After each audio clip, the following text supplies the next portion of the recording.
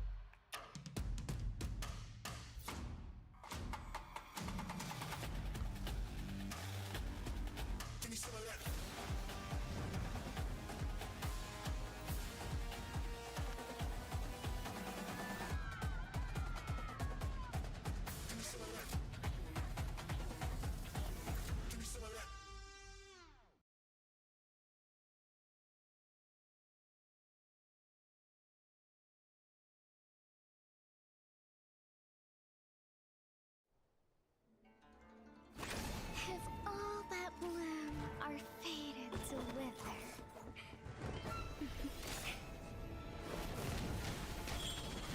then I'll enshrine your most brilliant moment in crimson splendor. Even something so crude can be graced with a splatter of beauty.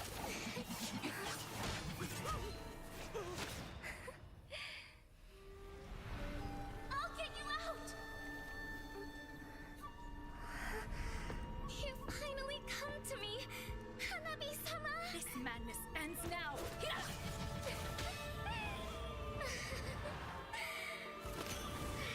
last, I'm shivering with excitement!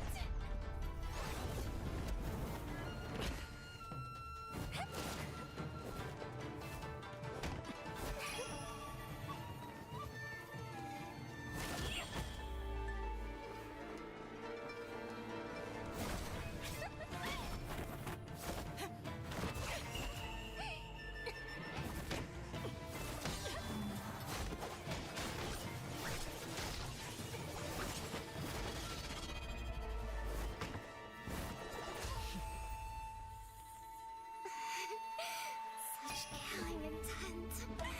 Does this mean Hanabi-sama finally understands Hinata?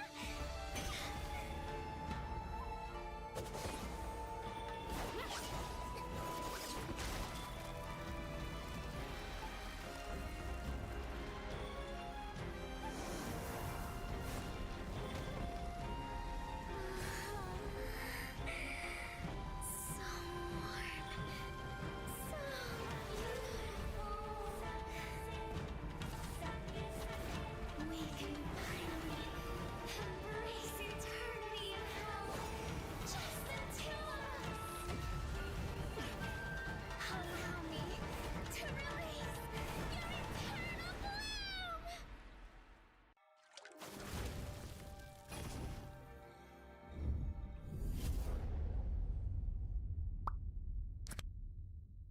The human body was built to move. Not trapped at a desk in one singular posture for 12 hours a day. It's time your chair evolved. This is Secret Lab Titan Evo. Ergonomically engineered for you, gamers, hybrid workers, artists, backing your every move.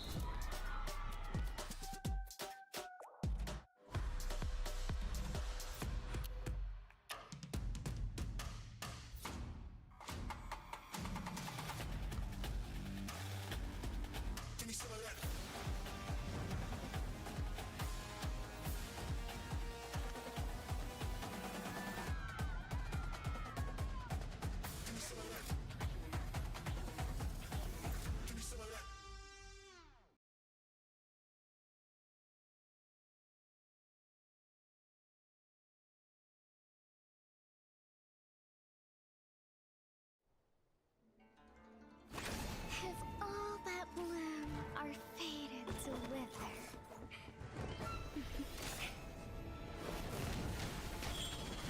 then I'll enshrine your most brilliant moment in crimson splendor. Even something so crude can be graced with a splatter of beauty.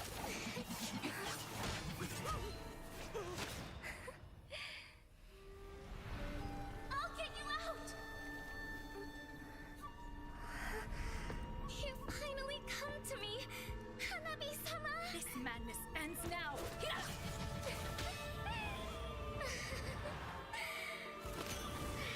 last, I'm shivering with excitement!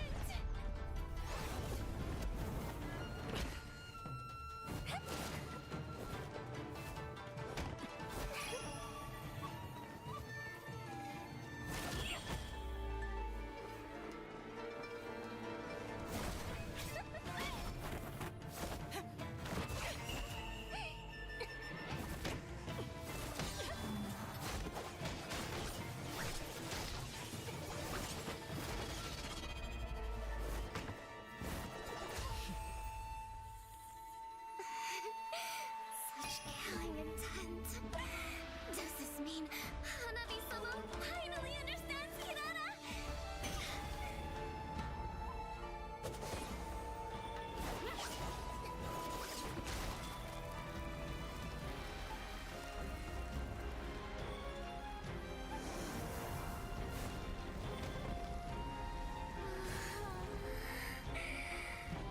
So warm. So beautiful. We can finally embrace eternity in hell. Just the two of us. Allow me to release your eternal bloom.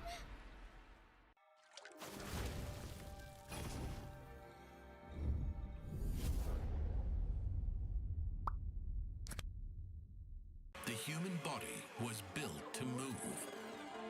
Not trapped at a desk in one singular posture for 12 hours a day. It's time your chair evolved. This is Secret Lab Titan Evo. Ergonomically engineered for you, gamers, hybrid workers, artists, backing your every move.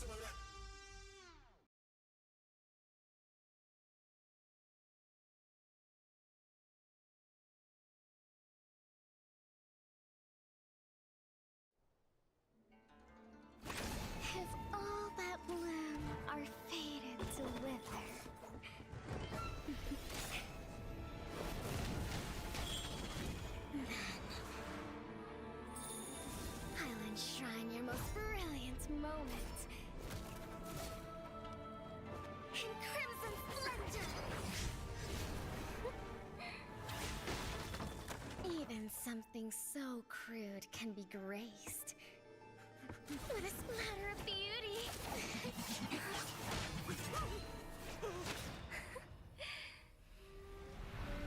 I'll get you out! You finally come to me, Hanabi-sama! This madness ends now!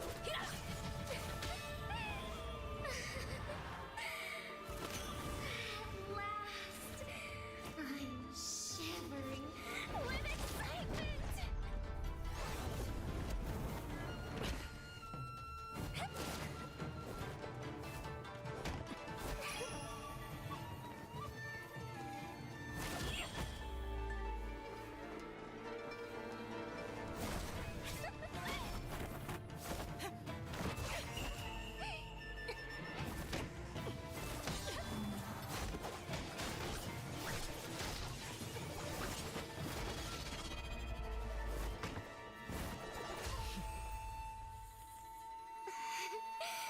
Such killing intent. Does this mean Hanabi-sama finally understands Kirara?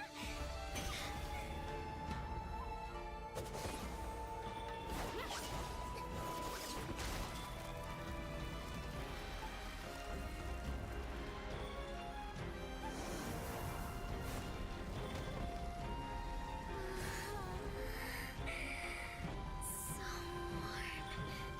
So beautiful. We can finally embrace eternity in hell. Just the two of us. Allow me to release your eternal bloom.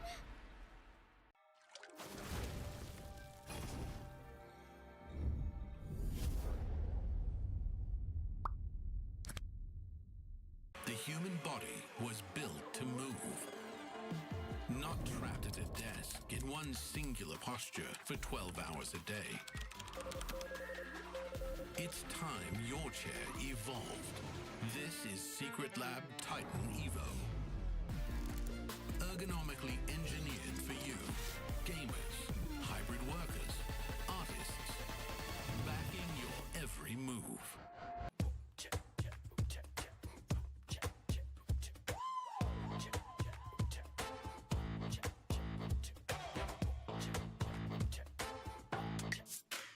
Hold up.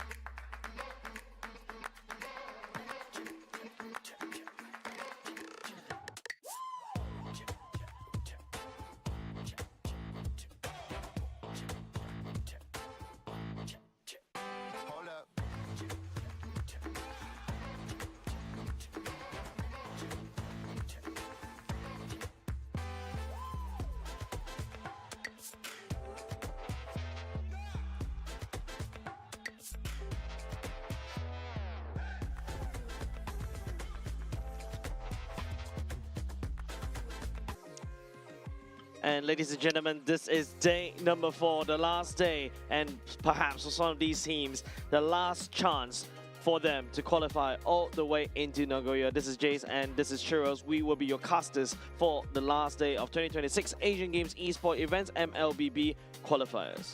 Yeah, Jace, it's great to be here once again. That's right. We had a pretty long day yesterday. Not really a 2-0 sweep all the way. So that really proves and shows.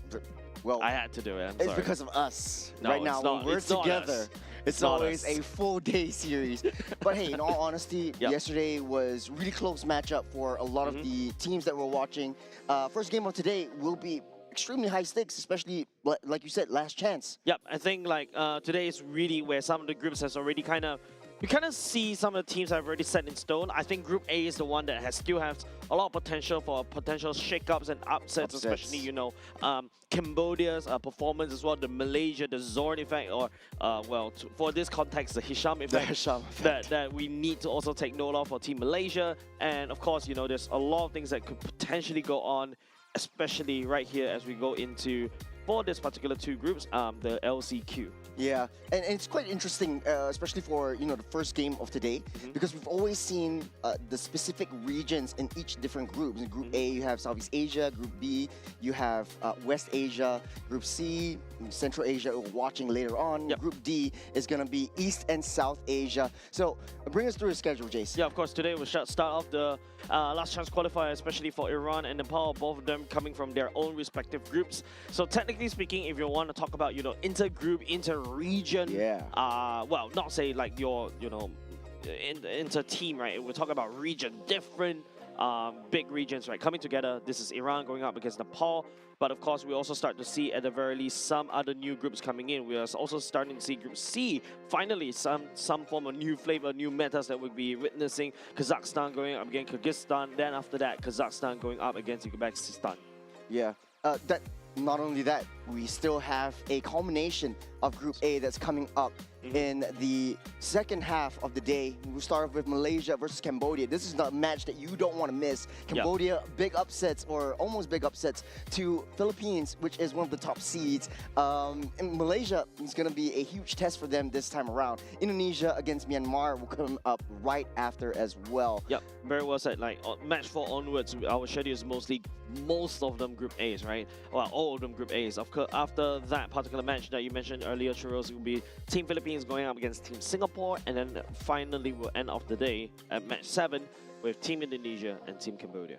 Man, this is looking up and shaking up to be a really interesting day. We're starting off with different flavors and integrating these flavors together. We've seen teams from Central Asia, we've seen teams from East and South Asia, just putting the interesting heroes into the meta, especially like Hong Kong, China, and things like that. So Group A, we have Philippines on the top of the board. They are pretty safe, Jace.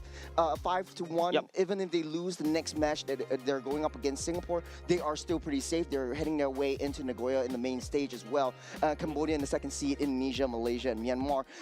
Looking at score lines, they are pretty tied. Yeah, don't forget, only top 5 of these teams will only qualify to Nagoya, right? So you're talking about the top 2 packs. They're pretty safe. They're pretty stable. It's the middle of the pack. I would say it's the Indonesia, Team Indonesia onwards. That's where it gets really unsafe for them, because there are several games that we'll be able to see on main stage, and some of the key games, I would say, one of the key games that are very critical for this particular group that could potentially shake up the whole group standing. Actually, it's happening in substage, which is Team Vietnam going up against Team Myanmar. Yeah, 2-2, 2-3.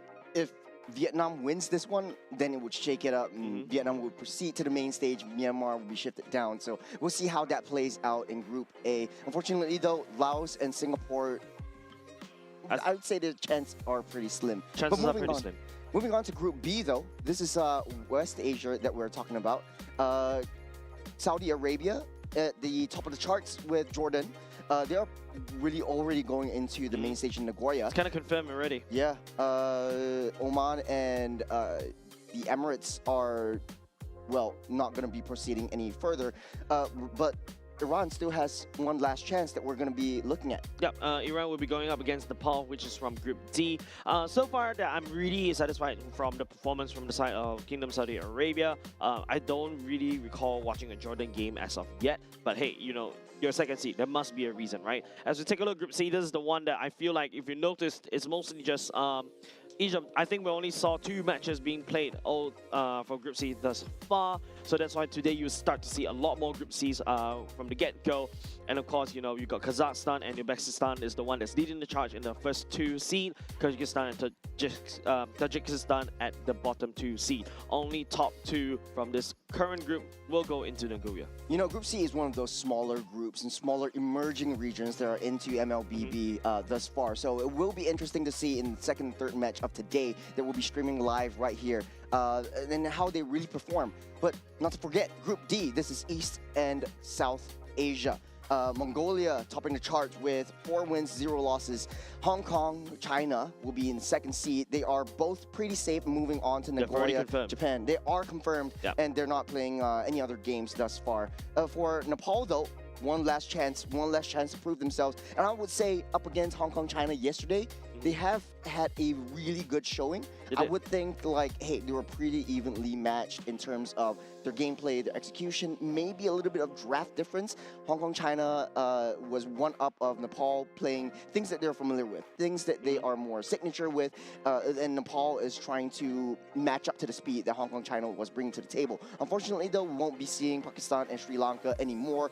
But hey, you know, this is one of the first few chances that they have in an international stage, so they have the experience and hoping to see them again in the next international tournament. I would like to quote Mirko, right? Every time when there is a loss, there is a learning experience, right? That's why there's no losers in the competition. It's mostly learning that you can learn from. Maybe there's something that you better you can get the experience from. And sometimes, unfortunately, yes, being victor, you win, you get that temporary dopamine boost. But I feel like you learn more when you take some losses. Yeah, speaking of that, there will be a loser and there will be a winner in this one. We'll start off with Iran versus Nepal, and Iran's lineup looking really good. We saw them yesterday. Amirali, Ali, Poria, Mahdi, and Abu Fazl. They have shown quite a bit of strategic advances. Their execution was a little bit shaky, especially in the start of the game, but moving on, they have found their groove, and right now, the stakes are high.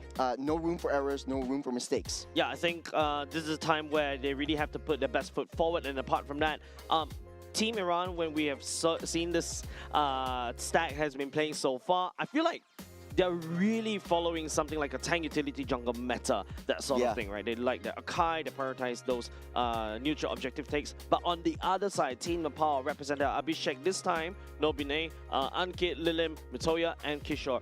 This stack wants to win by sheer dominance in team fights. You draft the assassin for Mitoya, and then after that you assassinate key damage dealers, and then after that they scale and take objectives. Yeah, I just want to point out the mid lane trio that has been working very, very well for Nepal, especially up against the top dogs in their seed and their group against Hong Kong, China, as well as as well as the top seed as well. This is one of the teams that really plays to their strengths, really plays to them towards their meta, and really understands and learns as they go along as well. Yeah, I think while we usually put, you know, the Southeast Asian teams as more like a gold standard, like, you know, like Team Philippines, Team Liquid, aka to a certain extent Team Indonesia as well, you know, they have been shifting their metas and dropping the Suyos and dropping the assassins in the favor of tank utility jungles. You saw Team Philippines yesterday against Team Indonesia, right? What's on the ban? There's the Fredrin, the Baxias, the Guinevere. These are your tank utility jungles, literally denied away by Team Philippines. We also see the emergence of utility mid lanes. Jusin, the Yves are coming back online. Farsas might be pretty dominant in this meta as well. The Gourds are highly favored by a lot of mid-lane players. Lilim, for example, in Nepal, he has 17 kills, 0 deaths in one of the games that they had at a constant push and pull, a constant comeback. They weren't able to shut that Juicin down, and it provides so much utility. Built one Sky Piercer, and it's done. But hey, you know, the biggest challenge for these two teams today is the mix of flavors. How do you counter the picks in the drafts from someone from another region, someone that you've never met? I think I like this particular matchup, even though, it's unfortunate this is going to be a last chance qualifier, only one of these teams that will go over to Nagoya. But it feels like a test once again, because we're in this awkward position in the meta where there's tank junglers and then there's also the assassin junglers.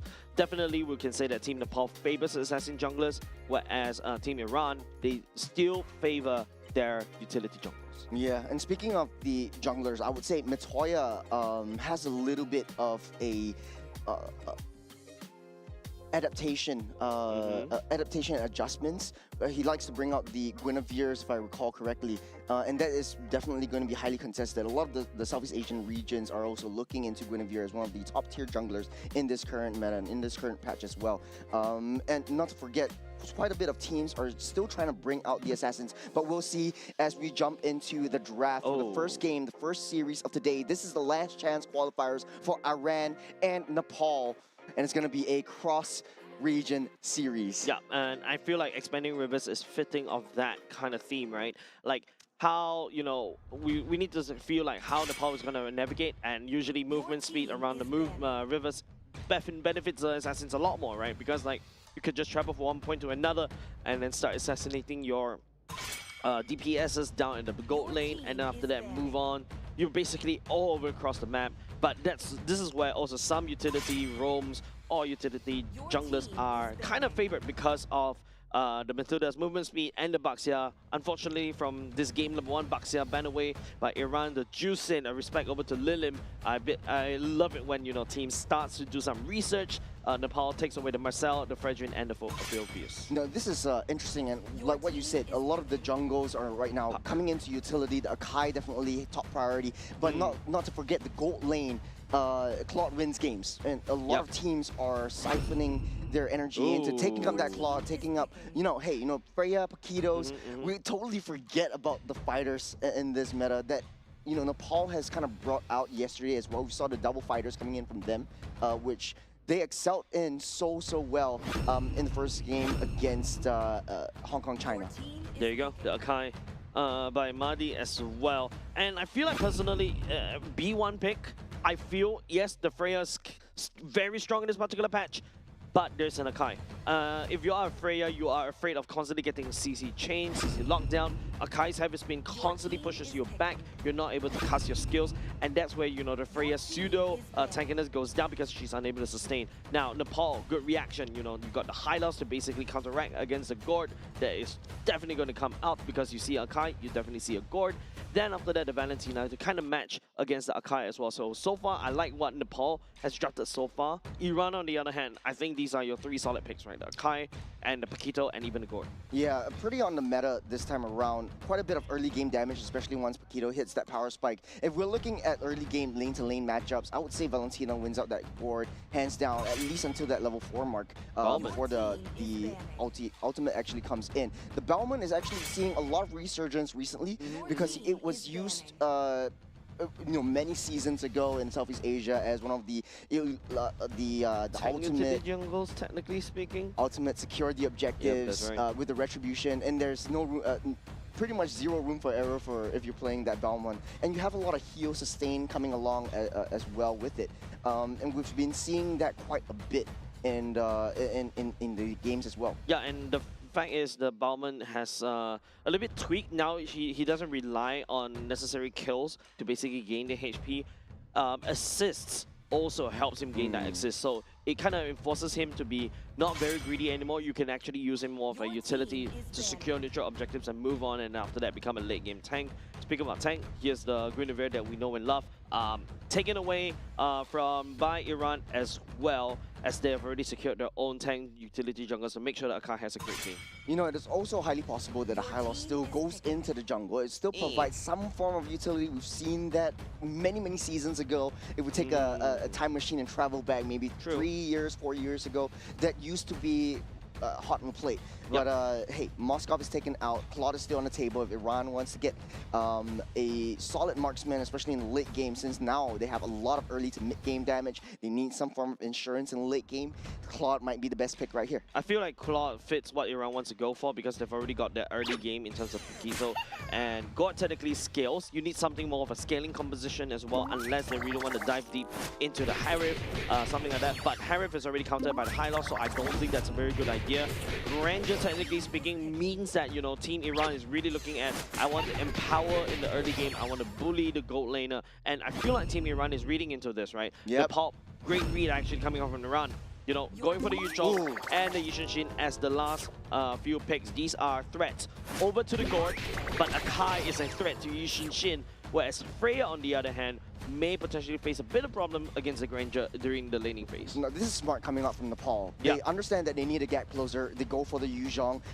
They thought that the Freya was going into the EXP lane. If Freya were to go in the EXP lane in the pre-level 4 mark, Freya definitely wins out, but post level 4 mark, Freya is definitely going to suffer a little bit. Put her in the gold lane and you know, run a double fighter composition. Mitoya has played the Yushin yesterday too. And not only just that, right? And we talk about how the Cho is also very annoying to deal with. Oh, yeah.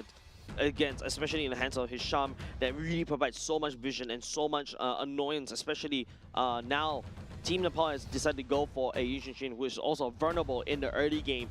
Cho is there to basically kind of act as a disruptor. So high loss, I feel like there's a lot more work cut out for this high loss coming up from Nepal. Yeah, I have to 100% agree. Hylos is not as mobile as a lot of the other roams that we're seeing in this current meta, in this current patch as well. Valentina should have no problem at all. Typically, you want to run a Cho to close the gap and try to disrupt the mid lane that we see yesterday in a lot of the games from the core Southeast Asian teams as well. And I think what's beautiful about this is the other regions are learning from the regions that we know and love. 5 seconds. Yep, good to go into game, ladies and gents. Game number 1 between Iran and Team Nepal as well. This is the last chance qualifier.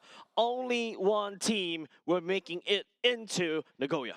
Well, this is quite interesting coming in from Matoya, because typically you want to run, you want to start with the Beetle first before, and then before anything starts, and then take a circle around your own side of the jungle. But starting off with the Bear means that you get easy access into Lethal Wonder, which in turn gain you control early on that mid lane rotation, as well as you have your strong mid lane duos. Well, you can see the clear coming out of Mitoya, right? The Yushin has one of the faster clear as compared to Mahdi on the Sakai. So technically speaking, because of that, Team Nepal definitely has great solid control around the river. Every single creep counts, especially for Mitoya on this Yushin. Great rotation from Freya as well. Abhishek was down on the bottom side, cleared up that lane, joined in all these team fights, trying to deny the access into their own jungle. They're protecting their home, they're protecting their birthright. Yep. Right now, I think top side. Paquito going up against Yuzhong. This is also one of the matchups that we used to see back in the good old days. Hold on. Yep, the Ali tries to start. I don't think they want to commit to this one. Just a little bit of a shake and bake. Revitalize already popped very early on. That is going to be costly for the side Team Nepal, but at the very least was able to kind of save him. And Iran, you know, I'm more than happy to basically take that away. But I'm actually kind of concerned about Abu Fazl, especially on the top side, because Yuzhong is not the kind of hero that you really want to constantly punch, and then after that fight face to face, you want to hit and run. But Abu Fazl is taking a lot else right here. Mahdi. Mahdi tries to go in for the charge. Anki goes down. Poria will pick up that kill. Ali down low will be able to shake his way out of there. Poria, a little bit of a skerfuffle. Lilin doesn't have that dash. Will be pinned to the wall. Poria will not be able to disengage. Mahdi still fighting a little bit, gets out of there safe. Yeah, but still, hold on a second. Abhishek just decided to go and dive. That's going to be the Valkyrie dive as well. And now it's going to be Ali trying to slow down Abhishek right here. Poria. Trapped in the middle. Will be able to escape for now. Buying so much time for the turtle. Abu Fazl went down to the turtle pit too. This is just a massive brawl happening above these two teams looking for blood as well. It's really too early for the side Team Nepal to really fight, especially with Matoya. But if they have Abhishek in tow, I think why not? And they're really looking for blood and hoping that the killing spree helps him with the bonus movement speed and also the bonus damage. Bonus bonus healing as well. Yeah, Kishore did a very good job pushing Abu Fazl away. If Paquito went into the team fights a little bit earlier, that would have turned out so much worse for Nepal. Earlier just now, we take a look at this whole replay right there. I think, you know, the fact that Lilim knows that he's taking over to level 4 very, very soon. Don't forget, he is also able to heal up and also gain a bonus EXP as long as Lilim hits his targets, right? But the problem is, from the side of Madi and also Poria, they don't really have a lot of damage, and Poria's damage kind of comes in big, massive bursts, especially after Mystic Gush was already committed. For now, both teams are still pretty even Stevens. Nepal has a little bit faster clears as well. Matoya at level 7, Madi 2 levels behind. And we're going to see a lot of scaling capabilities coming in from this Yusun Shin. So Amirali really needs to pick up the pace. But it's so hard because he's dealing up with a Freya. But the problem, but I also feel like, you know, for the side team, Nepal, Mitoya, even though, yes, he can scale as an Yishin Shin, I think the main target that he could basically try to find is Amirali, and after that, perhaps Ali, right? And also Poria. But because Madi is an Akai, the whole point of the Akai is to basically secure Lord Fight and objectives. Once Mitoya gets pinned down by Madi, it's over for Mitoya. Whereas if Madi gets stunned up, he's a tank. He's meant to absorb all of this punishment. Abhishek might be punished for now. A little bit too close for comfort. Amirali does have that one. It's a shake and bake down into the turret. Abhishek really wants to go for it. Wow. One more hit. And Amirali outplays it. On the other side of the map, Matoya goes down. Abu Fazl picks up that kill. He was on the wrong position right there. And Ron used that heavy spin to disengage, but they're going straight back in. Ali, a little bit of a shake and bake. Here comes the laser, the Mystic Gush. They're going to close that gap. They're going gun for that gourd, and they will take them down. Kishore picks up the kill on the gourd, the turtle down low. No jungle, no problem. Madi doesn't have the retribution. He picks up that turtle though, and then Ron secures that objective. Yeah, but it feels like, you know, the lucky part is Mitoya is not there. That's why, you know, Team Iran was able to secure the turtle for himself. A bit of a gunning down coming up from the side. Amirali earlier just now, that was, I think, Abhishek overextending, overheating, once again, trusted, hoping the talent to keep him safe, but to no avail. Oh, Abhishek, Valkyrie descent. It's straight onto Amirali underneath the turret. Ali next to fall. Abhishek will pick that one up. The aggression coming from Nepal will not stop with Poria. Sent 6 feet under by Mitoya. I feel like Team Iran is not actually anticipating the amount of aggression coming out from Team Nepal, right? Yes, Team Nepal is on the scaling comp. They do have a side lane fighter. I think they should have expected it. And not only just that, Team Nepal cracks open down bot. That means that Amirali was going to have to find farm elsewhere. But you start to see that, you know, Team Iran, I feel like they are not anticipating the aggression coming out from the side of Team Nepal.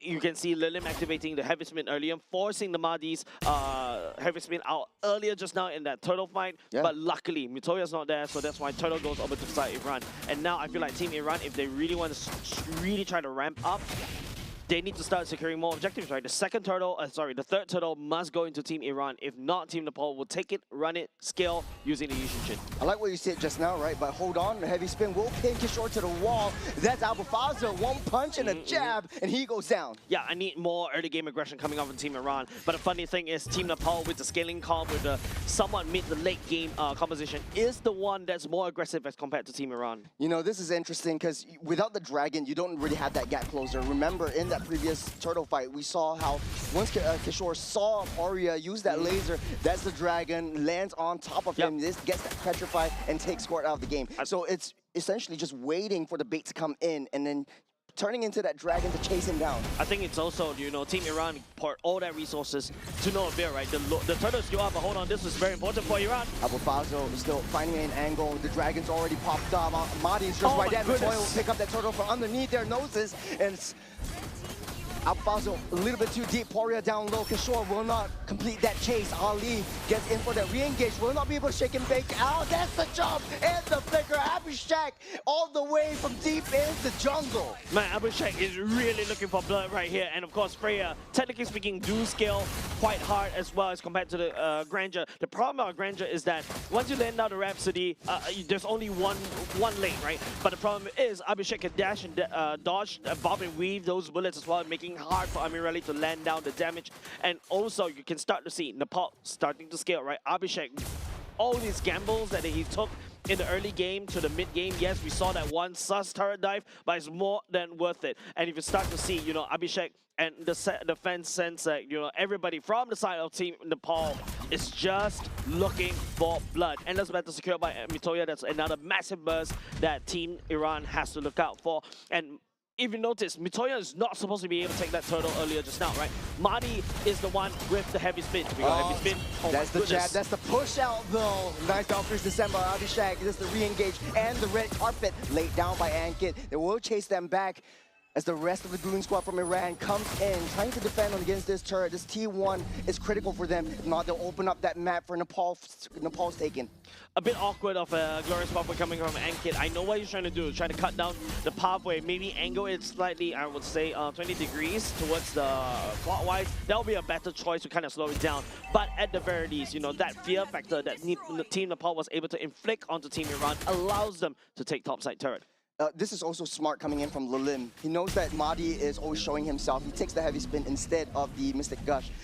And this creates a lot of opportunities. Yeah, it's a low-hanging fruit. Yeah, Mahdi will definitely show himself up. He's there to basically open up the waves, allowing Lilim to take it. The reason why Valentina came back into meta is because of the Akai, and the Beyblade fight is the one that you kind of neutralize what Akai is doing. But there's also another problem, right? Like Lilim on this Valentina, technically still considered squishy. Yes, you've got that heavy spin from Mahdi, but I feel like, you know, Team Iran can basically, you know, walk around that Lilim's heavy spin as well. That Dragon Form committed. Mountain Shocker already used up as well. He's pushing him back, Mahdi! He takes the first turtle. Ali down too deep. He split up that team fight. Abhishek not happy about that. We'll go for that chase. Alfazo all left all alone. That's the heal. That's the dragon shot residue. The Mystic Gush will push them back. It's a 1 kill for that turtle. So worth it. Great engage coming on Team Iran, right? Ali knows his duty, even though he has to sacrifice himself to basically knock out Mitoya so that Mitoya doesn't land our retribution, allowing Mahdi to secure the Lord. And what's the best thing? You get 1 kill out of it. That means that, you know, Team Iran will take advantage of this Lord to slow down Team Nepal scaling. And don't forget, Team Iran is the early game, mid game power spike, right? You probably need another 2 or 3 more minutes, and that's where you start to see a lot of damage coming off of Amirali as long as he lands it down properly. Speaking of Amirali, he's in a spot of bother right there, chased out by 4 members, but a heavy spin will push them all away, buying them some time to zone themselves out. Iran will be safe for now. They took down the T1 up top. Yep, good defense coming off by Team Nepal, but every time, you know, when you see team fight, even though when the Lord is actually, you know, threatening on the top side turret, this is when everybody's like, hey, can somebody deal with the Lord, please, coming off of Team Nepal? Maybe overcommitting like 4 members to try to chase down Iran earlier just now was a little bit overkill. Maybe send like, I don't know, maybe Mitoya or Abhishek right there to basically deal with the Lord and then join the fight, because unfortunately, your teammates can revive, the turrets doesn't. Yeah, and this is smart from Iran, just going straight forward, taking down the turrets, all the way from the top side, rotating down to the bottom side, just giving all the farm to Amirali. What I like is, what I want to you know, pick your brains off is Nepal does have that Yuzhong, that split fight that we always see in many of these team fights. Yuzhong has so much more better sustain than what Iran can bring with the Paquito or even the Cho. So how does that play out for Iran? I think how Kishore is going to play up against Abu Fazl is that as long as Kishore constantly outputs the damage, lands down a Shah residue, land it across like multiple members, yeah, Abu Fazl all of a sudden is just getting neutralized, right? Abu Fazl relies on hard-hitting, flanking, finding Mitoya, basically punching an assassin-ish fighter. Assassin-ish fighter, correct. And the fact is, Abu Fazl can also fix waves as well. Kishore having the Black Dragon form as well allows him to basically do the same thing, right? Split push and then apply into the fight. Mitoya just dashed right in, but able to get himself safe and sound. Ali, the kick was neutralized by the heavy spin. Lilim with a good call and a good trigger hit. Ali down low, will be down by now. That's the zone out from Kishore as well. Good play by Nepal. It feels like Abhishek is looking for blood. Don't forget, he is the one that charged right into the turret. It was 1v2, 1v3. He doesn't really matter because he's gonna take all those gambles and hope to scale from that. This is the late game for her as well. Every single hit it does, he heals everything back up. Yep. So far, I like what I'm seeing coming out from the side of Team Nepal, but Abu Fazl right now, yeah, definitely gonna have to do this. This is the only way for you to basically try to get into game. Unfortunately, neutral objectives and also turret objectives is the name of the game. Team Iran and also Team Nepal, if you notice, the plays out is slightly different. It's a one-on-one down the bottom side. Abufazo taking a little bit of hits from Abhishek. He doesn't have the cooldowns coming in here. The combos will not be enough to save him as he gets sent 6 feet under once again. And Nepal are fighting a 5-on-4. Paquito priority has long gone by this rate. You are probably, what, 10 minutes late for Abufazo to do any form of significant damage. I think it's a better choice for Abufazo to really pull Abhishek away to try to pull this fight so that Team Nepal versus Team Iran is this pin. It's a 4v4. Won't let it rip. He's going to hold on to the heavy spin. Mahdi will get himself safe, but Ali will not. He got caught out. Yep. Getting busted down now. It's a 3v5. Everybody from Team Nepal is on side as well. Even the Black Dragon Bone kind of zone. Abhishek dashing in. Oh, he's got his eyes set on Fori. He's seeing red, but on the backside, Mahdi will try to steal the Lord, but then Toya takes it over. That is a risk that Mahdi has to pay with his life. Mahdi doesn't really have a heavy spin as well. I'm not too sure why he decides to path, and he just got blown out to pieces. At this point, Mitoya is what, level 15 already. Endless battle. You just get bursted down. Mahdi is only what, 1/4 HP. So take a look at this particular instant replay. What I was talking about is I really wish that Abufazo try to drag Abhishek away even longer to buy time so that, you know, Team Iran will fight a 4v4 against Nepal at the top side. Yeah, you don't necessarily have to win, but hold on a second. There's the kick down into the wall, sealed up by Amirali. There's a stack being built up right here. The Gush will take Ankit's health low. Amirali tries to seal up that job. That's another stack for him.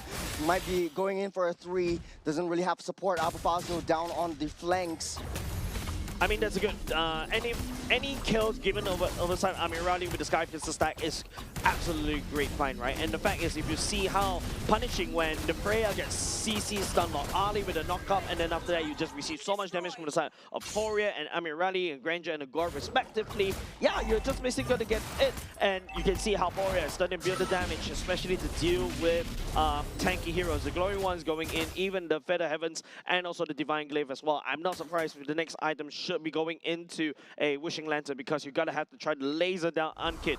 But Poria, using the Mystic Gush to be able to only deal with Ankit, I think it may not be enough. Amirali still needs a lot more stacks in order for anything to happen. Oh, that's the push. The limbs, heavy spin will not be enough to win onto Mahdi on the backside, though Abufazo finds Kishore, but Abhishek's just nearby, able to push them out. Yeah, and that's what I was talking about, right? Yes, while Valentina was able to steal the heavy spin from the side of Akai, Valentina is still Valentina. Doesn't inherit the HP from the side of Mahdi. Mahdi, on the other hand, is the one that can do this. Ooh, great find onto Ankit. He will find himself in a bit of a trouble there. Lays down Red Carpet, heals everything back up. This Revitalize already used up as well. Abhishek tries to go on to Amirali. That is the kill from Abhishek. He's taken 2.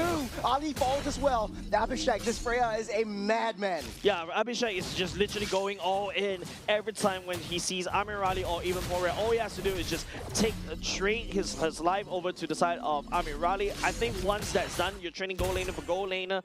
Especially if you're a fighter, hey, that is good enough because you've got Mitoya as a pseudo marksman jungler. You still have that pushing power to go and push down the waves.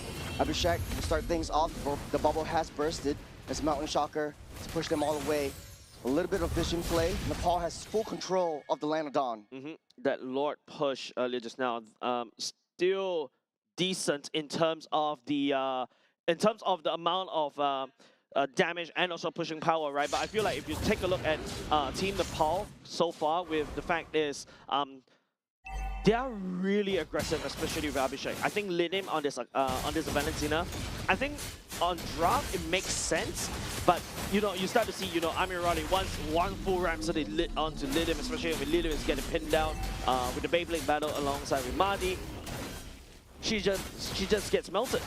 That's a smart bait coming up from Nepal as well. They're putting Mitoya away because you know you're fighting against a utility jungler. And speaking of utility jungler, Mahdi is down low. They found Amirali! That's the Granger taken out! And not only just that, Mahdi is actually losing his life right there. The heavy spin comes through. Mahdi will not be enough. Florida Snazer seals the deal. They take down the Lord and they bought themselves some time. Oh my goodness, that's such a very funny sequence. The fact is, Poria using the Mystic Gush to basically steal away the Lord. I was thinking that, hey, you know, Marty's in a spot of trouble. The Lord should be going over to the side of Team Nepal, but no, Mystic Gush can also do a lot of damage. Alphazo just took down that top side as well. Iran just playing mind games. They're playing the macro game. Nepal can't seem to find their strike. They're putting Kishore up on that top side. They have no one to deal with Poria right now. And the fact is, don't forget, Team Iran, right? While the Lord dance was happening, Alphazo was just split pushing hard on the other side and potentially putting a bit of a pistol on the heads of Team Nepal. He doesn't need to pull that trigger. Team Nepal definitely feel the pressure from Alphazo on this Paquito. Oh, I'm feeling the pressure too. Like, if you send your dragon, then who's gonna deal with that Gord? Yeah. He took down that Lord. Yeah. He destroyed the entire team fight for Nepal. They had a very nice positioning. They started things off great. They're putting Nagoya away, just giving a little bit of a vision play onto the rest of the members of Iran. Fortunately, they found Granger, which was kind of unfortunate for Iran on the flip side. But I can see why Nepal has no choice but to send Kishore all the way to the other side to deal with this Paquito, right? Yes, that means that they sacrifice the teamfight capabilities against Poria because they don't have access to the Black Dragon farm. Abhishek, technically speaking, with Valkyrie Dive can do certain parts of it, but, you know, Abhishek outputs more damage as compared to Kishore at this point of time. So that's why, you know, they have to send Abhishek towards these team fights because you cannot trust, you really cannot, even though Mitoya has scaled as an Yushin Shin is still technically an assassin glass cannon, but as Alphazo is just concentrating. I see one lane and one lane only. This feels like my Sun games when I play rank, right? I just look at one lane, I push the long lane, and that's all I'm doing. yeah, and speaking of like lane clearing as well, taking a look at itemizations, it looks like for Nepal, it's most of the members, or if not all the members, should have all the items by now. And it's going to be a super late game kind of territory we're in now. We'll see if Nepal wants to make these adjustments by sending Freya up on that top side to deal with what Alphazo is putting through on the long lane. As the Lord spawns up in the next 30 seconds, Iran seems a little bit more comfortable. They are sitting nicely at that Lord pit. Will Nepal be able to find Granger once again? I'm not fond on how, even though I was just singing praises about Alphazo earlier just now, especially that the one lane. Yeah, it's the opposite side of the lane right now. It's a 4-1 split. Team Nepal, on the other hand, I feel like they've already started to be a little bit paranoid onto Alphazo. But I've seen how other teams actually deal with split pushing Paquito, or if you remember last time, split pushing Moscow, split pushing Ling as well. Just send 4 member deal with the one Alphazo. Alphazo couldn't do anything, and all of a sudden that whole team fight, especially Lord does, because the 5v4 you win. Speaking of which, the Lord dance will ensue. Iran already has built a wall towards themselves. Nepal will be able to push them back just for a little bit. There's the flank. Nagoya is right there on that purple buff. Poria is right there. This is red carpet. The flicker will go out. But Nagoya taking a little bit too much hit. There's the Winter Throne already used up. The Dragon will push everyone away. More Winter Thrones already used up. Amrali has fought their immortality for himself. Kishore goes straight for that Granger. Takes him out of the game. And they are able to push Iran out of the pit. A 4v5 fight turns into a 4v4, and now with Alphazo joining the fray as well. I feel like Team Iran is already running out of steam. They don't really have any form of damage dealers reliably. And if Team Nepal identifies it, they could have actually gone in and do a little bit more cycle, do a little bit more trade. Tricky for Nepal if that wave is coming in from that top side as well. They have to deal with a 4-on-1. Alphazo right there, trying to push everyone back as well. Mountain Shocker, give it a little bit more vision. They want to blitz this down, but they need to know if Alphazo will be able to split push and maybe a potential backdoor Jace. Yeah, Ali is actually in the vicinity, threatening onto Mitoya, and not only just that, Mahdi does have the heavy spin and the retribution up. There's also Alphazo doing a lot of problem and splitting the attention for the side of Team Nepal on the other side. Mahdi down low. Ali will try to risk his life. They're still waiting. They know where the Akai is. There's the Valkyrie's descent directly onto this Akai. The Lord goes down low. There's a heavy spin already used up. Mortality pop. Alphazo trying to close them back. They're buying some time. They're buying some space. Amadi will not be able to take this Lord this time. Nice dance around Team Nepal for around the Lord pit earlier just now. That was a critical play from the side of Team Iran. Team Iran is trying their best. they're trying to use the lowest budget for the best efficiency to try to take down that Lord earlier just now. But Team Nepal, the sheer manpower dominates that amount of pressure that Team Iran's really trying to put out. If you notice, I would say Team Iran's really doing a good job putting a lot of pressure on the side of Team Nepal, but Team Nepal is the one that has that evolved Lord. They also have the vision. They're waiting for Madi. They knew that Madi was coming in. He has that heavy spin as well. So they found him. They bait him out with that Lord on low health. Force him to stay underneath that Lord. He came out a little bit too early. Had he wait for just a split second, might change things. I feel like Team Nepal was playing it really safe earlier just now, right? And I guess it's better to be safe than sorry right now. Madi is taking a lot of damage coming out from the side of Team Nepal. Oh, the Lord a little bit distracted. There's red carpet trying to push Alpha Fazio back. He's slowing everything down. The Lord already take down T3 under mid side. Nepal will not be able to push this any further as Iran built up a strong defense for themselves. There's a constant poke, a constant push. Ankit leading the charge. Heavy spin will push them back as Valkyrie's descent. The laser pops up. Dragon coming in. Poryus next on the target. Next on the chopping block. The heavy spin goes down underneath the throne. They're targeting onto the core, but the minions are not marching in. Falls, one hit falls after another. Nepal will be able to do it this time around. Team Iran, no. But they cling on to the precipice. Amirali takes down one after another. They deny Nepal's ascent. Team Iran, perfect defense, but it's a maniac given over time. Team Nepal on Amirani right here. Man, this is just crazy defense. It is so close. Even the observer was thinking, hey, this is it, right? This is it. But no, Team Iran's Poria was just doing so much AoE clears. They focus on the minions, so that Team Nepal has nowhere to penetrate because they don't really have a marksman. With the marksman for Nepal, just went in straight. It was found out by Poria. The gush was just too strong at this time. Amirali cleared things up with the maniac. We all counted him out. He's right down in the mid side. Let's break this down and replay. Skypier's the stack, man. And not only just that, you can see Kishore is actually trying to do a lot of damage, trying to push it all the way back. But then again, they're running out of minutes because, you know, I think it's just like Team Nepal wasn't really focusing on the core instead. They're going for these kills. And that's basically their MO, right? They're super greedy on that one, especially when you start giving Amirali these stacks. Remember the Granger that has a Skypiercer stack, and the Granger's not doing well. And you go into a Granger late game, Team Iran takes the Lord. With that one clear, Iran turned things around. Nepal now up only 1,000 gold lead. At this point, it doesn't really matter, but it just goes to show how far Iran has done to come back into it. The pure base defense, the pure spirit, the pure soul that they have. Yeah, and the fact that as Team Nepal, I think they forgot to count the minions earlier just now, right? Like, they kind of overcommitted into that one. They're not focusing on to taking down the core. They're thinking, hey, I just need to burst down the enemy, and then after that, rotate to the objectives. I think they need to try to do a little bit of multitasking, right? You need somebody to be able to hold down the enemy, and while the other one, let's say, for example, the marksman, a dedicated base hitter to be able to end that game. And now with Team Nepal doing the base defense this time round as Team Iran is bringing a siege unit. Amirali and Poria, these are long-range artillery strikes. Team Nepal has to be careful. They're coming in from all three sides. Alpha Fazio taking care of the bottom side. They're charging in. That's the push and the heavy spin, pushing Ankit out of position. This is back Dragon form, making its way onto Amirali. There's no one on that defense, though. Will you be able to take him out? Abhishek splitting the team fights. He's got his eyes set on Poria. They're seeing red. Nepal, they're not giving up without a fight. But no, Iran stops them from that satisfaction. Abhishek all alone for themselves now. Matoya left all alone, tries to clear up that Lord. He will. The Lily does not have that one. This is a maniac. Might be able to go for that savage as Amirali seals up this deal, takes this game, pushes it through.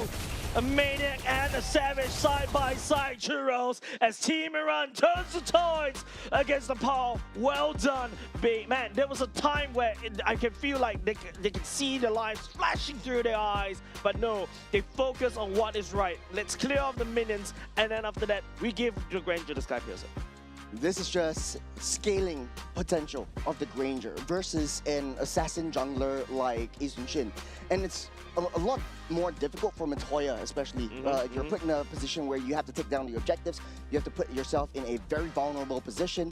You also have to deal that damage, and you have the kit for Isun Shin is you want to be able to rotate your long range and your short range kind of damages, it kind of puts you in that spot where everyone can just collapse on you.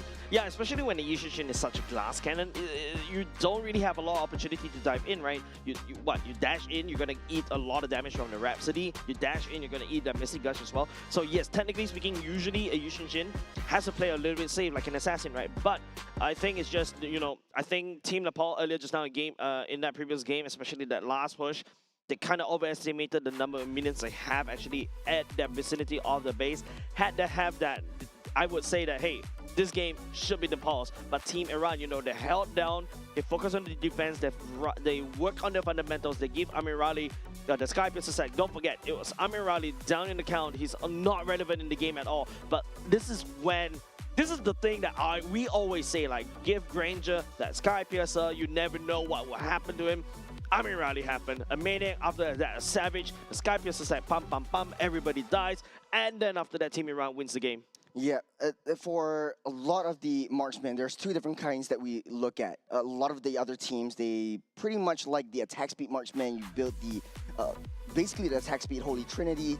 But right now, the resurgence of the Brunos, the Grangers, the Brodies maybe, are coming up as well. The difference between the burst marksmen is that maybe you can't really take down the tanks, but you are the ones that are viable for the squishies. And the squishies are the ones that wins you the games. Matoria easily gets taken down. Lilim easily gets shut down, even with the heavy spin. And the fact of the matter is, for Nepal, with the Valentina's heavy spin, you're putting yourself in so much of a vulnerable position. You're not as tanky as the rest of the tanks or even the Akai on the other side. I think right now, for the side of Team Nepal, I think there's also a lot of tunnel visioning. Not only just the fact that tunnel vision onto kills, trying to deactivate Poria's what's that called, Mystic Gush as well. There's also the fact is Abufazo can always remain as a threat earlier just now, but unfortunately he's the one that goes down for the count. Team Iran, like what I mentioned, man, once Amirali gets all his Sky Piercer stacks, when I saw the Maniac earlier just now from the side of Amirali, that's it. Team Nepal is gonna have a lot of problems because Abhishek, even though he's a Freya, does pack a lot of sustain, but if you are able to burst the Freya down very quickly, she's a non-factor. And in fact, that's another Sky Piercer stack that goes into Amirali. Amirali, because of the Sky Piercer stack, feels like a necromancer, right? Using your deaths against yourself, technically reviving your dead bodies, using that as items, and really just those executes coming off the Sky Piercer stack is the one that really threw everybody off from the side of Team Nepal. That's just putting the Death Sonata's name to get to its signature. But hey, Nepal didn't have a really bad game. Nope. I think that they really played to their strengths. Double fighter composition really works well in the early to mid stage of the game. They just can't close it out. Yeah, and this is something that we also see from past Nepal games as well, right?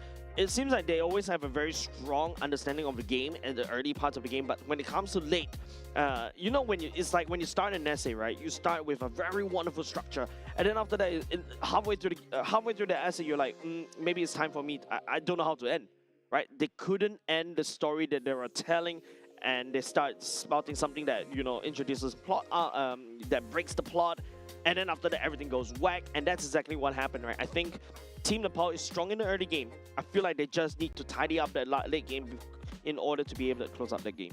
Well, Iran didn't give them that satisfaction in the middle of the game, especially when, they did make mistakes as well. Iran had I would say a little bit luck, but it's a little bit skill as well. It was quite lucky. They made the mistakes down the Lord Pit, putting Mahdi in a position where he had to push himself to try to steal that Lord again. And Iran had so much successes in stealing the objectives. And Nepal definitely has to look out for that. I think what Nepal can do in the next part of the game, especially going to game number 2, right? Since you're really strong in the mid-early game, I think you pick heroes that enables that. Like, to a certain extent, they did, right? Double fighter composition is really strong, especially in the early to mid game. You pop off at level 4, and then you just force a massive snowball there, because there are a few times that Team Nepal was really able to do so, right? But after a while, I feel like there's a bit of a hesitation coming up from them as well. I think they got a little bit too scared about the Akai as we go into Flying Clouds. This is where it favors the defenders. So I think this is the map. If you are Team Nepal, you're afraid of it because you want to try to end off the game. But the last thing you need is when you have a dominating push. somebody start dropping you from the top, literally parachuting right at the second tier turret, and you're just gonna face a lot of trouble. Actually, I really echo what you say, especially for side of the fighter, double fighter side lanes. You want to be able to draw your opponents into the jungles instead of fighting in their base. You're so high committal, you're throwing your bodies, you're landing the dragons, you're putting the Valkyries descend, and putting yourself in a pretty open spot where the turret hits you, your opponents are trying to gun you down, and they have a little bit more extra defense. And you want to be able to draw that fight down. So the way that Nepal needs to try to adjust to this situation is maybe they could draw them out. This is going to be the second game's draft. Iran will be in the first pick, first ban. I feel like Nepal, if they really if you really want to get this game, like what I mentioned earlier just now, play early, play too early to mid. Draw Iran out. I agree with you. And also, abuse the mistakes, because you can see sometimes Mahdi, even though as an Akai, he overextends himself a little bit too far. Ali is also punishable as well. Abuse that, especially in the earlier just now. You saw the Cho is so punishable because he overextends. But now, it seems like Team Iran taking away the Kai, Jusin, and also the Eve. Team Nepal, on the other hand, the Freya, the Baxia, and also the Marcel. I think this is like what? Fredrin too. The Fredrin's open. Fredrin's open. Paquito is open.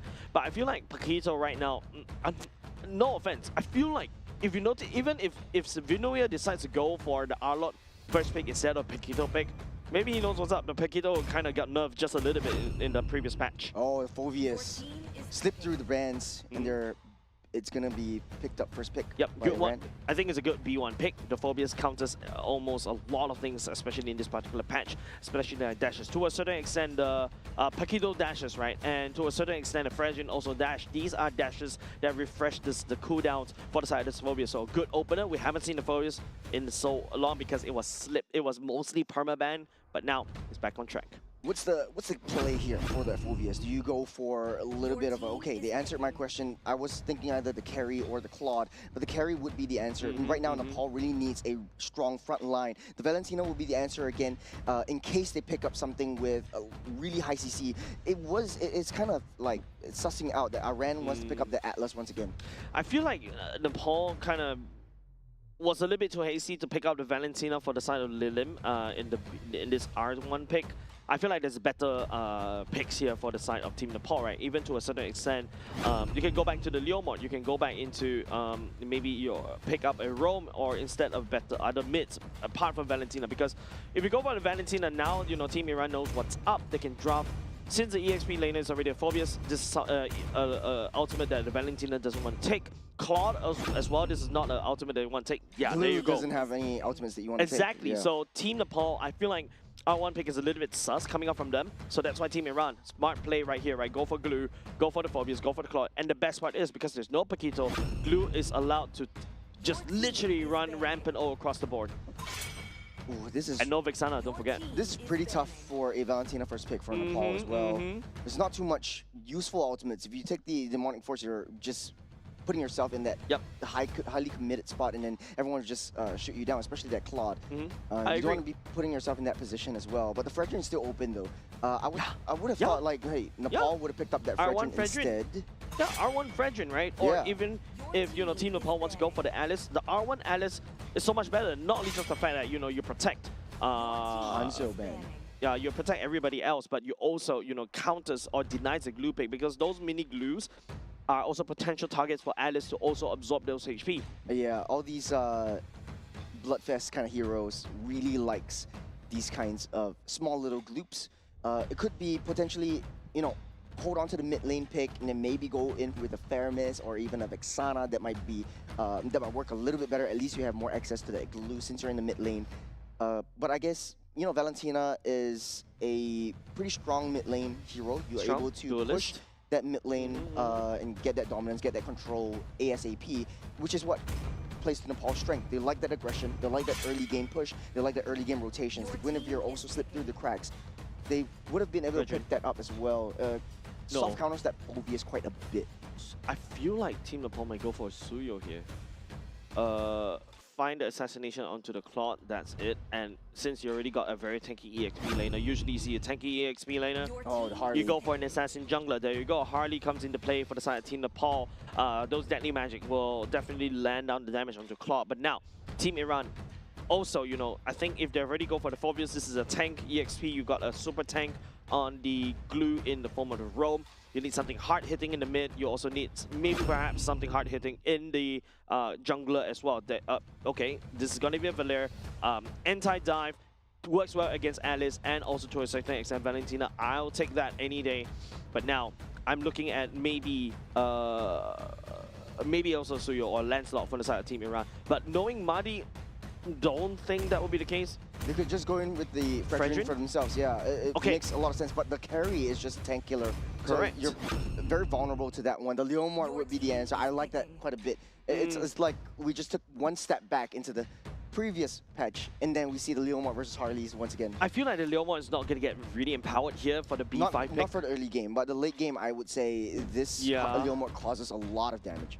Yeah, but I feel like, you know, Leomort is tanky, right? It can really stretch through tanks. I was thinking even the Suyo for the side of Team Iran, it would be so much better, but I then remembered, you know, Mahdi hasn't really shown that he's played a lot of assassins. Harley is a very easy assassin to execute, and, you know, Mitoya, we've seen Harley's really getting so much early game pressure earlier just now. We talk about this in between game number 1, game number 2, right? They need early game.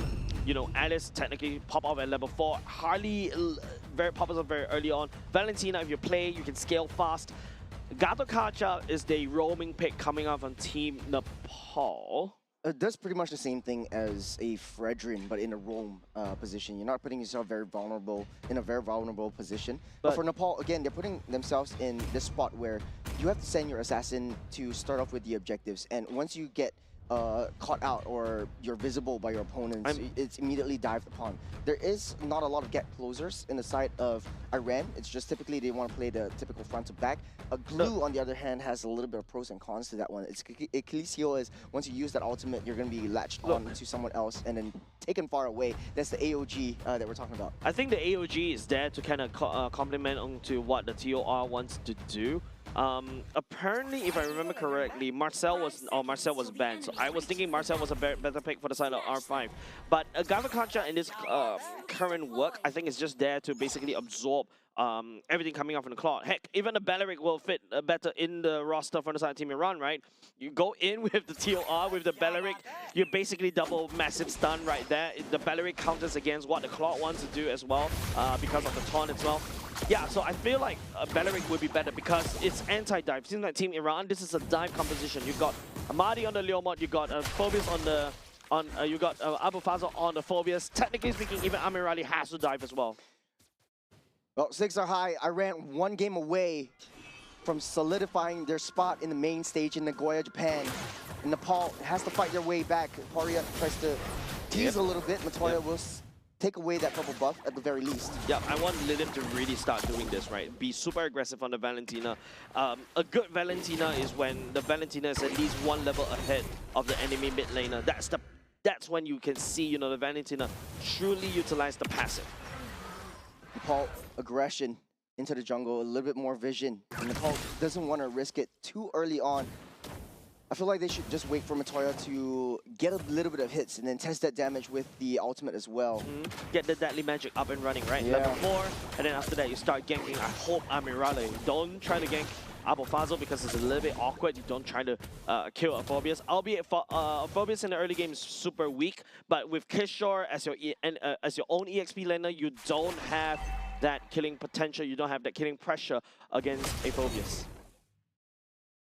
Valentina is also pretty awkward to me in this entire draft for Nepal. And getting first pick, I think it's not really their fault. They had a plan and what they wanted to do, but at the end of the day, like it doesn't serve a lot of utility besides like the early game lane dominance. I think that's the whole point, right?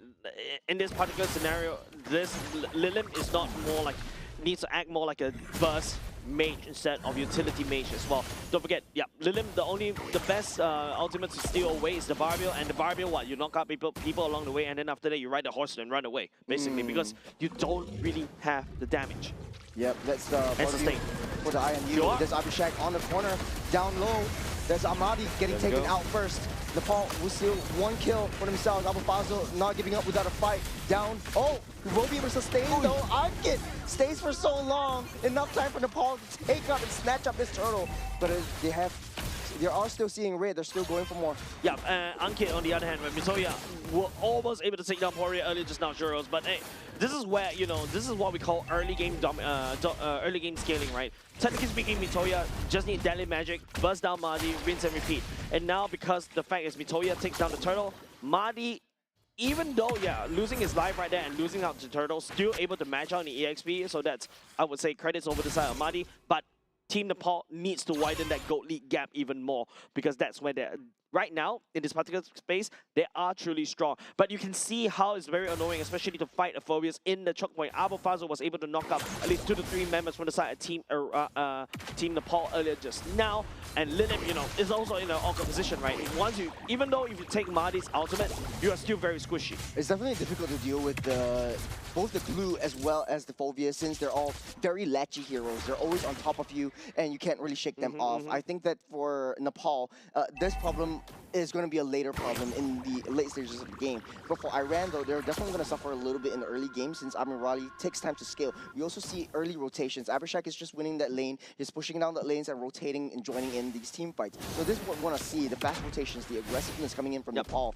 really showing, starting to show. Abhishek definitely, I would say, as compared to a Claude, scales faster. But Mitoya. There's Deadly Magic onto Abufazo. Might not be enough to take him down, but that is the backup squad. Marty goes in. Matoya finally takes down Abufazo, but Kishore's in a spot of bother right there. Will be able to get pulled back. The TOR will land, but all for naught, as he loses his life as well. An EXP for an EXP. I mean, at this point of time, if you are Abufazo, you're not really feeling good, because Phobius relies on items very heavily. You want to stay in the lane as long as possible so that you become that tanky Phobius that dives all the way to the back line. Kishore, on the other hand, I feel like Kishore as an Alice, we talk about him, Alice looking like a raid boss yesterday. Yeah, definitely also need the items, but the TOR provides so much value. You don't really need a lot of items for the Alice to really be effective. Oh, there's the Barbille. Marty actually takes it from underneath Matoya's nose. The Barbille will chase everyone out. You're underneath that turret. Abhishek will go down by the hands of that Claude. Amirali is in the corner as well. Not Nepal, that was a risky play. Well, if I have a bell right here, I would say ding ding, because Amirali take 1 kill, whereas Abhishek loses his. And that's a massive difference, right? Even though, yes, they're technically, that was a full-on 5v5, but going back into lane for the side Amirali and Abhishek, Amirali definitely has a bit of an advantage already. Every kill that you give over to Amirali, Amirali will be able to return it 2-fold. But Abhishek right here has to rush for that golden star, because that's a massive power spike for the carry. And now if you notice, Ankit knows what's up. He's forced to babysit Abhishek right here. It is also difficult in the mid to late stage of the game when Claude really starts to show some damage, where Nepal doesn't have any reliable lockdown, reliable stuns to keep him at bay. And this will be a very, very huge problem in the later stage of the game. So Abhishek really needs to level up and get his core items ASAP. I second you, the Golden Staff is going to do a lot of real damage, as well as the rotations coming in during these major objectives. And I think the only way to lock down Amirali is just delete him, right? Like, literally, Mitoya's whole job right now, I would say, is to land the Deadly Magic onto Amirali, burst him down, and then after that, I want to see Team Nepal play around Amirali a lot more. Just make that EXP a neutral lane for the side of both Team Iran and Team Nepal as well. And then after that, you know, play around the goat side. And the best part is, this time round, the turtle is spawning on the goat side. Instead, potential 5v5 brawl will happen once again. So Iran is quite a divey kind of composition. So during all these major objective fights, they don't really have a lot of, Nepal doesn't really have a lot of defense. Madi. Speaking of defense, though, Kishore able to get out. Madi already committed that Barbille. So he's riding on that horse up in time for this the last turn of the game. Victoria all on the other side of that map, but they're changing up their adjustments, they're changing up their rotations. You know what a wonderful skin that Blue has got himself as well, Patrick. Also, you know, one of the... Oh, Ankit. Oh, with the AOG, a little bit too high committal. Ali will lock him down. That is the flicker committed as well. Kishore, do something. Ankit just slowly hitting him from the backside. Horia will seal that kill.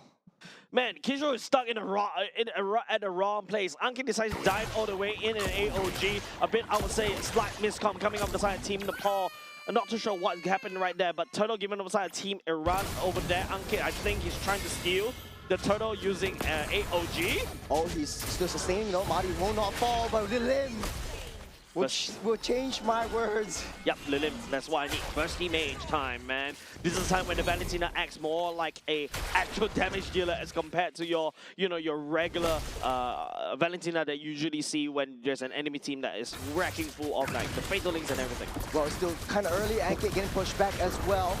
Because Blast has pulled back. Mario will pick up a killing spree for himself. Kishore is next in the corner, trying to delay the team fights. TOR already used up. Abufazo back in the fray, going for the flank, going for the perimeter. Nepal finds his way back out. I think that probably is a miskit coming over Kishore, right? The flicker over there without the TOR are probably a missed time. But even if the TOR did land on the side of Team Iran, it's a little bit too safe for the side of Team Iran.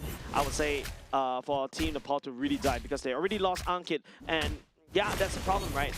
I'm not really a big fan of Gacha in this particular patch and also this particular roster as well because I'm not too sure what he's supposed to do, right? Are you diving onto Are you trying to dive onto Amirali as an AOG? But Amirali has BMI, you know. Yeah, it's more of a leashing hero. You want to be able to send the Gacha inside the battle first, or get some taunts up, and then buy some time for your team to get in position, and then do that damage. So the leashing capabilities is there, but it doesn't really seem like it in the late, in this stage of the game because of that Valier always pushing him back.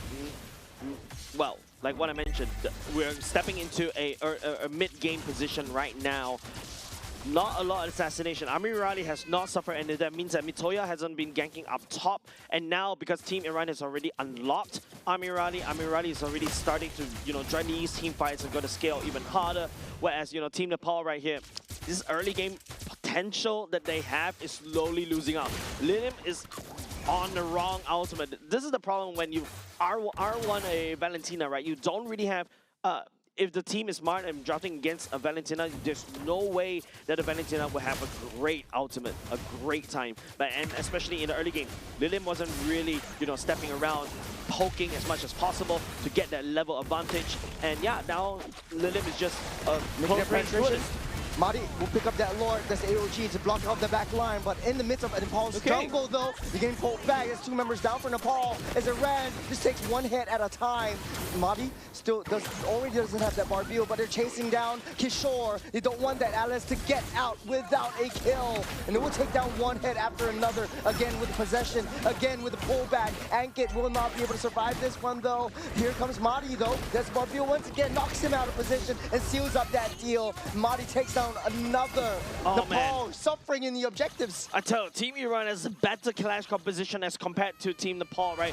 Team Iran was able to really dive deep. We're using Madi. They find Abhishek. They find Lilim. Lilim and Abhishek, without the help of Kishore or be it Ankit, is a sitting duck. And what Ankit wants to do, AOG the back line. When you AOG your enemy back line, you're not peeling for your own team. Yeah, it's way too far ahead. Ankit is playing 3 steps, 5 steps ahead of the rest of Nepal, and he doesn't have any backline protection. This causes a lot of disruptions into Abhishek's face, and Iran is just going to capitalize on that. Madi is so mobile. He's able to go straight into the team fights for into the backline of Nepal, and also get back to protect Amirali. Yeah. And like we mentioned yesterday, this Claude is not really a backline; it's a pseudo front line. Yeah. Anyways, yeah, fine. I will agree with you for this one. But Team Nepal, on the other hand, I feel like they need to change up the strategy just a little bit more. They shouldn't find these massive clashes. I feel like pick-off potential is the one they have to do. Play 4-1. If you take a look at how this is happening, right? You see how Ankit just forfeits the backline. Ali and also Madi is all the way in the backline. What can Ankit and Kishore do at the front, at the backline? I mean, Raleigh is able to gobble them up because Claude shreds through HP like Kishore, shreds through HP like Ankit. They don't really pack a lot of heat, and that's why the whole composition from the side Team Nepal 4, Team Iran was able to, take full advantage of that.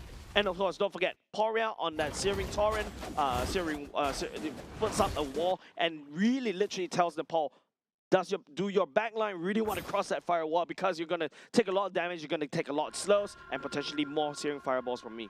I think huge respect to Abufazo as well. Immediately after AOG was landed, went onto the face of that carry, denying her from getting even remotely close to that Lord Pit. So they don't really have any secondary form of damage. Lilim doesn't have any utility in the form of any useful ultimates to take. So you're playing a 2-skill Valentina. This is really tough if you're the side of Nepal. Hey, I mean, you can work it out. remember what I said. If the Valentina wants to play in this particular roster against Team Iran, you really need to be at least 2 to 3 levels. You need to match the enemy jungle's level in order to have any form of utility, right? You're more of a damage Valentina. You need to try to burst people down. Find Poria, burst him down. Find Amirali, burst him down. Find the flanks. I think that's the only way to play the Valentina at this particular rate. Follow Ankit perhaps, right? Let Abhishek be peeled by the side of Kishore, maybe perhaps. That's how Team Nepal. I think this roster from the side of Team Nepal could potentially work. But Mitoya needs to find a good pickoff. You know, we talked a little bit of Mitoya last game, but this game, he doesn't seem to have a lot of presence for this Harley. What's the play here for that Harley? He's getting sent onto the long lane instead of anyone else. He's trying to get into the Lord Pit to start things out. But what's that play? Remember Ignite Kelvin? Yeah, do Ignite Kelvin. Just hide Mitoya somewhere, Lord. Lord already taken down by Madi. Down goes Ali. There's the pushback. That is the fight back that Nepal has found for themselves. The AOG will not land and Ankit loses his life. But enough time for Nepal to fight their way and penetrate into Iran's defenses. I'm glad this is happening, Churros, because Team Nepal has realized that, hey, as long as I peel for Abhishek and Mitoya can do a lot of damage. And now they secure, they let go of the Lord for now, but you can see the searing turret coming on Poria is just so annoying for the side of Team Nepal. Yeah. They also changed up how they want to execute their team fights and skirmishes. Right? They don't really send Kishore straight into enemy territory. They don't AOG inside the Lord Pit. They just wait for Iran to come to them, and they take the fight to them. The counter-engage potential for Nepal is extremely great with Abhishek on the helm as well. Yeah, and finally, at the very least, Team Iran is starting to see that Abhishek can do a lot of damage already. And of course, you know, the key target right here is definitely going to be a Lord, and you can see how it's so difficult for the side of Team Nepal to take down Lord because of the constant pokes coming up from Poria. Annoying Team Nepal. It takes a long time for them to take that Lord out. Great pull, great bait away from the turret, denying the crash. Taking a look at the replay, what went down? Yeah, Amir Ali is actually holding on to the Blazing Duet for so long because yeah, he finally activated right here, right there. But Mitoya, you know, is a constant threat over to the side of Team Iran. That's the reason why Amir Ali was holding on to the Blazing Duet. I think a little bit too long for my liking because Mahdi and Ali was just diving all the way in. This time around, you also got Kishore threatening with the TOR. Means that, you know, Amir Ali really don't dare to go in. So it's a traditional death ball kind of strategy, a traditional front to back. Ankit started things off with a taunt to pull them away from Abhishek, creating so much space. And with the Malefic gun, you have a little bit more range to deal with as well. Yeah, slightly more range, but always a little bit more range is better, especially for marksmen, right? It is like the best booster for every single marksman to get a little bit more range. But now, if you start to see how Team Nepal is playing it, instead of going for a pick-up strategy, if they really want to clash, they should play in a way that is to basically counter-engage, right? Mahdi, unfortunately, has to dive, and Abu Fazl is basically a dive hero. Ali is also a dive hero as well. And, you know, using the TOR to scare off Amir Ali to basically not letting the Blazing Duet in the back line, that's the whole point. So, nice evolution and nice adaptation coming up from Nepal, but we need to see more. I have to agree. And this time around, that's a taunt though. There's a onto the glue! Immediately melted! Just like the doctors ordered, right? Team Nepal play pickoff and also play peeling for Abhishek, and that's how they win games. There's a fat wave crashing down the bottom though. It's slow push, but Nepal might need to find themselves getting that recall. Mahdi will be able to survive just for a little bit for the rest of the Gloom Squad to come online. Iran will be able to capitalize on this moment. They threw all their resources. The TOR already lands, but onto no one. Kishore still barely surviving, still barely standing. They still have that flicker to burn. Will not keep him out of that game for now. The Lord will respawned up as well. Iran winking beeline for that one. That TOR was pretty sus, mind you, and also that's going to be a flicker. That's massive resources gone, especially for the next Lord fight as well. So Team Iran, knowing that is vital information, they'll go ahead and blitz for the Lord. Don't forget Kishore, I think they need, what, another 90 seconds? You don't have that amount of time. And now it's Team Nepal have to enter this team fight with a slight disadvantage. They're on position already. It does look like Mahdi doesn't want to show himself. Nepal still needs to source from a little bit more information, a little bit more vision. Yep. And hey, Team Iran slowing it down, and that's not exactly ideal, I would say. Team Ali and Mahdi actually finding onto Mitoya. He's on the wrong side of the map, but this vital information given on side Team Nepal. It's going to be a 4v3 right here, but both these two teams, Ankit is not opening up the map. I think they know they're paying too much respect over the side of Team Iran for now. The goal lead's only 4K. I think it's still winnable, especially for the side of Team Nepal. Oh, that's a smart positioning from And now Abhishek, Kishore has though. ult. They're still holding on. They don't want to show themselves, though. Ren on the back line. Madi tries to push everyone back. Lord down low. Lord at an 8. Might be able to take it out. Madi secures that Lord. This TOR straight onto the back line. Abhishek is all exposed. Amirali will take down Ankit. Abhishek will take down Faso. There's a huge burst damage coming in from that carry. Will take everyone down. It stands in his way. Nice BMI coming off the side of Team Amirali. Abhishek make it caught by the side of Team Ali. And this is when, Team Nepal, they're in a good position. They're 4v3. They noted Ali and also Madi's on the other side of the map. Mitoya was sent to deal with it, but Mitoya came and joined the fight a little bit too late. Unfortunate for the side Team Nepal. They lost way too many members right there. They went down way too fast. Abhishek is just, at this stage, it's essentially a furnace. You come even remotely close, you get burnt down. You get melted instantly. Taking a replay. Yeah, it's just the fact that, this, even though there's a massive choke point and, you also got Abafaza going down for the count, Abhishek is already scaling, but Mitoya joining the fight a little bit too late right there. Don't forget the nerve on the Hardy is that he's unable to really move quickly anymore, right? Just a slight nerve on the movement speed. And not only just that, you also got Poria on that Blair that could just literally build a wall and then start pushing. Perma slow you to death. Mitoya cannot hold the damage coming up from the side of this Valir and then has to back off. We're already pushing up on that bottom side. We'll be able to crash this T3 down. On the top side though, it's 1v1. Mitoya won't be able to land all the cards though. He will be able to take that off the screen as Lord makes his way, touch foot inside that throne. Ren will back off for now. They know that they can't risk it.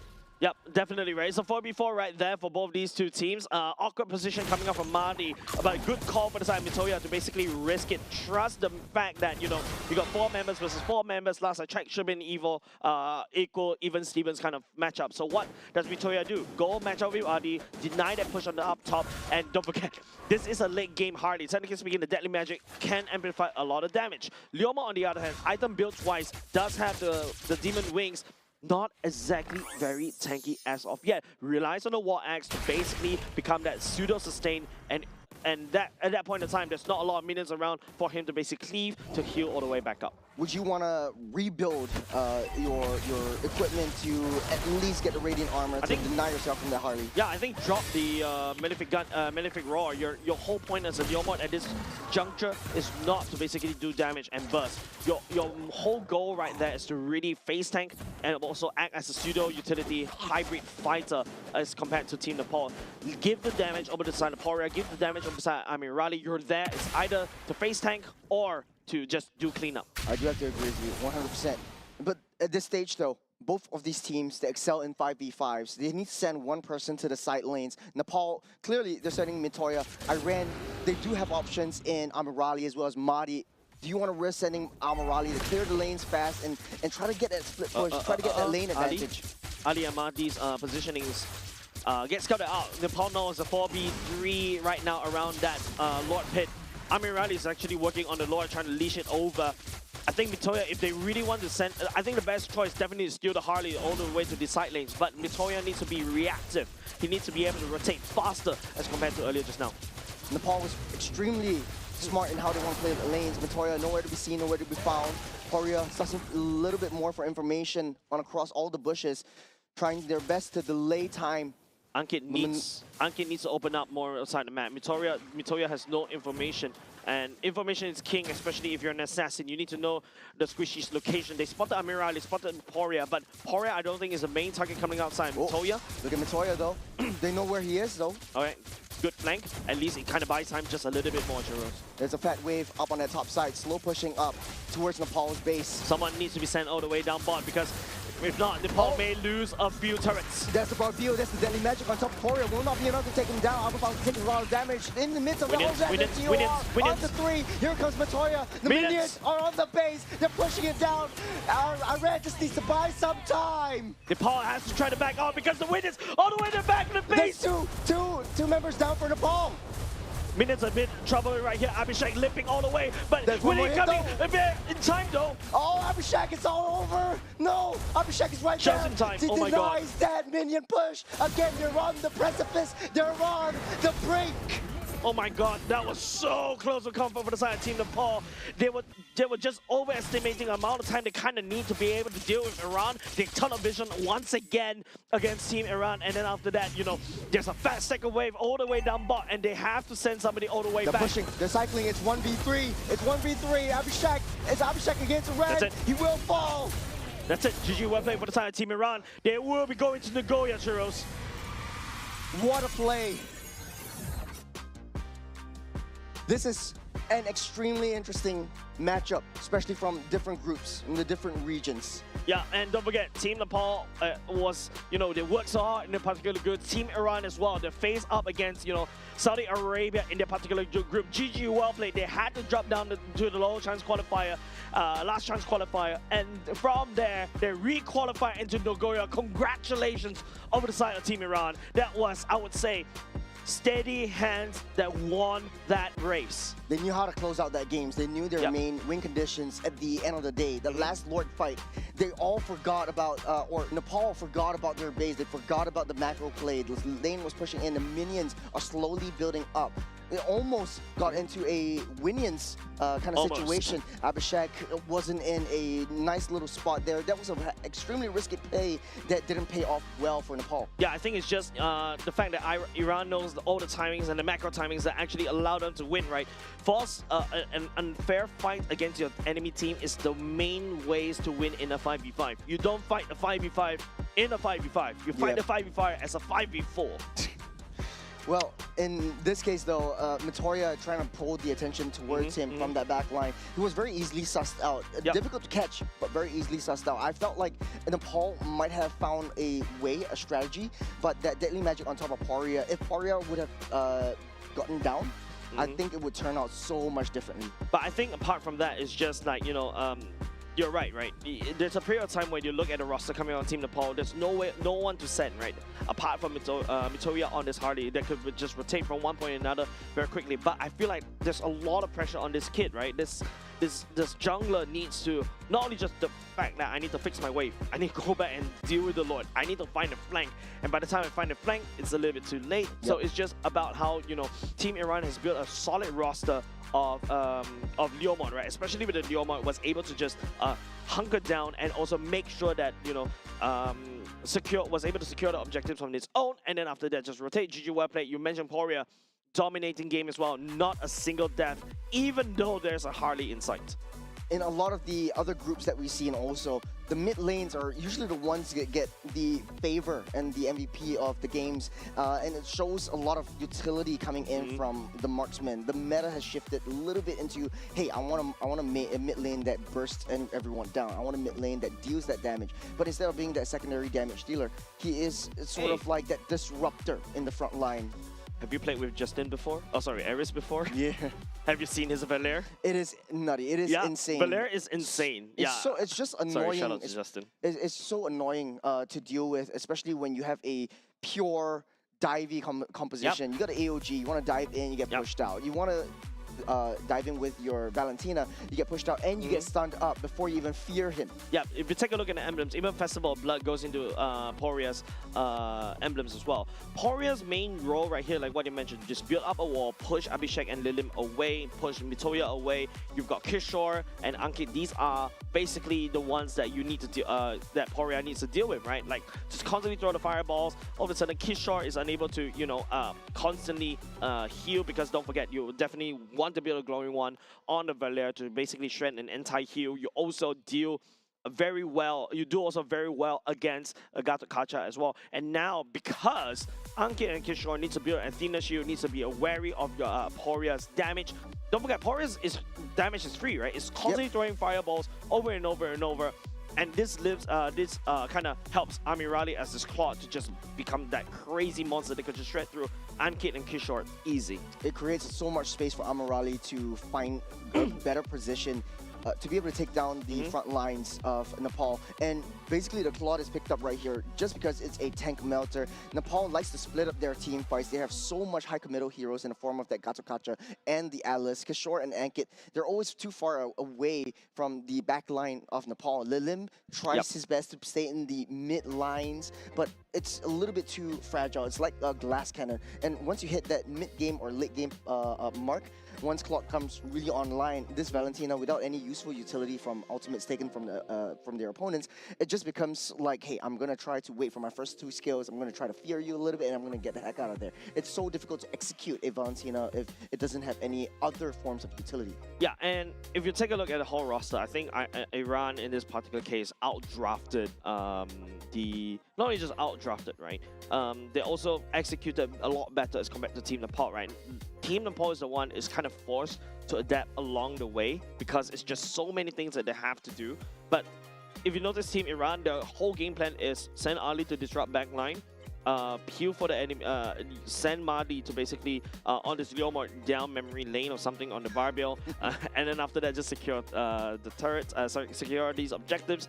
You also got a Claude that basically could already do a lot of damage. Poria, just build a wall for us, and then after that just burn anybody who comes in alive. We avoid TOR and we win games, basically. I think you summed up what the entire meta is all about. What we're going to be seeing a lot more in the other games that we're seeing today is the anti-dive compositions, and it's what wins games this time around. A lot of teams are trying to draft like zonal control, playing around a death box, but the main strategy that kind of is difficult to break through is one that is, hey, I want to dive onto you. Let's take advantage of that. Let's counter engage. Let's counter attack. The re-engage potential for some of the drafts are pretty OP, to say the least. I feel like just now it's more on Team Iran drafting a dive composition and also a clash composition. They really want to go in and clash. That's where their strength is. But Team Nepal on the other side is like, I also need to try to anti-dive them at the same time, but also at the same time, I need to do all of the dimensional. There's a lot of things that Team Nepal wants to do, but with limited time, limited resources. We talked about the Valentina, we talked about the Hardy earlier just now, so there's a lot of things that, well, Team Nepal wasn't able to do. Team Iran out-executing them, therefore deserving that space, that slot to Nagoya. Yeah, well, for Nepal, their journey ends here, but Iran, congratulations, they're moving on to Nagoya in the main stage. That said, don't go away, ladies and gents. Coming up next, Kazakhstan's going up against Kyrgyzstan. Don't go away. We'll be right back.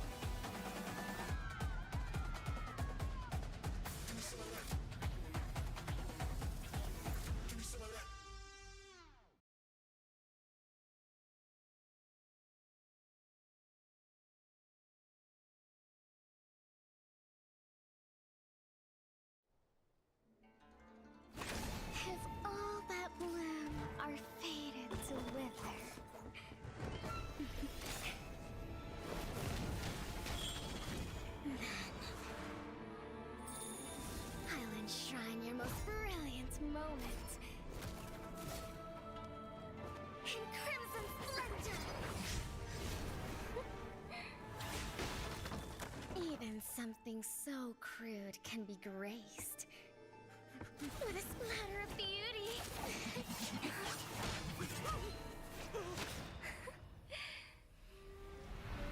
I'll get you out! You finally come to me, Hanabi-sama! This madness ends now!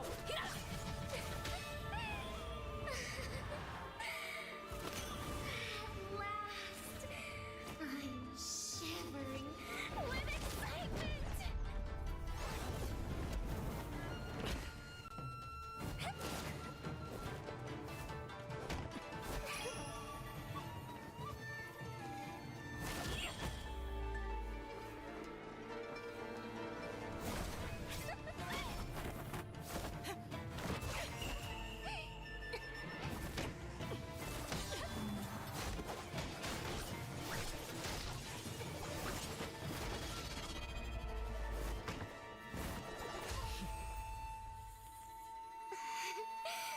Such killing intent.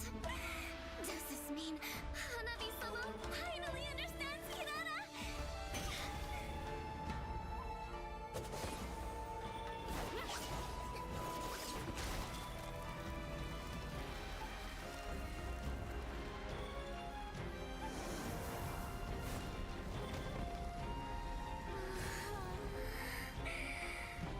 So warm. So beautiful. We can finally embrace eternity in hell. Just the two of us. Allow me to release your eternal bloom.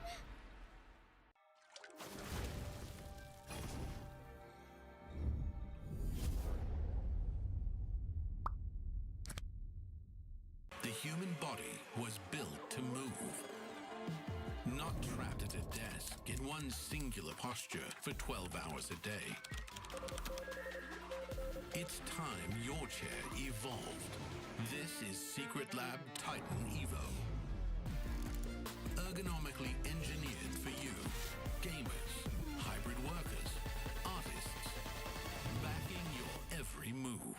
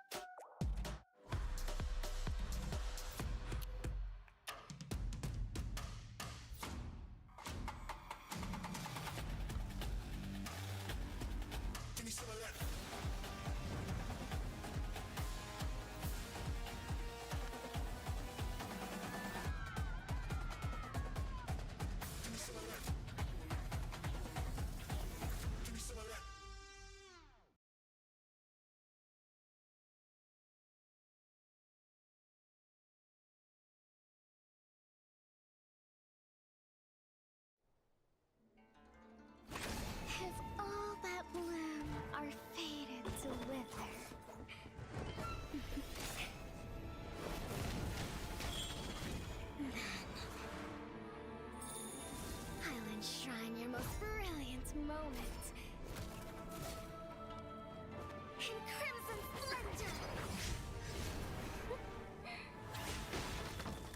Even something so crude can be graced with a splatter of beauty.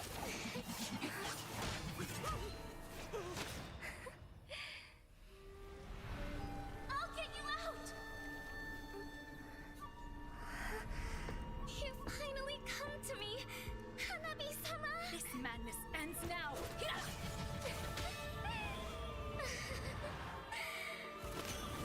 At last, I'm shivering with excitement!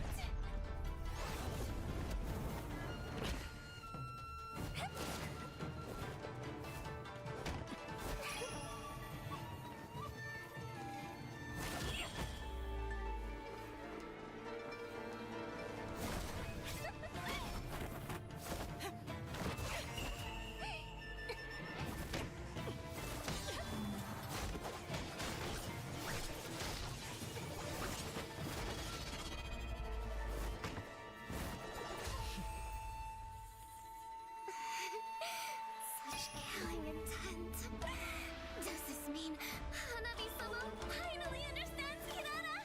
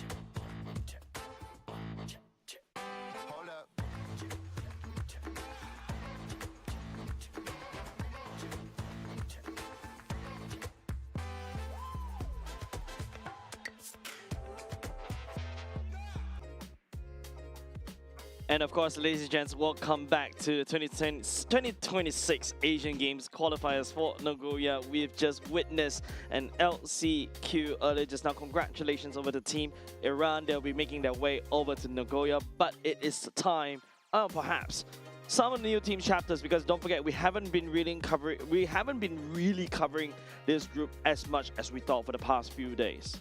Group C is going to be Central Asia. For a lot of these teams, this is their first time in an international stage. A lot of new experiences for them, and also new experiences for us. We want to see how well they do in within themselves, what kind of heroes they pick, what kind of strategies they use. Yeah, and of course, you know, we've been greeted with quite a lot of surprises in terms of the different metas, where you can see that how Team Nepal prefers their assassin junglers as well. Hey, maybe we'll see an Enchanter jungler, a Mathilda jungle.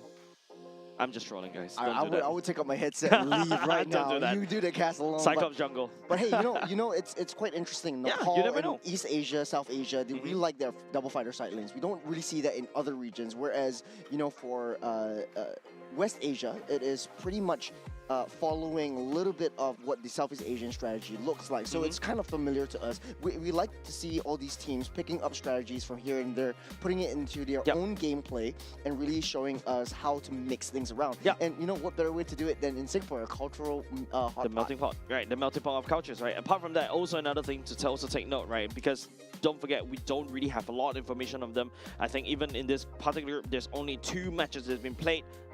So today we'll be featuring quite heavily for them for the side of Group C, right? Of course. Don't forget, there's also, like, you know, not only just the different metas, the different kind of hero picks, there also may have a slight difference in terms of the pathing as well. So that's something that we also have to look out for.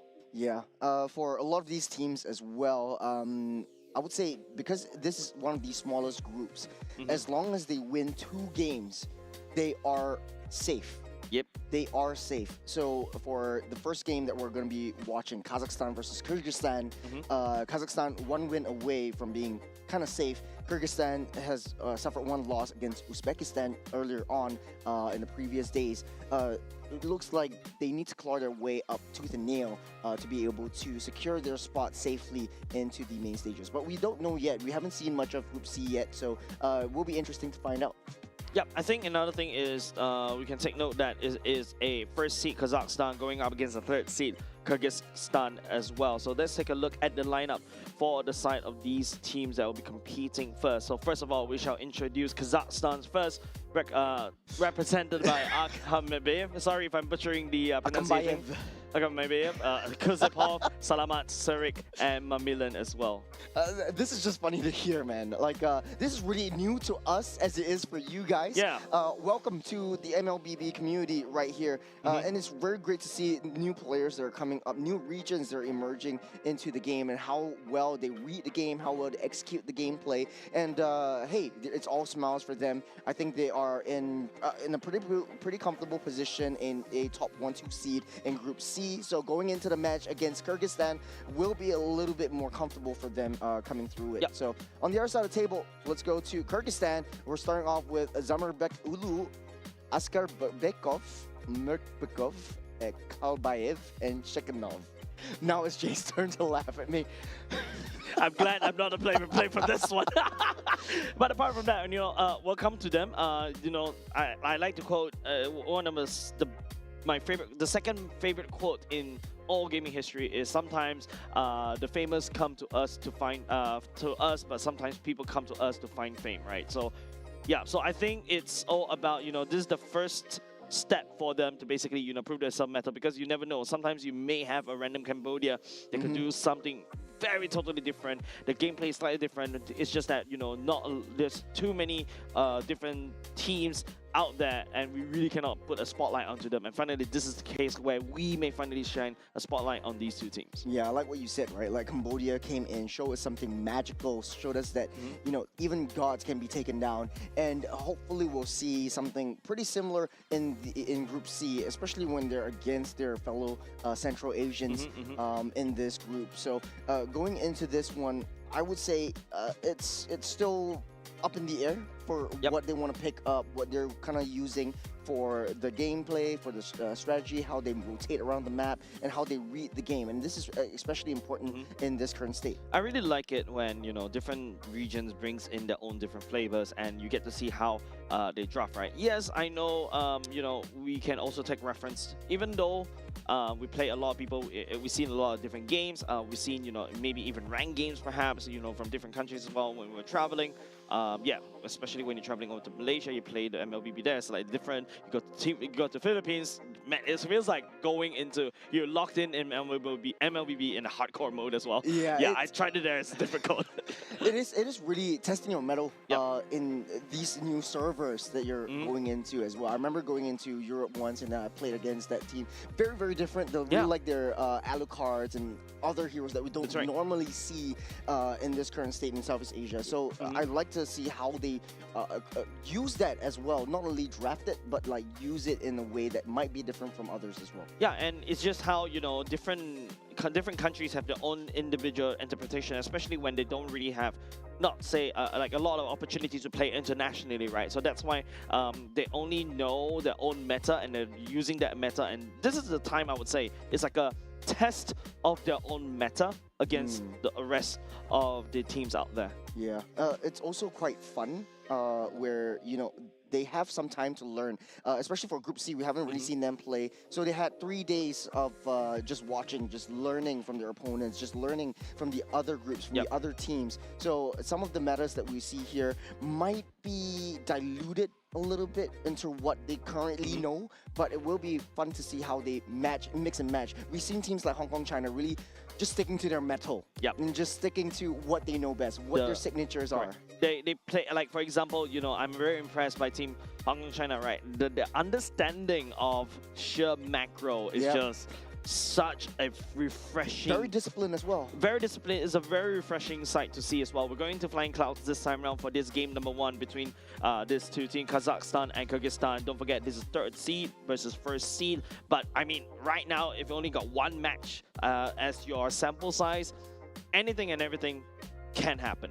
So for Kazakhstan, if they win this match, they are pretty safe. Even if they lose the next one, they will be 2-1 up. Kyrgyzstan definitely needs to win this one. We'll be seeing as we go and jump into the draft for the first game between Kyrgyzstan and Kazakhstan. Kyrgyzstan will ban straight away the Phoveus, the Gord, and the Harley. On the other side, Kazakhstan, the Marcel and the Paquito. A little bit more generic bans coming off the table. Yeah, I think the non-generic ones that really jumped up to me is the Gord and the Harley as well. They really don't want to see these mid laners, perhaps. That could be a hint. So which means that this also opens up to a lot of avenues, right? Of course, Juicing first pick, right? Juicing first pick. Yeah, there's still the option for the Akais as well. We've seen that highly prioritized by a lot of teams. And I would say the Claude will be prioritized a little bit more than the Harleys, unless you want to dominate your lane. You talk about Claude, Kazakhstan is not thinking about that as well. Locking in the Harif in the R2 pick. Usually that's where I expect a Harif R2 pick. But that means that, you immediately see that Kazakhstan is thinking about, hey, I'm going to go early, I want to dominate, maybe draft something else like, okay, Khalid, exactly. This feels more at home. Yeah, this feels more like, hey, I will play a bit more aggressive. I'm going to use this in the early game. And Kazakhstan looking like an aggressive lineup from the get-go. On the other side of the table, that's the high priority Claude that we're talking about. And the Leomord, a little bit more gap closer in that respect. Yeah, so it feels like, ladies and gents, Kazakhstan and Kyrgyzstan actually follows quite a similar meta that we are very familiar with, especially, take referencing from Group A as well as other groups as well. So don't expect, we haven't expect anything weird. If you want to really do something weird, it's usually the R5 pick or usually the B4, B5 pick. But so far it has been standard so far. We in the previous game, there was a lot of discussions between us on anti-dive compositions, and a lot of teams are starting to pick up the Balarics, the Atlases. If you dive me, I will reposition yourself or use ultimates onto you. And again, with the familiarity, the Suyo actually comes back online. Okay, but at the very least, that's Kazakhstan going in for a previous meta, at the very least, right? I would say that Khalid, I think there's not a lot of adjustments to him, so he's still technically valid in this particular patch. The wave clear, especially that helps you in the mid lane, is really invaluable right here. But now, because Kyrgyzstan has already selected a Juicing, so they can start banning away like the likes of Eve, the likes even to a certain extent the Farsa as well if they really want to go for that. Valentina doesn't look very juicy for the side of Kazakhstan because you know you've got Leomord, you've got Juicing D side, not the ultimates that you should be stealing. Yeah, for Kazakhstan though, and we talk about the Belarus, it's being banned out by Kazakhstan. You don't want the anti-dive composition coming your way. But for Kazakhstan though, the trend that I'm really seeing is hyper early game. If they really want to throw everything on the early game, then the Lilia would definitely be top of priority for them. At least you are able to win out that juice and push her back and start that aggressive engage. The Zetian as well has a lot of late game potential. The issue is, speaking of late game, Kazakhstan doesn't really have any insurance right now.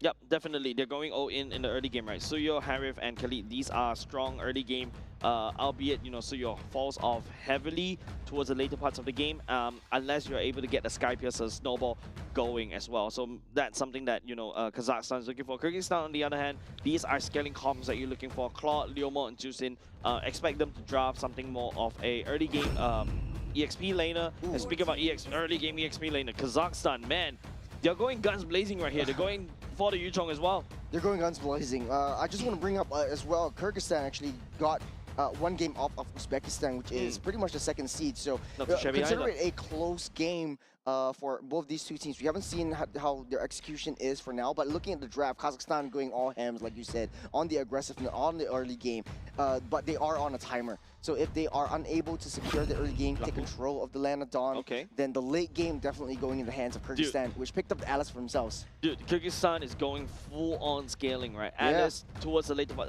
Early game does not really have a lot of priority. Leomord as well, Claude. The early game priority only comes in the form of Hilda. So I expect, you know, the first turtle should be leaning towards the side of Kazakhstan, but second and third turtle, that's where, you know, Kyrgyzstan really shines. Kazakhstan, on the other hand, yep, you're right. They really go all in the early to mid game part. Right now, they're looking at a mid. If you're looking to basically have some form of late game insurance, looking at scaling mid, my money is on Kimmy. Fair. Shreds through Alice, shreds through Hilda, repositions, kites the Leomord. At least you have some form of additional magic damage once the Harith falls off of that scale. And you do have some non-committal kind of ultimates that you can use with the Traction Pulse as well. Pseudo-marksman as well, right? So at the very least, there's some pushing power for the side of the mid at the same time. There we go. Like you said, the Kimmy will come into play.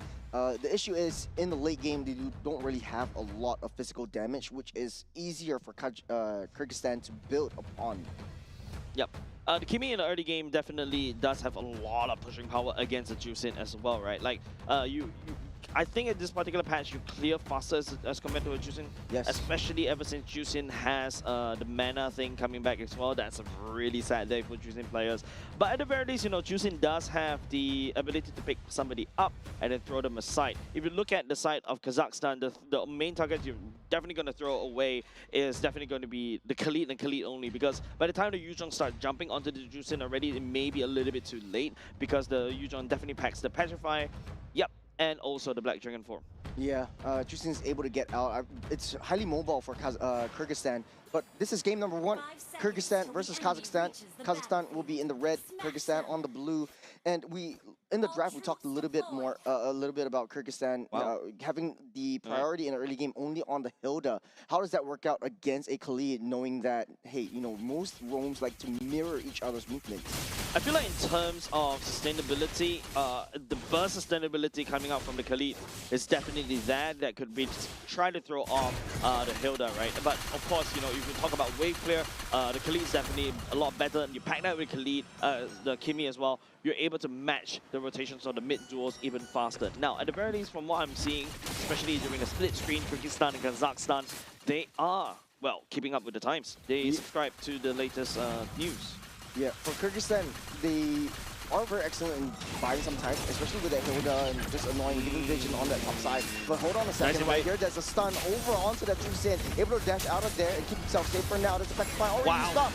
Down goes that Hilda. There's a 4-man engage on Kazakhstan. The aggression really showing is through. And this is exactly what I was talking about, right? Early game versus late game, right? Early game comp versus scaling comp. Kazakhstan is on that scaling comp. I think they're not expecting, you know, Mamilin to really join the fight earlier just now. And Shikanov at this particular time doesn't really pack a lot of damage. So yeah, I think it's just Kyrgyzstan overextending just a little bit, and Kazakhstan, this is a great start for them. It's really speed run, and the entire roster just shout speed run. They really need to start the early game rotation. Speaking of rotations, that top side, Kyrgyzstan already got his eyes set on that dragon, taking him down. Namalon goes down, and Kyrgyzstan buys themselves some time. Kusupov is around the vicinity, will be able to skirt out, but pulls back by Pepper Spray. Just one more hit, will not be able to finish it. He lives with a pixel. Yeah, Kusupov right there, just going through. I'm not too sure what happened. Even burned the flicker as well. So which means that, you know, because Kyrgyzstan has a better turtle. In fact, don't forget, I was the one that said Kazakhstan should have this turtle first,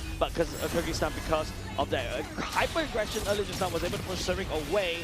They take the turtle, but it feels like a non-stop fight, Churros. Speaking of aggression, they're going straight for the Hilda. The dragon will chase that down. You're not giving the Color Custer any time to really break things down, because it's really just a lot of fights happening over and over again. But Kazakhstan, you know, at the very least, compensated for the turtle by picking up a kill from the side of Kyrgyzstan. Kazakhstan is definitely on a timer. Definitely, you don't want to breathe in early game, because if Kyrgyzstan gets enough time, they will scale.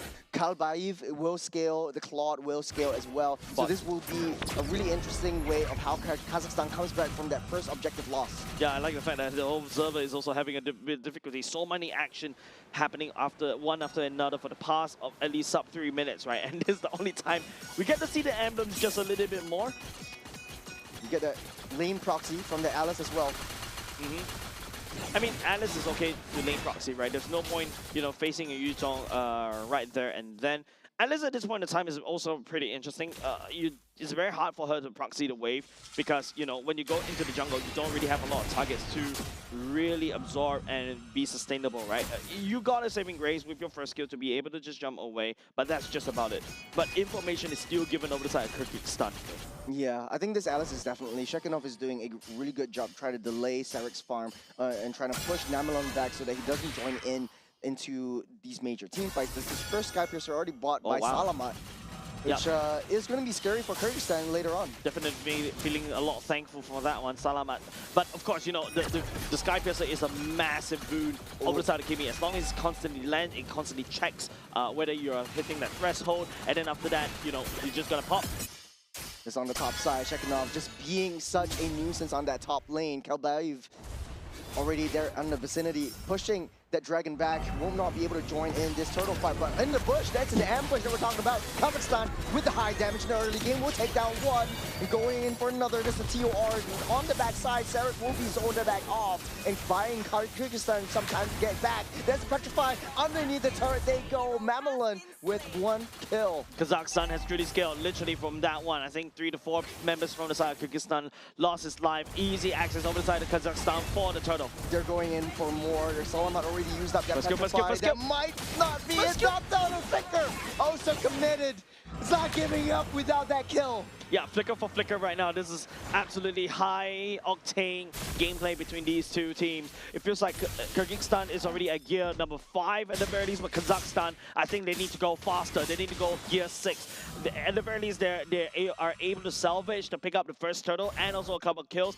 That could potentially help aside Kazakhstan, but they still need more. By this time, you're at 5 minutes mark, you really need to have, what, at least 3 to 4K gold lead to ensure your dominance, because Kyrgyzstan is on a scaling composition.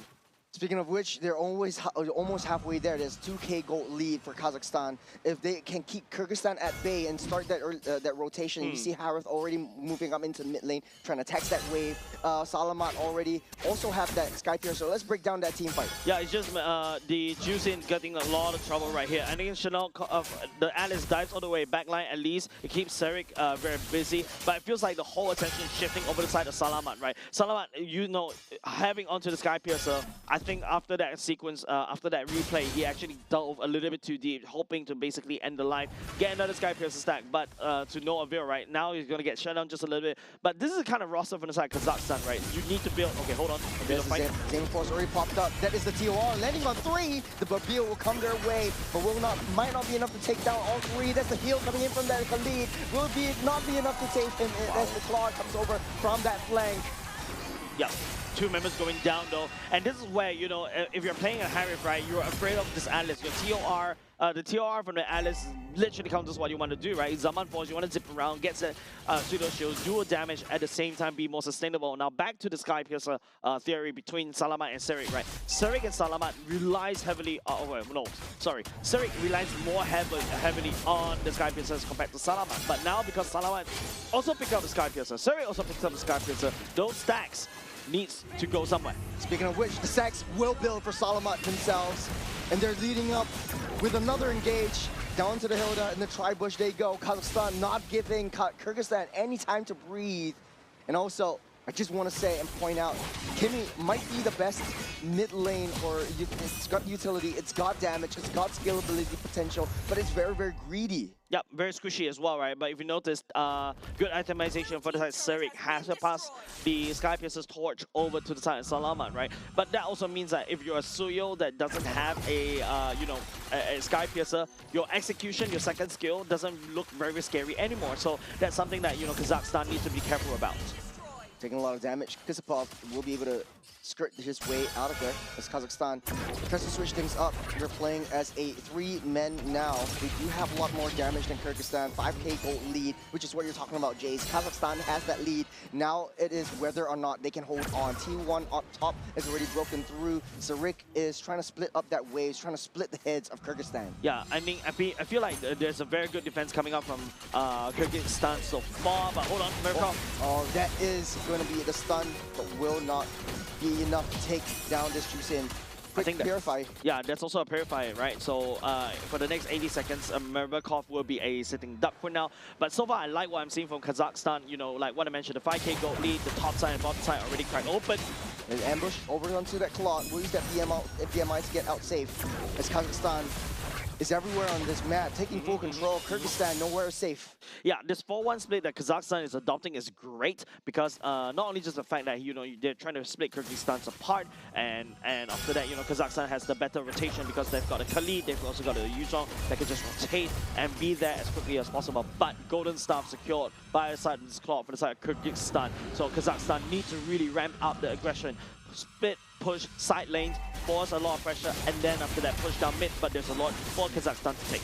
All this time, Kyrgyzstan sending Claw down the bottom side, just free farming. Municipal is already in the midst of all of that. It's a TOR onto 2 members only. Kazakhstan's damage is proving to be too much to handle. Chikhanov trying to buy some time, but Kazakhstan is taking the fight over to Kyrgyzstan. They're taking one after another. Ultimates all popped up, and Kazakhstan, they are able to secure that Lord for themselves and push Kyrgyzstan back. A double whammy coming up the side of Kazakhstan. Take a Lord and also take Chikhanov down as well. Not only just that, Salamat was the one that credited that kill as well. Okay, you gotta have to get out of there. If not, all that Sky Piercer stack would be gone. But I echo that if you notice from the side of Kyrgyzstan, I hope we get to see a replay right there. Chikhanov is able to find a TOR, but it doesn't land on the key targets. It was a little bit too shallow, and that means that, you know, the Claw wasn't able to find an entry point to go all the way in. At this point, I feel like if you're that Claw, you're afraid of the burst damage coming out from the Harif, and also Serik as well. You need to go for that Windsor Crown ASAP. There's so much burst also. There's so much DOT coming in from the Kimi. There's so much burst coming in from Akambayev. And so Kazakhstan has filled up all the slots that they need. They have that speed, they have the advantage. Will they be able to hold on that 7k gold lead that Kazakhstan has? If they commit too much underneath the turret, that's a huge mistake that they don't want to make. Look, the gold lead, that Lord actually gave 2k gold lead more over the side of Kazakhstan. Not only just that, Salamat also has another Sky Piercer stat, but Mirkov will also respond with the same.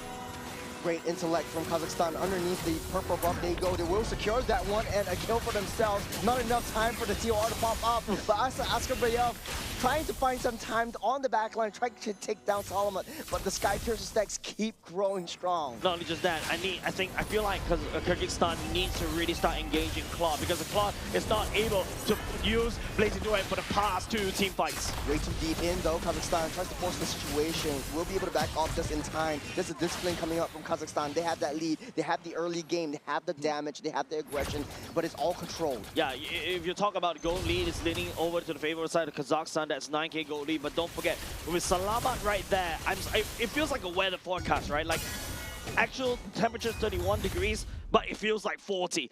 The fact is, because of these team fights as well, and if you notice how Zemi Break wasn't able to find a good BMI, has no choice but to let Askabarov to back up to go all the way too far, overextend, and then after that just crumbles, right? Now that 9k goal lead from the side of Kazakhstan feels like a 15k goal lead because of Salamat's Sky Piercer stacks. Not only that, they're always grouped together as 5, and they're so mobile around the map. They're playing the macro game, they're playing the micro game, they're playing the best team fight that I've seen for these two teams, and they're still leading and controlling the objectives all around this. Kyrgyzstan has no way to break past through the jungles. Yeah, and it's difficult, right, for the side of Kyrgyzstan, right? I felt like Askar wants to really dive onto. Bayov taking a lot of damage. That's Reveal getting called on. Mamelet getting pulled in. The dragon will be taken down, but here's the Demon Force for additional damage. That is the stun! A 4-man stun. Kazakhstan will take down 2 for themselves. Yeah, the Raging Sandstorm coming in for the side of Kutsepov was amazing. And Salamat follows up with the Traction Pulse as well. 2 men going down, but Babekov is the one that picks up the Sky Piercer stack at the same time, and once again the Claude cannot find an engagement, and so is the Leomord for the side of Kyrgyzstan. This is a big problem against Kazakhstan right now. Look how fast they took down the second lord of the game as well. Kyrgyzstan just playing catch up all the way through. Let's take a look at the replay. This is just amazing coming up from Kazakhstan to turn around that battle. The Leomord was there, activating the ultimate, but if you notice, the Claw was trying to kite backwards, but there's way too much stun from the side of Kusepov, and also the Salamat Traction Pulse. It's making the Claw very difficult to really engage. Once again, I feel like this is a time where Kyrgyzstan, for the Claw, you need to get a Winter Crown. If not, you're just going to get melted down. The amount of the utility that you get from the Winter Crown with the Blazing Duet, perhaps and potentially is the one that could turn around this game. Even though Salamat is a hard hit to Kimi, he's still squishy in the end of the day. All 3 waves, all pushing through. Wow, Lord down in the middle. In Kazakhstan, they're looking for an angle of engage, looking for an angle of approach, but all of them, they're so hyper middle. If they dive, Kyrgyzstan can easily counter dive. They have a lot of anti-engage potential. Good defense for now. That was a 3-wave sync. Well done by the side of Kazakhstan, but Kyrgyzstan got away with, at the very least, mid lane turret open. But mid lane turret is also very painful, right? Because that's the shortest lane. Kazakhstan right now still leading charge. Speaking of charging, there's the dragon starting things off. Zoning out that back line. They want to take down that T3, but this is a lot of damage. Where's the Blazing Duet? There's Salama just free hitting on the backside. The Sky Piercer stacks coming in through. The TOR will do nothing at all. It's Kyrgyzstan fall one after another. Finally. There is the minions coming through. Kazakhstan just wants to end this, and right now. Oh. Man, good job coming on the side Kazakhstan. They really exploded out of control. Remember what I said, 5k goalie is what they need, and after that they just take the money bags and just whack it against Kyrgyzstan over and over and over again, because, you know, Salamat on this Kimi has scaled, has maximum stacks, Serik as well on the Suyo, that's what I mentioned, and of course, you know, with the help of the Yuzhong to really push and be that massive threat over to the side of Kyrgyzstan. And I don't remember seeing a lot of Blazing Duets in this particular game because there's no opportunity. I feel like this, the fact is Kyrgyzstan doesn't feel really safe for the Cloud to just jump in and after that just Blazing Duet. But there's a reason why we built the fighter talents onto the Cloud right now, because of the sustainability. The Blazing Duet just allows you to stay safe very well while you dish out the damage. And I was talking about it. You need that Winter Crown ASAP, but so far I haven't seen it on him. You said during the game as well, Kazakhstan really needs to kick it into gear 6, and they really did. In the early game, I said the win condition for them is if they secure the early game, they secure all 3 lanes, they secure the jungle for themselves, and that's it. There's no way of there's not a lot of way of coming back. And what they did above and beyond that was to control that Claude. Claude had no space to farm, had no stacks that he could get. And speaking of stacks, that is the Sky Piercer on this Kimi that dealt so much. There's 10 kills for Salamat. It's like fish in the barrel, man, especially when Kazakhstan and Kyrgyzstan decides to fight in the choke point. All the Kimi has to do is just gun down one lane and one lane only. There's not a lot of flanks coming out from the side of Kyrgyzstan. In fact, their roster doesn't allow it. They really want to try to fight front to back. But Kimi is so far behind, so far back in terms of the positioning on the team fights as well. You got to have to peel through the the Yuzhong, you also got to have to peel through the Rome as well. So there's a lot of things that you have to peel through to reach this Kimi. And I haven't even talked about the Henry, right? The Zaman Force being laid down as well. Right now, because the Zaman Force apply a constant slow rate all across the board, it's very hard for you to even walk over to Salamat. Yeah, I was thinking like, hey, you know, we were thinking about the Lilias. The Kimi was actually the choice, and it was a great choice. They needed some form of lockdown when they all clump up together. We always see Shekinov coming in first with the TOR, but there was no follow-up because there is no damage or follow-up. The Rebuke was always used as an escape mechanism instead of an engage mechanism, so that was really a shot in the foot for Kyrgyzstan. I feel like Merbekov makes sense in terms of the Juicin, but after a while you start to realize, hey, the Juicin doesn't really have a lot of opportunities for her to pick people up, right? The only person that you can pick up is Kusepov. But once the Juicin ran out of mana, runs out of juice, then you have Mamillan just diving all the way in. There's no way for you to pick up this Massive Dragon, right? And don't forget, I think, yeah, you gotta have to pick a Juicin because Juicin right now is really, really broken. But in the later part of the game, you saw that they went for the Sky Piercer. I think it's a little bit greedy, but like what I mentioned, Zamir back on this Claude. This Claude will get popped immediately because Kazakhstan is on this, you know, massive burst. You got the Serik that could burst, you got the Akam Bayev that can also burst as well. Just building towards a Magnific Gun instead. I feel like the Winter Crown should be coming out quicker as compared to a Magnific Gun. Yeah, and not only that, like for the Kimi, you have a little bit more space to leash and stack up your passives first. Remember, you don't really get that shot through unless you stack up on those passive stacks. Askarbayov and Shekinov always starting in this team fights gives that Kimi some space and time to stack up that passives, and once you see an open opportunity for Zamir to actually come in to the team fights from the back line, you immediately get deleted from the game because the damage is shooting through multiple enemies, multiple heroes, and taking a look at the turret damage. The only one condition that I set for Kazakhstan is win the lanes, take down the turrets. There was no chance at all that Kyrgyzstan was able to touch any one of Kazakhstan's turrets, so that was a huge dubs for Kazakhstan. No turret damage at all, right? And because, you know, Harif is so strong in the early game, especially pre like level 4, and then after that it becomes skill matchup, especially how Claude is so kind of broken in this particular patch. But the fact is, you gotta have to give credit over to the Harif, right? Making sure that the Claude doesn't go crazy in terms of later parts of the game. And if you start to see it, personally, I'm not liking the Harif pick recently because of how the damage is get dropped down significantly. There's a better marksman out there. Zaman Force is only like instant dopamine hit, and it's what Abstract likes to say, the instant gratification. Put on Zaman Force, beam, zap, zip, zap, and that's it. That's all you do. But what a Claude can offer to the table is to shred through utility jungles, can shred through tanks, and also with Blazing Duet as well. That's just providing so much AoE. And yeah, but at the very least, I'm glad to see what Kazakhstan did. They made it work, and also because of the Kimi, right? The Kimi is just outputting so much punishment, and it forces, especially in these tight corners, your roam, the enemy roams, and also EXP lane is forced to literally tank through Kimi's firepower in order to get through him. Yeah.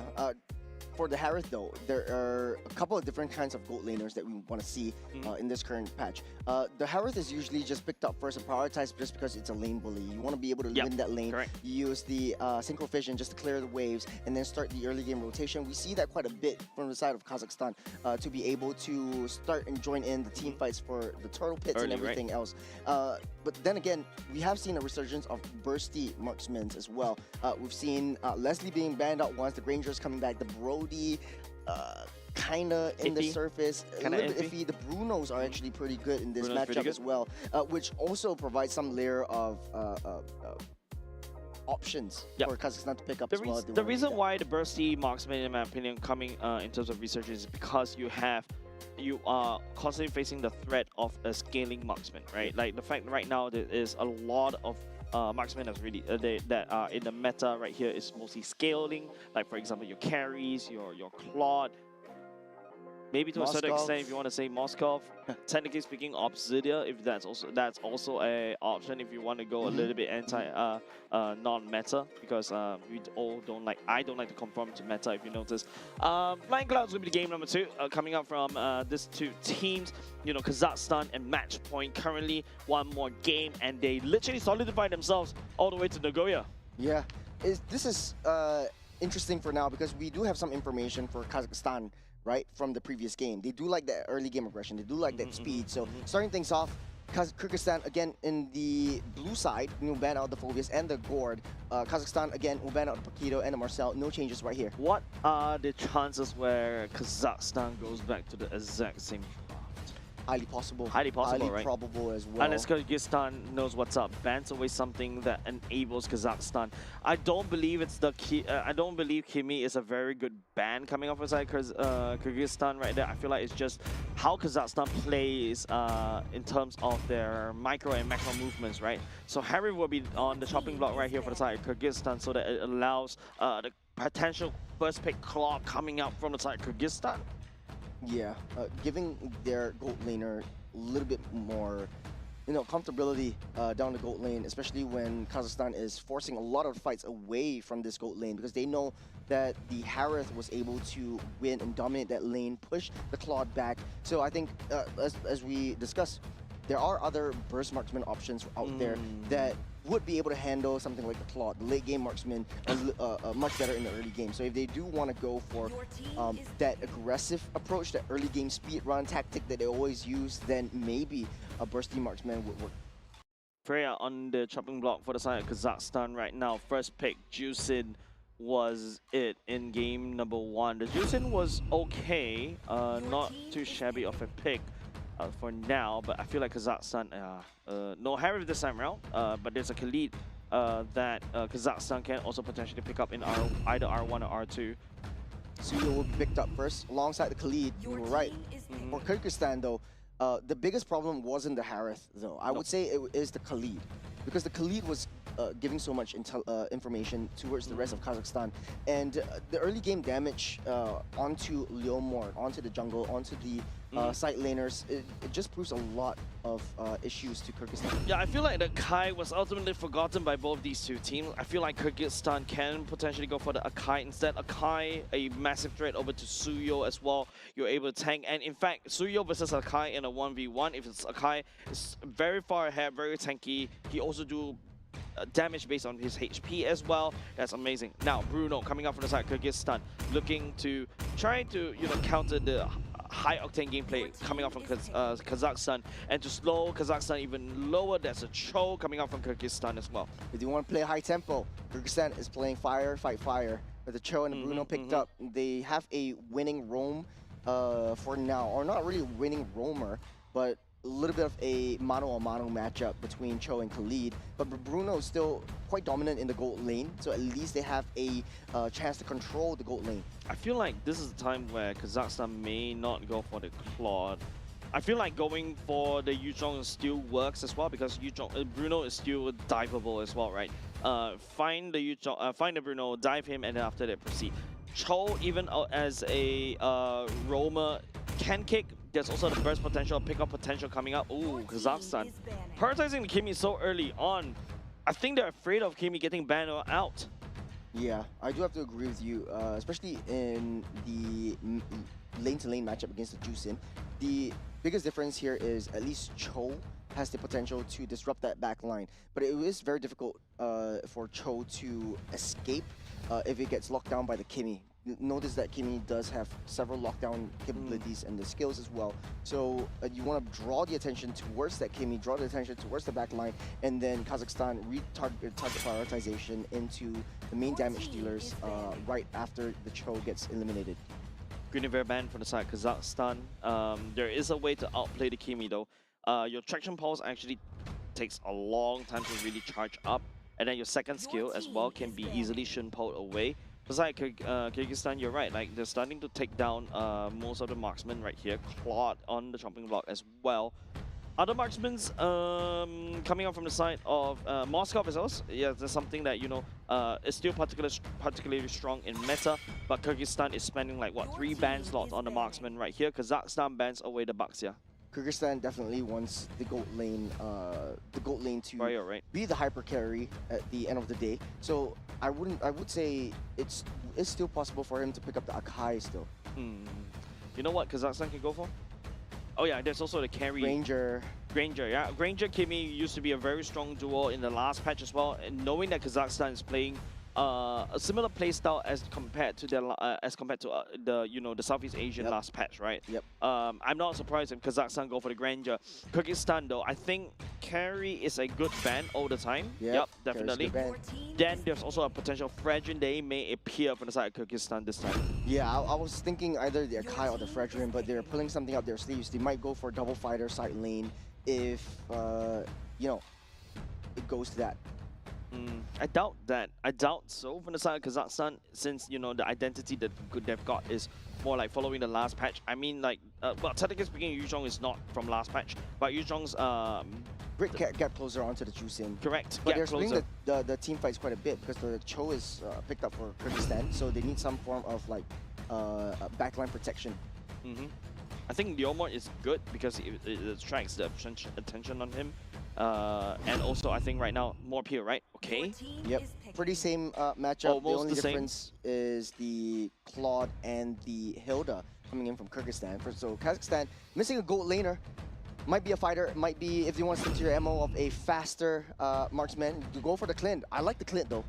A lot of high damage and pretty neutral in terms of the early to mid to late game. Yeah, the Clint is good. And now if you take a look, right, for the side of Kyrgyzstan, that carry ban kind of makes sense already, but it feels like a waste of slot because Kazakhstan does have answers for this Alice, right? You use a Kimi, you just literally shred through the Kimi's HP bar once you build a glowing one as well. Yuzhong to a certain extent can also fight underneath the Alice as well, just constantly locking him down. But at the very least, that's still a massive remove, right? Yeah. I like the gold laner pick coming up from the side Kazakhstan. I love it. Use Clint to kind of match the lane bully of the Bruno, and now, you know, Kazakhstan once again playing to the same MO. They pop off early and then they look to snowball. Kazakhstan on the other hand, this is a slightly earlier composition, so hopefully they can match the tempo coming up from the side of Kazakhstan. It all boils down to the gold lane. The biggest difference is in the gold lane. Will that Cho be able to assist the Bruno in terms of disrupting the Clint's farm? Clint does have a little bit of range as well. You have a lot of hits and damage from the passive that you bring as well. So difficult to deal with, especially in the later stages. So, man, this is a lot of work cut out for Kyrgyzstan to be able to adjust to the gameplay and execution for them. Yeah, but of course, you know, Clint is an open book, right?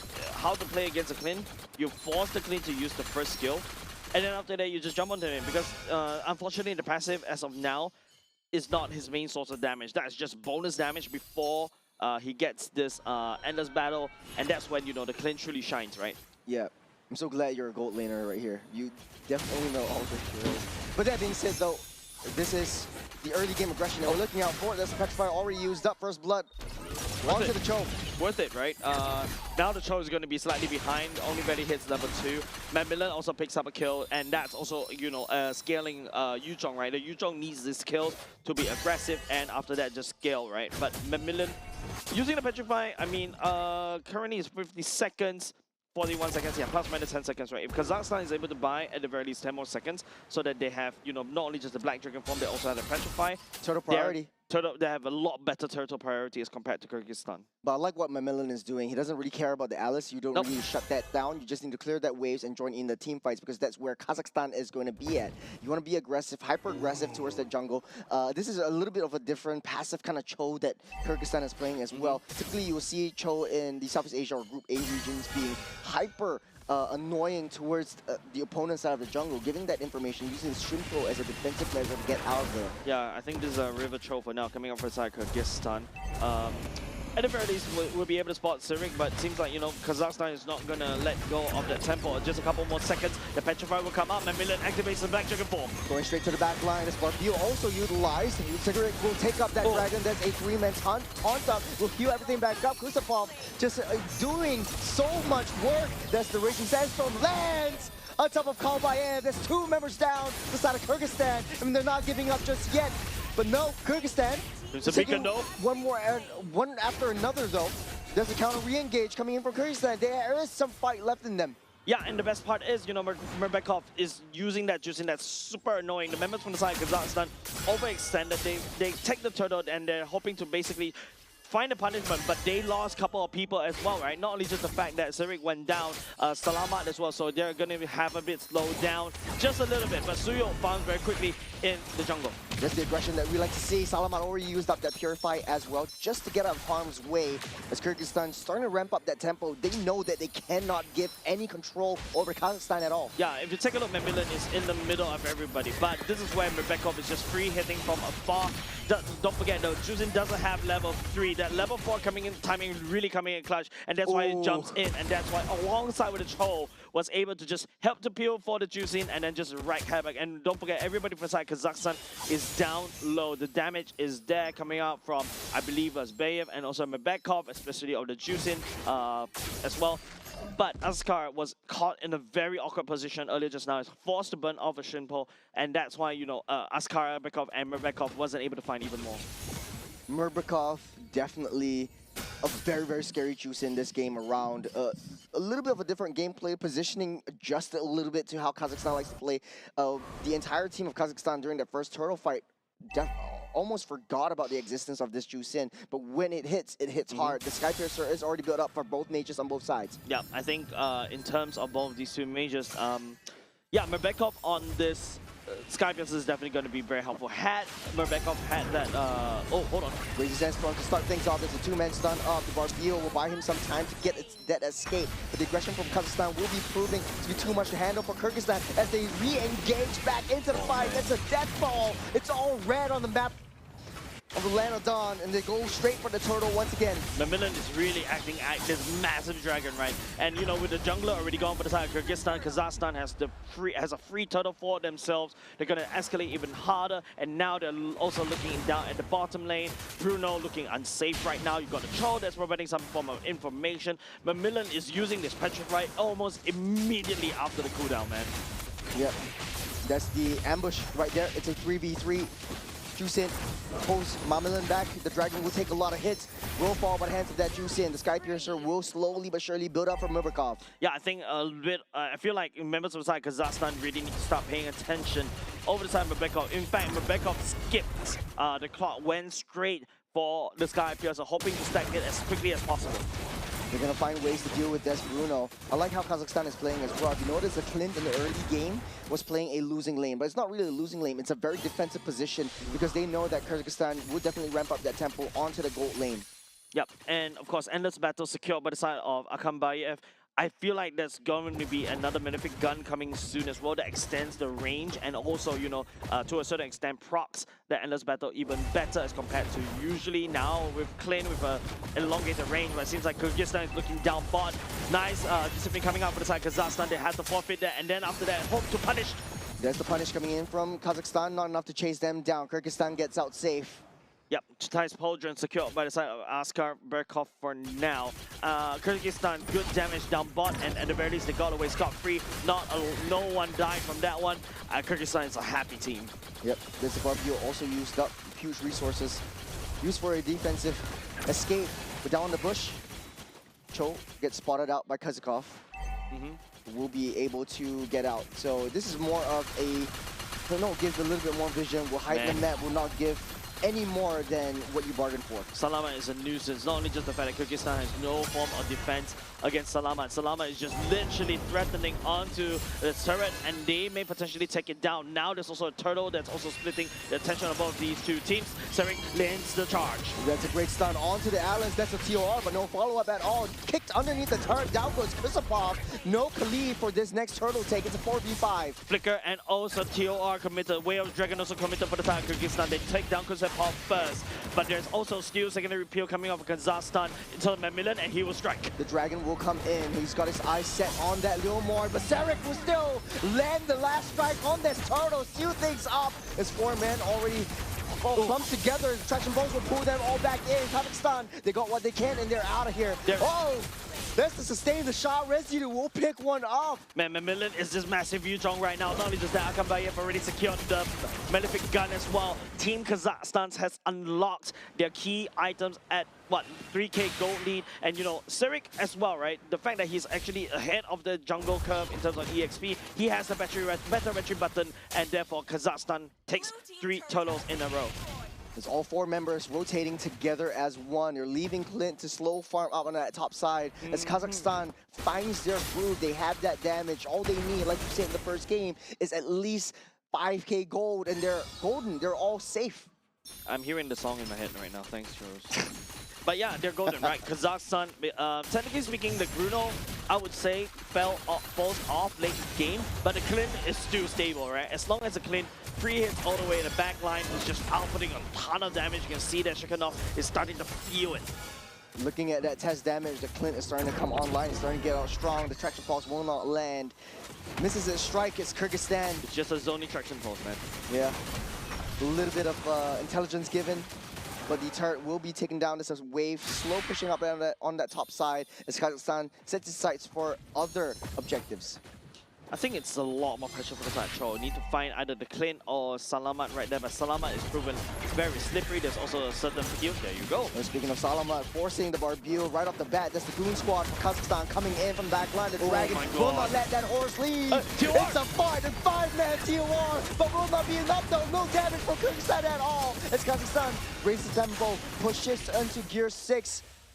And back to Gear 1, and gets out of the way. But that was a massive TOR for the side of Shakanov, but Kyrgyzstan wasn't able to capitalize on it because Kazakhstan was so far ahead. Even though you are immobilized, heck, Salamat can still do damage. Akama Bay can still do damage. Don't forget, TOR is an immobilized, not a stun. So that's why Kyrgyzstan wasn't able to step forward into the ring to basically do any form of damage. And I need to see a lot more coming off of this gold lane inside Kyrgyzstan because so far, even in game number 1, game number 2, his presence wasn't felt at all. Kazakhstan is waiting for the Lord to come out in this 10-minute mark as they trade turret for turret, blows for blows. Kazakhstan still has the upper hand in terms of the economy. 5K gold lead, the Lord marching in on that mid side. Yeah, I think Bruno already has the items to fight, right? Berserker experience and hard scores, that's all you need. But the problem is Kazakhstan is just leagues ahead. Endless battle and Malefic Gun already secured by the side of this Clint. Going into BOD, man, it's a BOD. It's super fast. Onto the Clint itself. All he needs is just space and time, and he's just free hitting on that back. There's not a lot of gap closers. Barbuil is always used up to go on the backside, but at the same time, that's the Raging Sandstorm and the Dragon zone them out. They want to take down this T2 mid, which they will, as Kazakhstan opens the map for themselves. Full and total control, total dominance for Kazakhstan in game number 2. Yeah, Kazakhstan, that goalie is starting to escalate exponentially. Shake it up.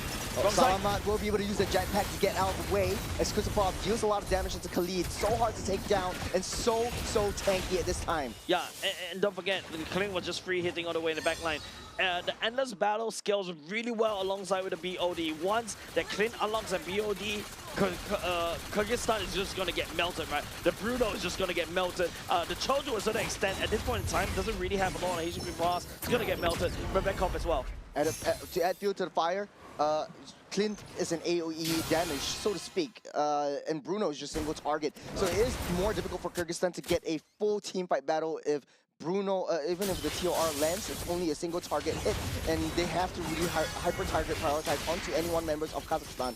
But they will stick together as 5, as they will take the orange buff away from Kyrgyzstan once again. Yeah, more resources stolen by the side of Kazakhstan already. The sheer dominance coming off Salama, they could land down the firepower, and also Mamilin is truly dead. Heck, the Lizard was peeling so strong against Kyrgyzstan as well. There's no way for them to really find anything, and there's no value at all, right? Even though, yes, Askar was able to find, even if a kick, you kick Kusapov back, but Kyrgyzstan is not in a good position to fight. I feel like Zamir Brek may have actually underestimated his own damage. Speaking of damage, there's a BOD. There's a green sword built by that Clint already. He is more than happy to fight. Memelen, the Reptilian, going straight into the midst of battle. Kazakhstan doesn't want to engage, doesn't want to commit. They know that the Lord is spawning up in the next 20 seconds. Clint is online. They want to draw them out into the jungle where they will strike. Salamat checking the bushes just using an auto basic attack, right? If he stacks with passive, that means that something is there. Someone is there. There's a lot of blind spots that Kyrgyzstan has to look out for. Askar. Ooh. They're still holding on. I love this. Memelen doesn't have the Black Dragon form. The traction pulse just to zone him away. will not be able to take him out just for now, as Salamat will build up that Sky Piercer specs once again. The TOR will land, but it's not enough. This is a Raging Sandstorm onto 2 members, and they're layering in all these damages. They're layering in the team fights as Kazakhstan goes one after another. The Mamilian, the Reptilian, onto the back line. He'll take care of business. They'll take care of 1. They'll take care of 2. They'll take care of 3 as Kyrgyzstan cannot find a way to claw back from this fight. Oh, someone calls this disciplinary teach. I mean, this is sheer bullying coming out inside Kazakhstan. They've just got so much layering, the way they path as well. They make sure all the bushes are covered. You see Serik check that bush as well, find Askar, and after that, members of the side of Kyrgyzstan just go ahead, pick him off almost immediately. Just take a look at this replay right here. The way they layer in, you know, these 5 Mamilian holding on to the Black Dragon form as well, goes all the way back in. Yes, even though he went down, but the fear factor is there for the side of Kyrgyzstan. Kyrgyzstan is giving a lot of respect over the side of Kazakhstan because Kazakhstan demands it. Kyrgyzstan back on the defense. They're playing to how Kazakhstan wants them to play. Kazakhstan now in the driver's seat, setting the tempo, setting the speed of the game, waiting for the Lord to spawn, which it will march down the mid side. Kyrgyzstan, have they any opportunity to defend? They don't really have a lot of AoE wave clear. No clear. Rebekov, even if you use the lantern to really clear, you're consuming a lot of mana as well. But just now we saw Kazakhstan, you know, fixing 3 waves, using it on sync, and they're doing it right now, albeit a bit off sync, but still good enough at this point in time. And from the back line, Clint already secured 2 kills for himself so far, but that's a lot of damage coming in from the Clint. 1 step closer, 1 step too deep. You will find yourself in a spot of bother. You can see that Kazakhstan really has the fundamentals really correct, right? Like the fact that Askar, showing himself right there, that's going to be immobilized. There's a nice traction pulse and a stun from Kazakhstan. No commitment as of now. Lantern will pull them back, but they won't go. Salamat is just like free hitting from afar right there. Askar finds onto Salamat. Oh man, this is why Kimi is so slippery. Yeah. Barbio is already used up, forcing the Barbio so early on. Minions still marching in. A slow push down on all 3 lanes, but then it's lock up. A killing spree for Salamat. Yeah, Chicken was using Flying Cloud. I'm not sure where he decided to fly. Hopefully flying away from the damage that Kazakhstan is constantly pouring over the sides of Kyrgyzstan. Constant fights. There's no time for Kyrgyzstan to breathe. They're launching the fights. They're in the midst of it. TOR will land on 1. He's already got the immortality. He's not afraid. He's taking up that damage. He's taking the hits. He's leashing up that hit. Kalbayev will be able to push them back for now. T1 might be able to fall by the hands of Clint if he does have that range. It's a clean base for the side of Kyrgyzstan, ladies and gents. Kazakhstan leading the charge convincingly. There's no form of escape for the side of Kyrgyzstan. One after another, they fall. Askar and also Shengnikov is the one that, you know, members of the side Kazakhstan is constantly bashing. You got the Sky Piercer stack and probably, albeit not good, not max stacks, but it's there. The constant threat of Akambayev once the BOD is already secured, and also even Great Dragon Spear. Akambayev has already started to pick up kills, and there's a lot of damage pouring in. Kazakhstan, yes, they've got a gold laner that's already hit critical mass already, but you don't feel the presence because there's always Mamilian, there's always Serik, and also to a certain extent Kozakov, who could just flicker in with a Raging Sandstorm and disrupt the whole team fight. The fear of the threat of the Black Dragon is a little bit too much for Kyrgyzstan. It's pushing the Bruno back, it's pushing the Chusin back. They don't have that damage to deal with the defenses that Kazakhstan has already built up for themselves. And right now, Kazakhstan blitzing this Lord. It doesn't look like Kyrgyzstan wants to challenge for this. They will try their best. In the last-ditch effort, the Black Dragon will come up, go straight for that horse. He's got his eyes set on that one. This red hits. Salamat will fall. Finally, it's a 4v5. It's not together with the squad. Kusupov is finding himself in a spot of bother. He's hitting one after another. But Clint finding himself in the mid lane.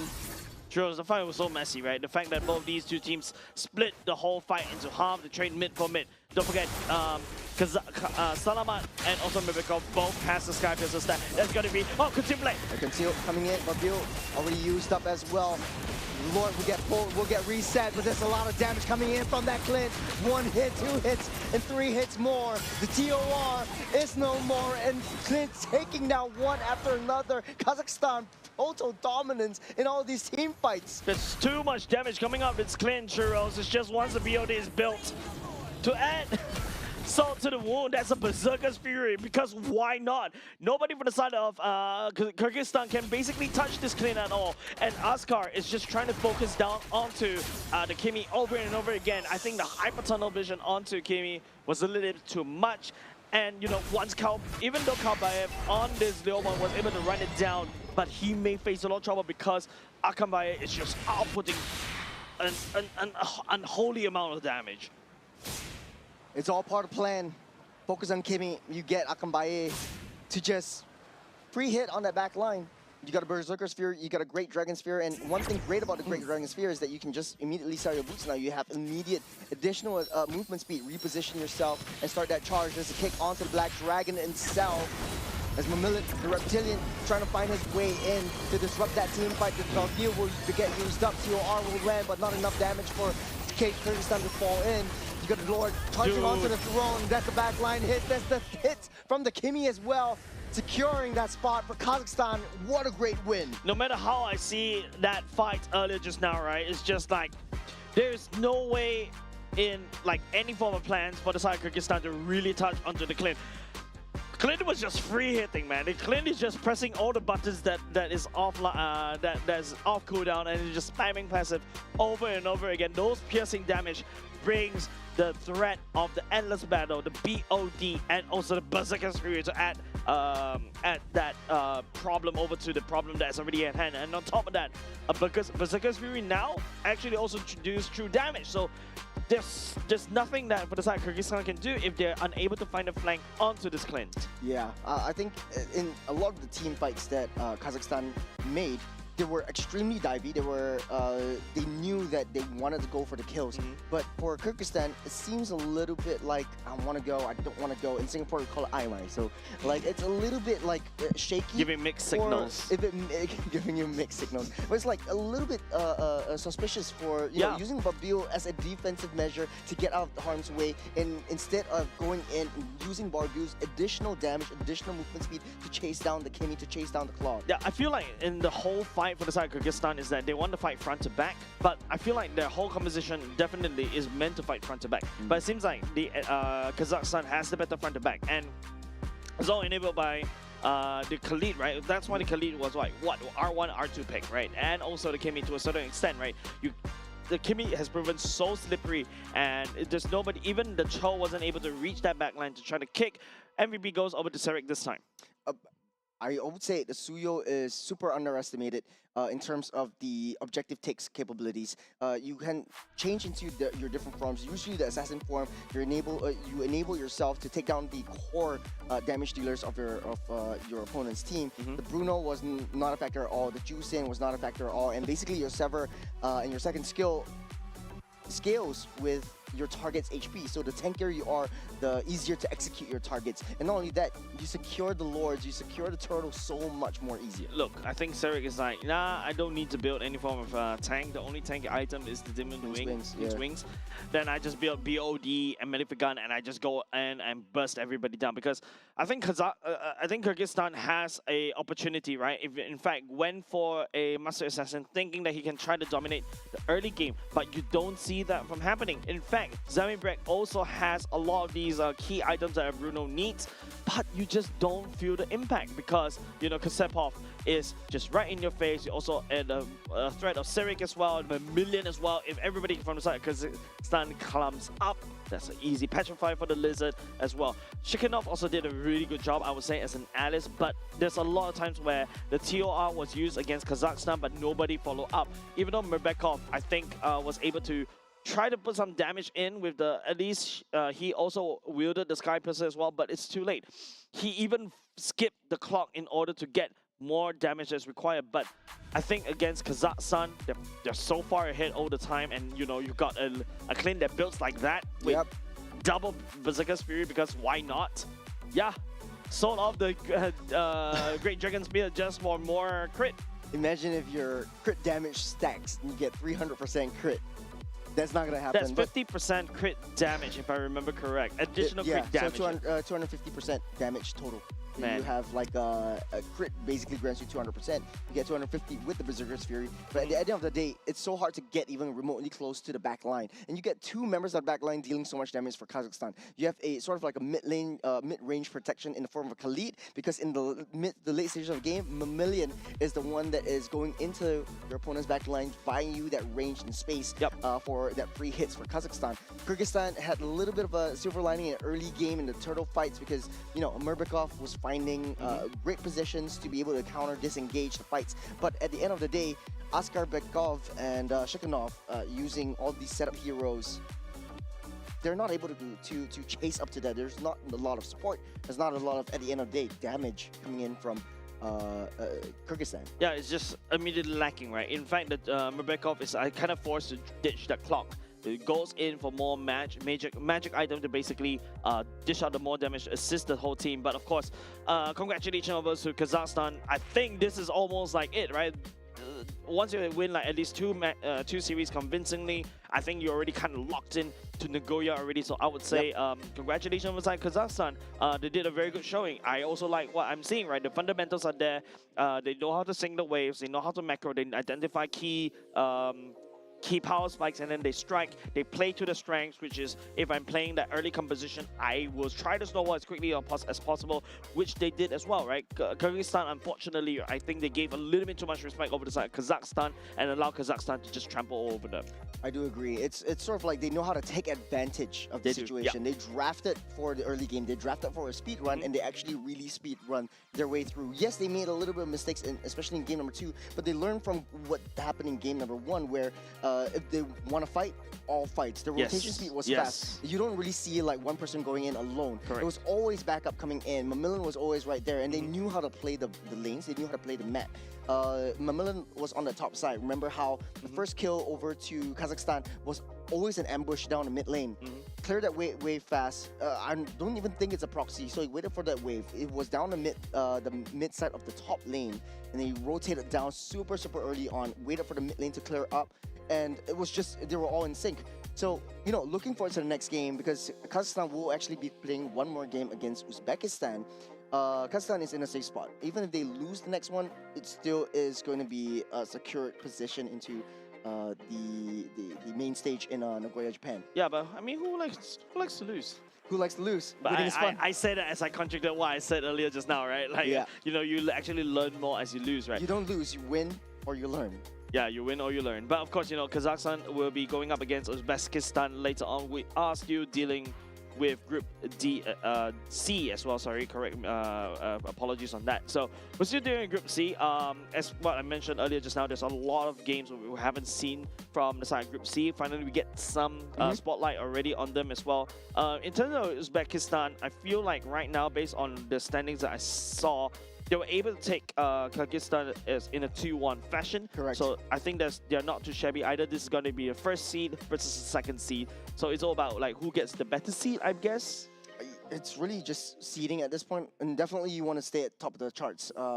Because I think in these kinds of tournament formats, in the main stage, it's still yet to be seen. But typically you have the top seed of one group going up against the bottom seed of the group that will go into the main stage on another group. So if that makes sense. So you always want to stay ahead of the competition. Statistics-wise, Uzbekistan taking one game loss over Kyrgyzstan is still, you know, saying to us that Kazakhstan has what it takes to snowball and rampage their way through over Uzbekistan, but we'll wait and see. Yeah, I think Uzbekistan, technically speaking, they got 3 points, right? That one match win against, I believe that was Kyrgyzstan in day number 2, kind of definitely works in their favor, as well as we take a look at the standings just in case. If I'm more of a graphic person, I like to show graphics in order for people to understand what I'm talking about. Here you go, Kazakhstan. I say with that 2-match win, solidifies their position in Nagoya already. Uzbekistan as well. I would say, technically speaking, yes, already. Yes. There's no way that Kyrgyzstan or Tajikistan is able to climb their way up. I think you win 2, you're immediately qualified. Now it's just fight for seeding. Yeah, the fact is the game depth between Kyrgyzstan and also Uzbekistan is so far apart, but hey, it makes it feels like a show match later, I guess. It's just a show match to see what kind of strategies that Uzbekistan has brought to the table. We haven't seen it in the main in the qualifying main stage yet, so we are pretty excited to see what Uzbekistan brings to the table. Will they be able to disrupt and tear apart the aggressive strategy, the early game strategy that Kazakhstan brings into the plate? Yeah, and with that said, ladies and gents, this is just a interesting gameplay. I'm glad to see what Kazakhstan has offered itself, albeit slightly slow in terms of the meta. But hey, at the very least, I hope they win and learn, especially when they go over to Nagoya, when they start facing metas from other regions as well. So, ladies and gents, with that said, don't go away, because coming up next will be another game from Group C. It will be between Kazakhstan going against Uzbekistan. Don't go away. We'll be right back.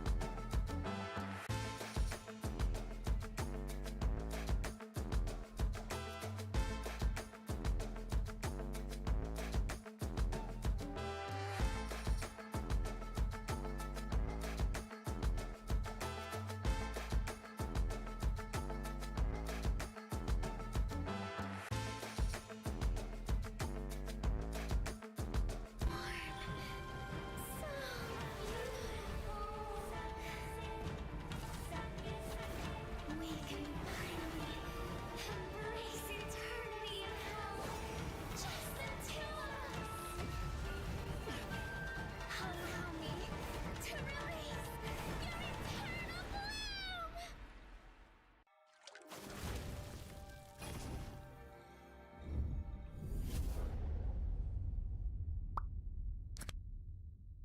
The human body was built to move, not trapped at a desk in one singular posture for 12 hours a day. It's time your chair evolved. This is Secret Lab Titan Evo. Ergonomically engineered for you, gamers, hybrid workers, artists, backing your every move.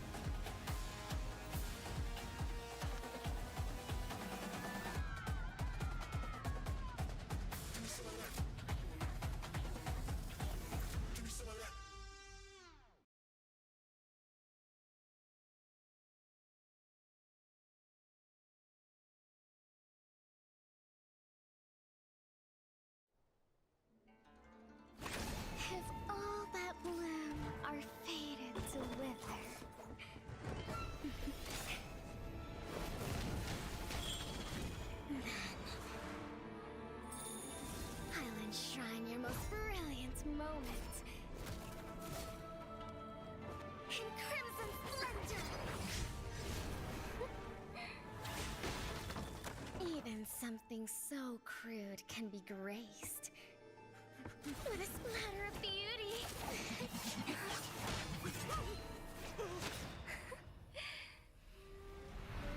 I'll get you out! You finally come to me, Hanabi-sama! This madness ends now. At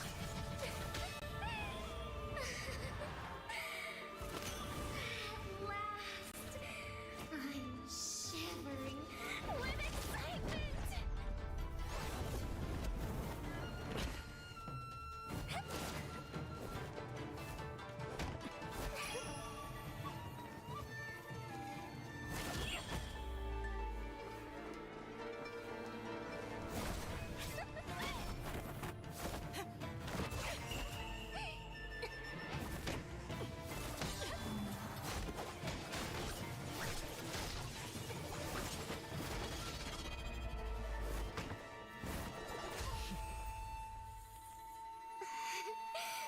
Such killing intent.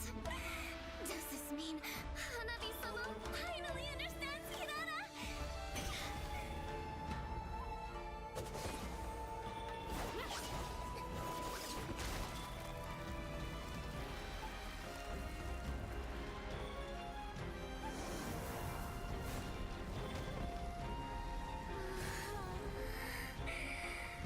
So warm. So beautiful. We can finally embrace eternity in hell. Just the two of us.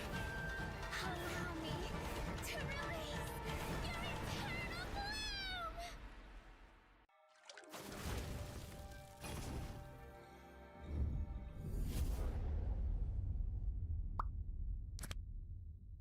The human body was built to move. Not trapped at a desk in one singular posture for 12 hours a day. It's time your chair evolved. This is Secret Lab Titan Evo. Ergonomically engineered for you, gamers, hybrid workers, artists, backing your every move.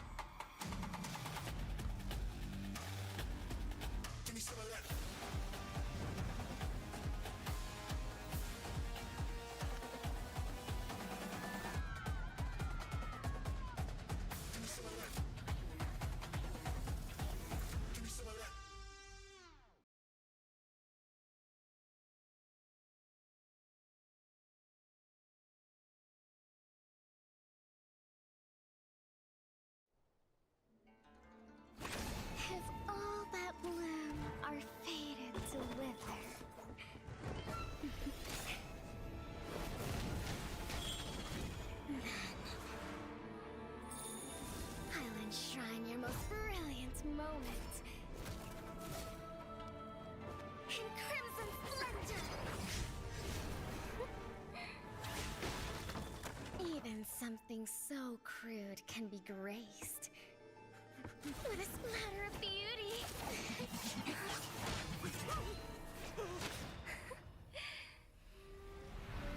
I'll get you out! You finally come to me, Hanabi-sama! This madness ends now! At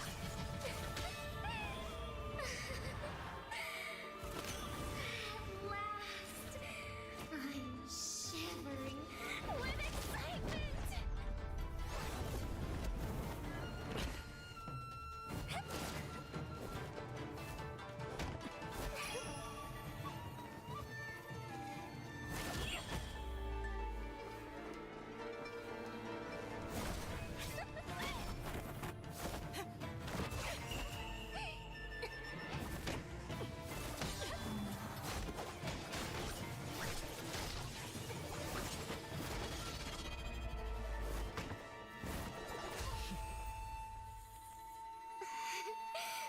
Such killing intent. Does this mean Hanabi-sama finally understands Hinata?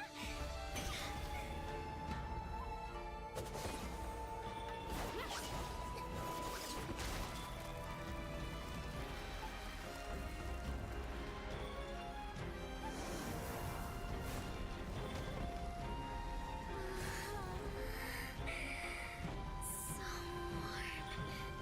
So beautiful. We can finally embrace eternity in hell. Just the two of us.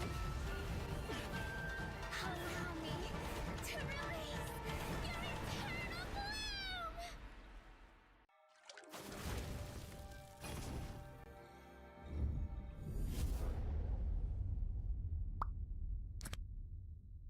The human body was built to move. Not trapped at a desk in one singular posture for 12 hours a day. It's time your chair evolved. This is Secret Lab Titan Evo. Ergonomically engineered for you, gamers, hybrid workers, artists, backing your every move.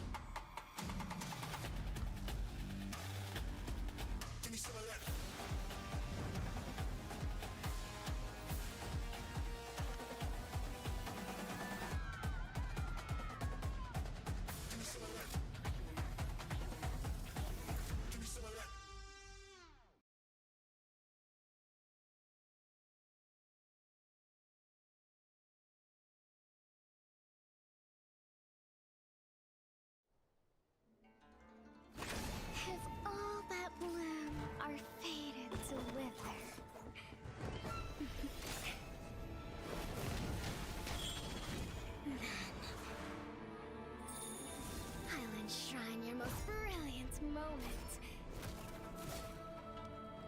in crimson splendor. Even something so crude can be graced with a splatter of beauty.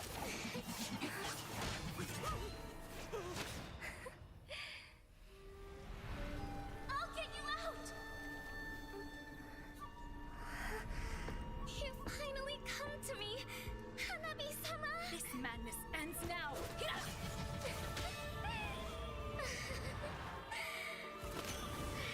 last, I'm shivering with excitement!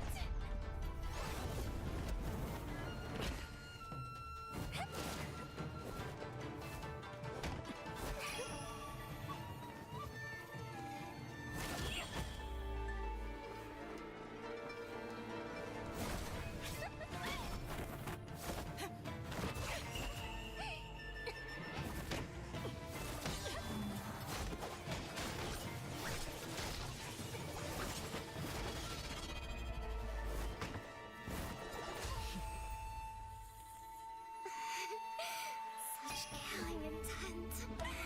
Does this mean Hanabi-sama finally understands Kirara?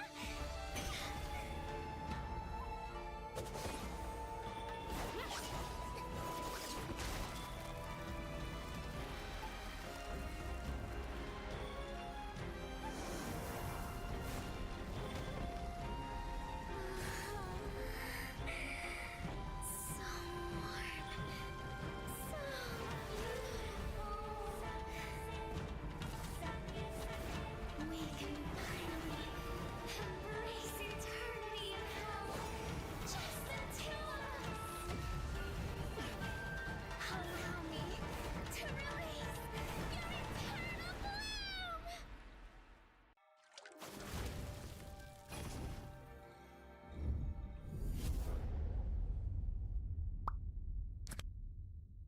The human body was built to move. Not trapped at a desk in one singular posture for 12 hours a day. It's time your chair evolved. This is Secret Lab Titan Evo. Ergonomically engineered for you, gamers, hybrid workers, artists, backing your every move.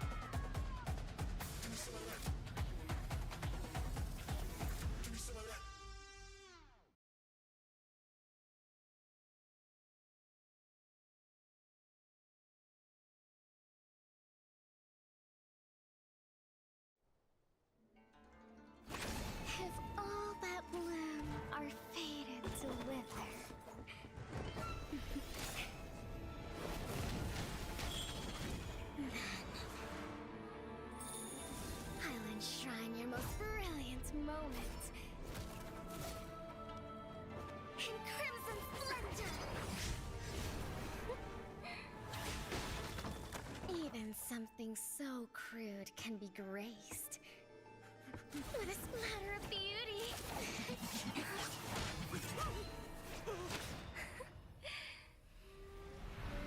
I'll get you out! You finally come to me, Hanabi-sama! This madness ends now!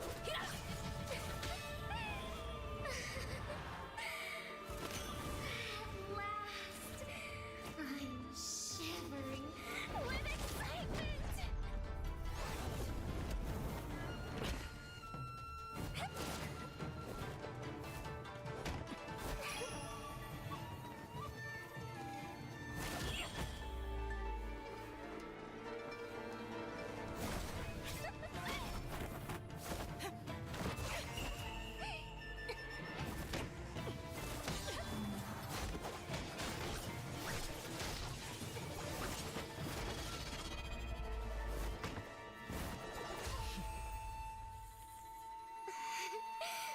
Such killing intent. Does this mean Hanabi-sama finally understands Hirara?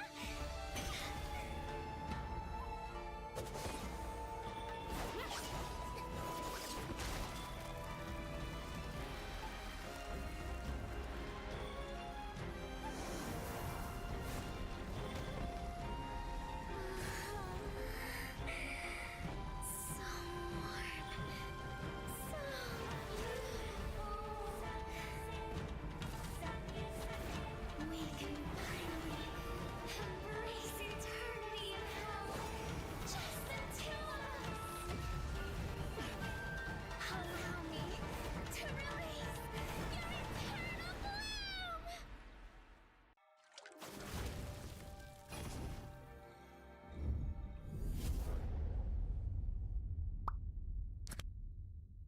The human body was built to move. Not trapped at a desk in one singular posture for 12 hours a day. It's time your chair evolved.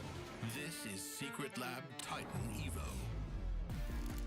Ergonomically engineered for you, gamers, hybrid workers, artists.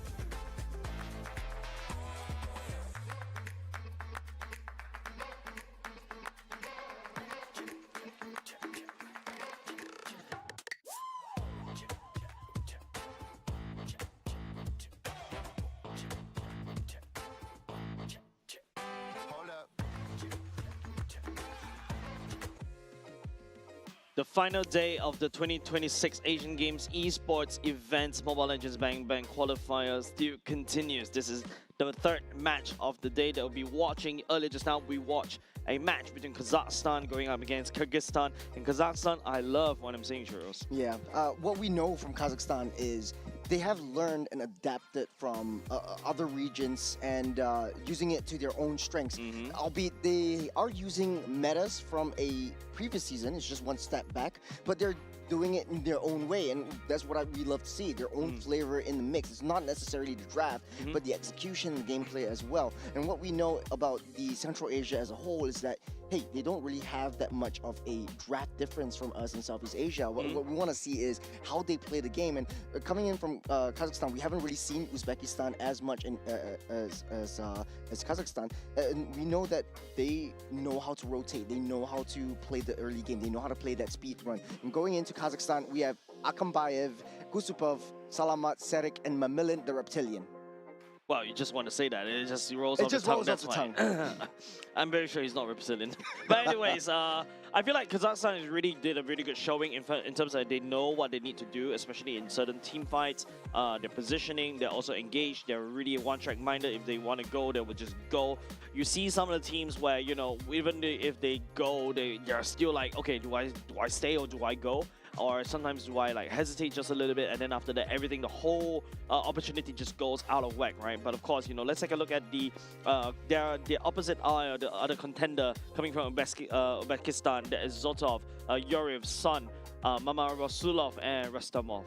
Yeah, coming up from win against Tajikistan 2-0 as well. So both these two teams are going into the main stage in Nagoya, Japan. So this game and this matchup definitely will be sort of like a show match kind of situation. Both of them testing each other's mettle, both of them testing each other's strength. And I think if you want to experiment onto anything, this will be that game. I think it's not really good to experiment, especially right now that you just do have to keep some hidden threats as well going into Nagoya. But of course, you know, from now all the way to Nagoya, there's a lot of events that will happen in between.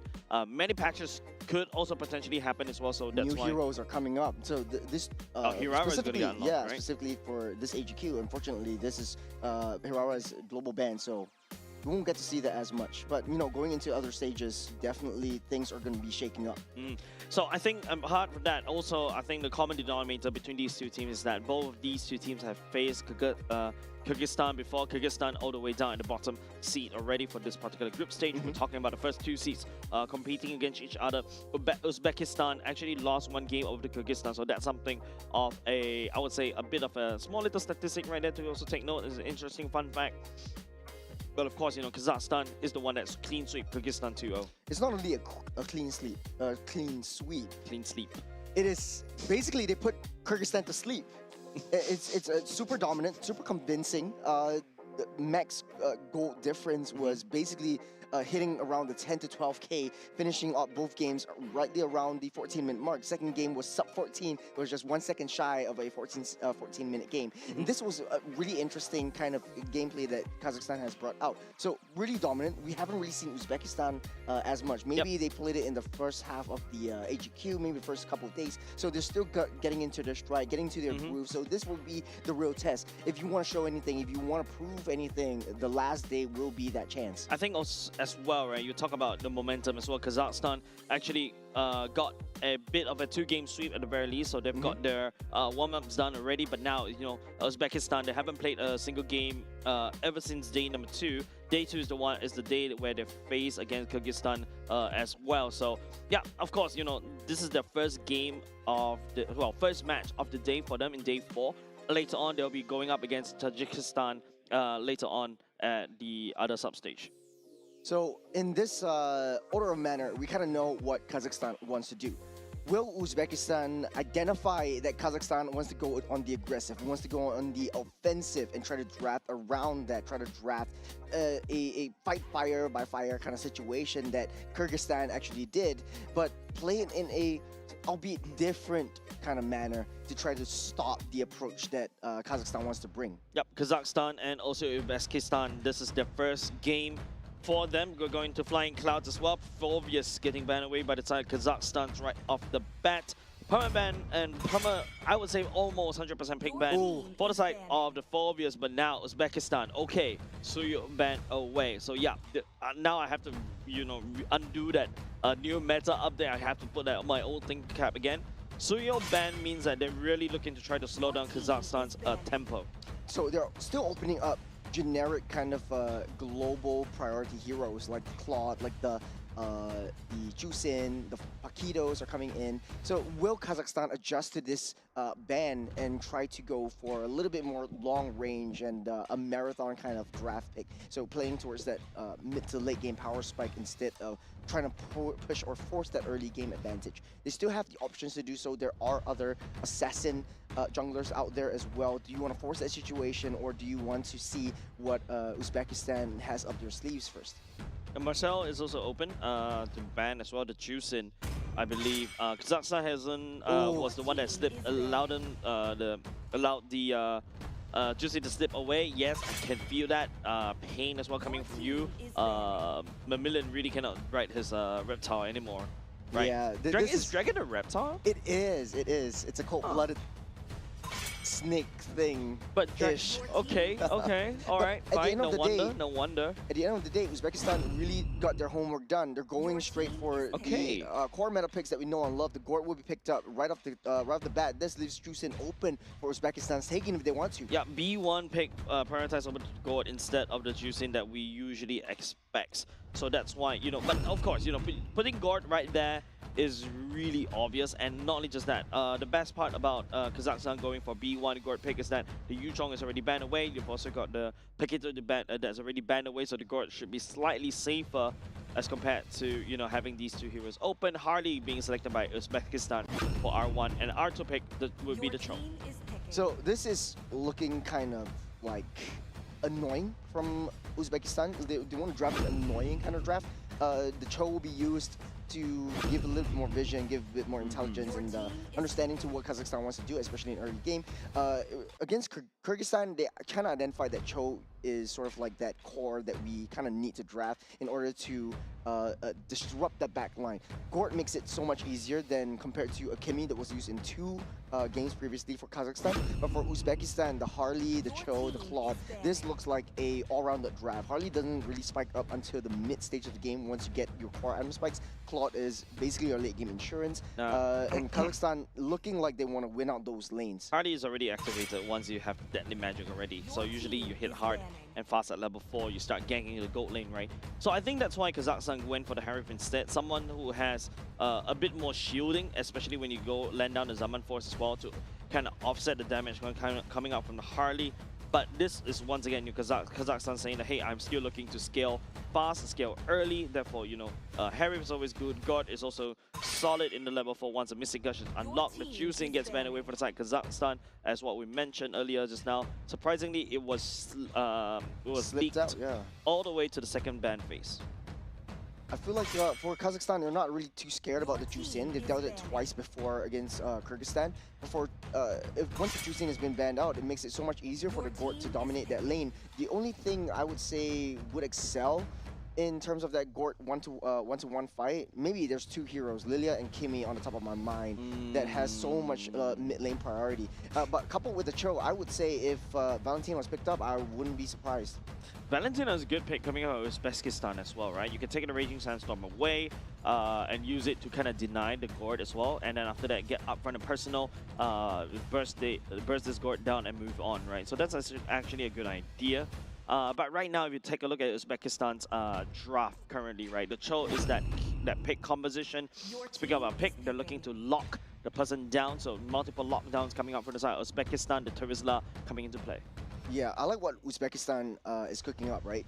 They have the Terizla, so in the case of any big team fights that Kazakhstan wants to push in, and remember, Kazakhstan always wants to fight a winning numbers kind of fight. So if you have 3 men, they're going to wait till they have 4, and then they're going to rush in. And be sure that they are going to rush in. They're going to go for the Yisun Shin instead. So Lapu is going on the EXP side, Yisun Shin, a very, very scaly marksman, but they are still on a timer. It is a pretty risky to draft a hyper-aggressive, hyper-speed run kind of draft from the side of Kazakhstan. Now that you know that Uzbekistan has some form of team fight denial in these major objectives. Yeah, but now, okay, Uzbekistan drafted Yi right off the bat, so all of a sudden they've got a lot of avenues, right? They can pick, they can also clash, they can also lock somebody down, and Turza is a good counter over to the Harry. Same to be said over the side of Yi, but I can see Kazakhstan already kind of anticipated the Yi pick coming up. That's why the Lapu comes into play. There's also a certain extent the Mountain Shocker coming up from Serik will be able to land onto Sun on the Eve as well. So that's something that is good for the side of Kazakhstan. Straying away from them MO just a little bit. This is a slightly scaling comp, right? You got a Yushin as a late game insurance, but of course you got the Gord at the same time. Uzbekistan is the one that needs to really ramp up that control as quickly as possible, especially when they hit level 4. This is game number 1, ladies and gentlemen. Kazakhstan versus Uzbekistan. Call it a show match. But both these teams, they're already going into Nagoya. This is the time that they show who is the top seed in the Central Asia region.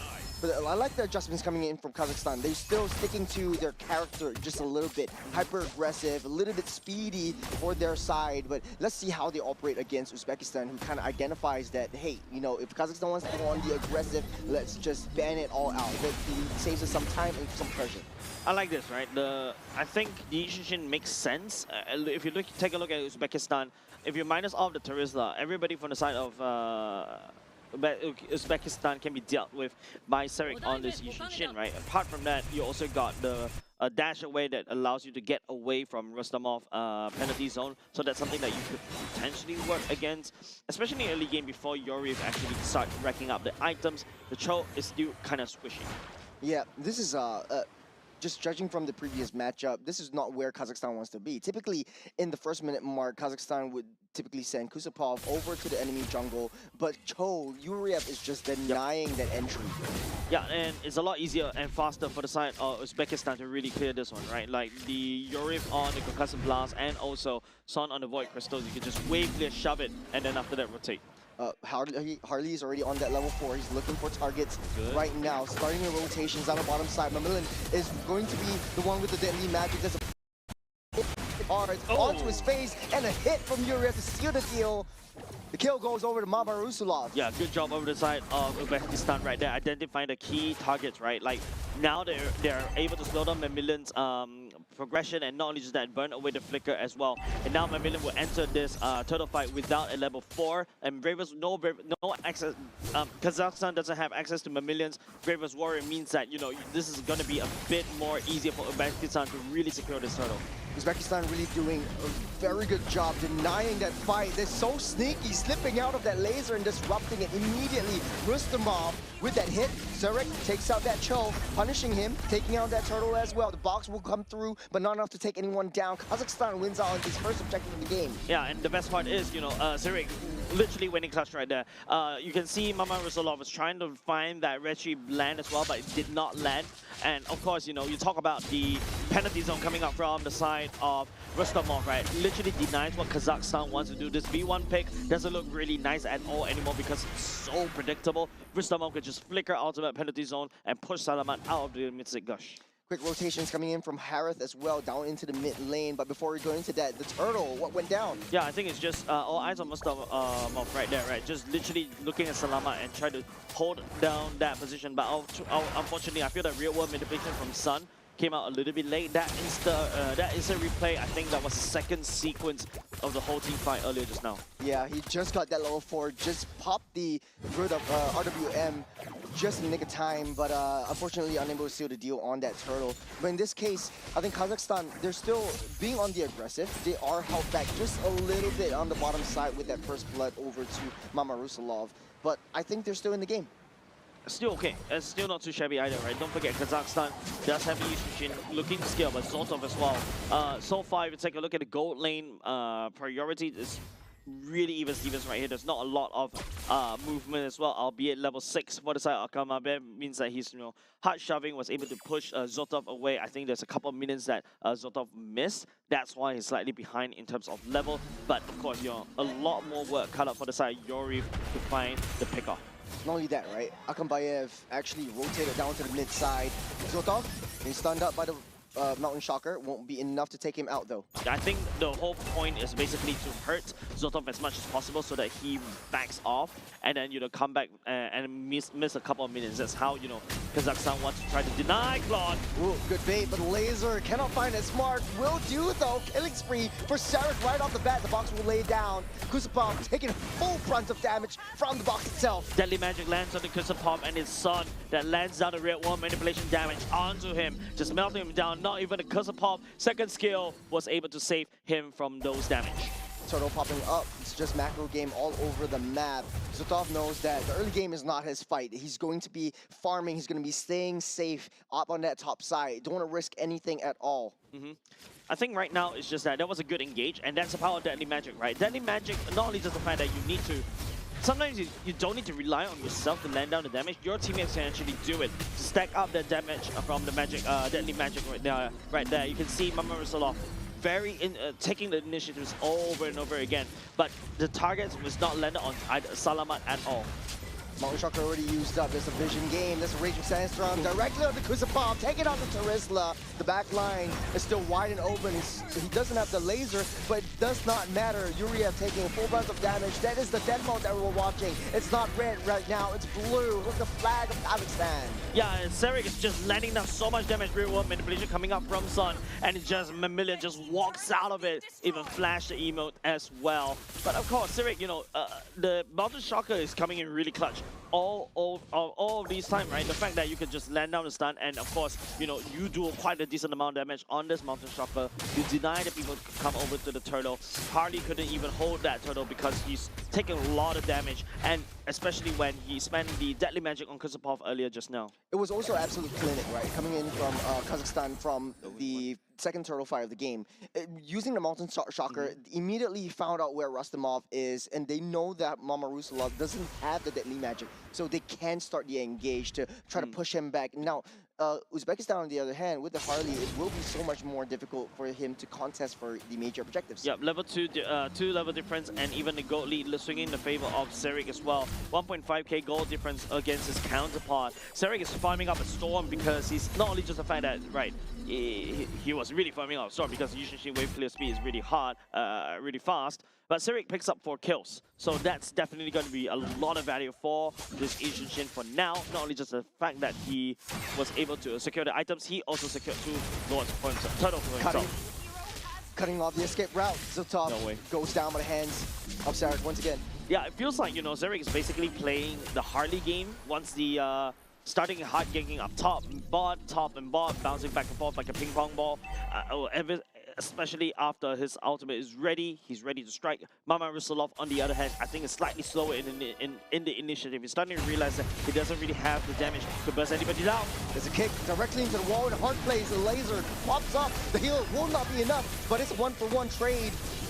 Neat speed for a roam. They took what they can and they're out of there. The turtle still open up though. Yeah, big set is already denied as well. Don't forget there's also another Mountain Shocker coming off, and Sarek is just literally begging Uzbekistan, if you want to handshake a team fight right here, right now, no matter even if we don't have the hard engages as well. But Sarek, ooh, that's a shot. Sarek picks that one up as well. Man, so many damage coming out of Sarek already. He knows that he's far ahead. 2 levels ahead is more than enough, especially as an assassin. Oh, well, technically speaking, marksman in this case, right? And now the marksman is hunting down the assassin. And it feels good, right? Like, usually as a gold laner or a marksman, you are at the mercy of these assassins. And Mama Rusalov actually went down with the Deadly Magic as well. In this mid-stage, I would say, kind of mid to late stage of the game, if you are a Harley and you're getting one-shotted by Sarek, and Sarek is immediately finding you out, this is not looking so good because you're not having that snowball potential. You don't really have that momentum driving you through to pick up any kills, and having the Harith on the other end of the table, it makes it so much harder to siphon and focus your fire onto him. Yeah, I think it's just Mama Rusalov. I think the early game was a little bit iffy right there, and now they're starting to pay for it. Mountain Shocker. Mamillion, the Red Tailor will start things out. The box will lay down to block everyone off. But Rustamov will still find its way down to 6 feet underground.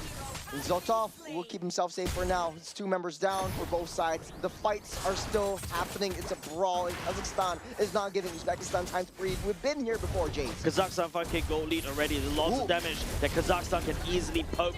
And then after that, they cleared off the mid. And now it's just the problem is, you saw how Zotov was a little bit slow with the Blazing Duet. Trying to find the Blazing Duet target on and play around a real one manipulation. That's the key. But it feels like Kazakhstan knows what's up, especially, you know, when they're facing an Eve. They're not handshaking team fights inside the real one manipulation. Serik's looking for targets. Serik is just a one-man army on his own right now. Kazakhstan reverting back to a 4-1 composition. They're just letting Serik do his thing. His 13 levels up. Still 2 more levels, and then we'll see peak Lee Seung-shin form as of now. Yeah, level 15 power spike, right? Yeah, Serik is like literally 2 levels ahead of Mama Rusalov right now. If the heart is right behind levels as well, he's not able to assassinate anybody. Take a look. Starting things up, Uria drawing the team by his Great Mountain Shocker will block up the escape routes for Rastamov. In the penalty zone as well. Uria has nowhere to run, nowhere to hide. And then again, the Kazakhstan death ball. This is a great kick coming out from Yuri, but nobody from the side of Uzbekistan was able to follow on. Kazakhstan right there. You know, it's like, yeah, like, you can kick me, but hey, if you don't have anybody to follow up with the damage, that's it. Because if you notice, Mama Rusalov is really far behind in terms of levels. Mama Rusalov is only level 12. Salama is already level 12. You need to have a level advantage in order for you to burst down anybody from the side of Kazakhstan. Take a look at the replay right here, right? The laser being landed down, the caught onto Rustamov, and then it's just a pick-up composition over and over again. And then all of a sudden, the whole wombo combo composition from the side of Uzbekistan, I want to fight everyone inside the box. The whole idea is gone. Yeah, when the laser popped up, it was kind of like another sense of like, you know, you want to try to save Rustamov, but you know that you're not going to be able to save him at all because the rest of the members are already there. It's also utilized his flicker. And speaking of which, this penalty zone directly in the midst of battle. Kazakhstan is still sitting happy and healthy. Laser drops down alongside the box, almost down. Zotov will take an arrow to the face. Uzbekistan is literally trying to set the real world manipulation and then everything against Kazakhstan, but Kazakhstan is already like, as like, what, 10k goalie in the favor. They're literally fighting inside the real world manipulation, and Macmillan right there with the Bravest Warrior was able to just have the damage reduction and also tankiness to deal with the damage against Rustamov and also Zotov as well. Zotov goes down as well, and that's a damage dealer for the side of Uzbekistan gone. Great run, popped all the bubbles from the T3s, leading up by 10,000 gold. We've been here before. Uzbekistan, the issue is with the Harley, you do want to stay ahead. The laser comes down, drops onto Rastamov again. He can't do anything. He can't run, he can't hide. Penalty zone as a defensive measure. Zeman Force drops down as well. And Uzbekistan playing on the back foot. Yeah, Salamat does have the Ice Cream one as well. And you can see Macmillan's going on half. Macmillan, the Reptilian, gets kicked back. Bouncy gets dropped down. As an added effect, he will drop. Zotov with the Blazing Duet, albeit a little bit too late. But Kazakhstan got what they can, cleared out that base. And Uzbekistan, they're in a desert. Yeah, definitely. No base on the side of Uzbekistan's, no turrets on the side of Uzbekistan base at all right now. It's just, you know, there's a lot of times where, you know, Rustamov was trying to make a play right there with the penalty zone, but he eats so much laser. Salamat was so safe. Literally, Salamat right there. Man, there's no way that Uzbekistan was able to find Salamat at all, because if Rustamov wasn't able to find him, I think apart from that, there's nobody from the side Uzbekistan can do. You cannot deactivate the laser. You gotta eat a face full of laser from Kazakhstan. Not only that, right? Uzbekistan is essentially just throwing their bodies, trying to disrupt the engage, where they should learn how to back off, understand that, okay, let's give up this turn and let's play an actual base defense. At least we'll wait and buy some time for Urev to be in position, and the rest of our team has a little bit more added defense coming into the base rush. But now they came back home to find all the furniture missing. Yep. Technically, all the chairs, dining chairs and dining tables uprooted by Kazakhstan as of now. Macmillan is just so threatening at the same time. Kazapov also just pinning. That's a kick. Into the wall they go. This laser getting shot down. Rustamov first to fall. Zotov using the blazing duet, but will not be enough. Taking a full face. Mamilla the reptilian is still there, and he's still hunting. Everyone down. A cold-blooded monster. Yeah, Kazakhstan is giving no mercy over Uzbekistan. There's only 30 minutes, and we already rack up 12k gold lead in the favor. And not only just that, Uzbekistan needs to defend against the Lord. 3v5, they might not be able to do it. Nice dodge by Sarek on the face of Deadly Magic. Will get that hat out of the way. Kazakhstan will seal the deal. The first game goes to Kazakhstan. Dominant showing from the side of Kazakhstan as well. It's just pure chaos, especially in the earlier parts of the game. And also, you know, the fact is, you know, for the side of Uzbekistan, they're trying their best and hardest in order to be able to turn things around. And of course, you know, there's so many things that Uzbekistan's trying to do. Like the fact that you've got the God was literally uncontested at all. It was a very easy game, and Kazakhstan really did know how to peel for the side of his team, right? Salama is very safe. You've got the Lapu to deal with. You also got the Khalid to deal with. There's a wall of bodies to go through before you even get to the goal. And even if you got the goal, we saw that a couple times with the Cho. He kicked him up, disrupted the laser, but it doesn't do anything because the rest of the members are already there. We know from Kazakhstan they like to fight as five. The Terizla was built specifically or drafted specifically to deal with a five-man team fight composition. But every single time there's a five-man team fight, the Terizla goes in first. The Cho comes in as sort of a reactionary measure to disrupt that Mystic Laser, but it doesn't really do too much. The rest of the members are way too far behind. Harley wasn't really the right draft at this moment. I feel that Hardy was a great draft in the early game. I want to see a lot more active movements around this Hardy earlier just now, but then, you know, you allow Zerek and the Yushin to just farm up a Storm, and it's just, once the Mountain Shocker is ready, he just uses it, it pushes, you know, the Hardy away. You also deny, not saying deny the vision, you deny the advantage of an assassin, right? You don't know where he is.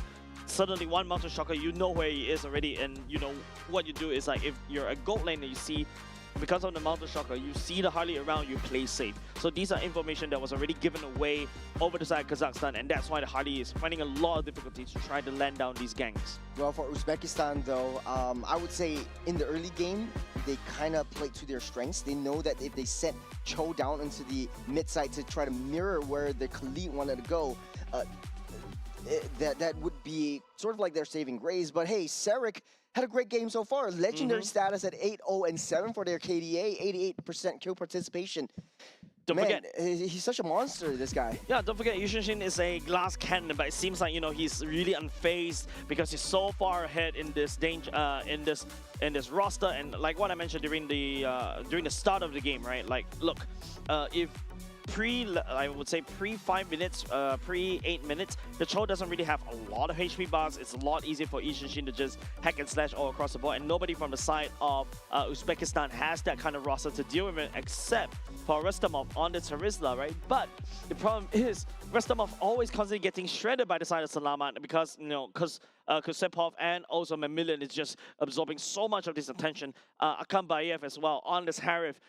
I would say he also racked up a ton of damage as well, just being able to be absorbing most of the pressure coming up from Sun on the Yeep and also from the Hardy.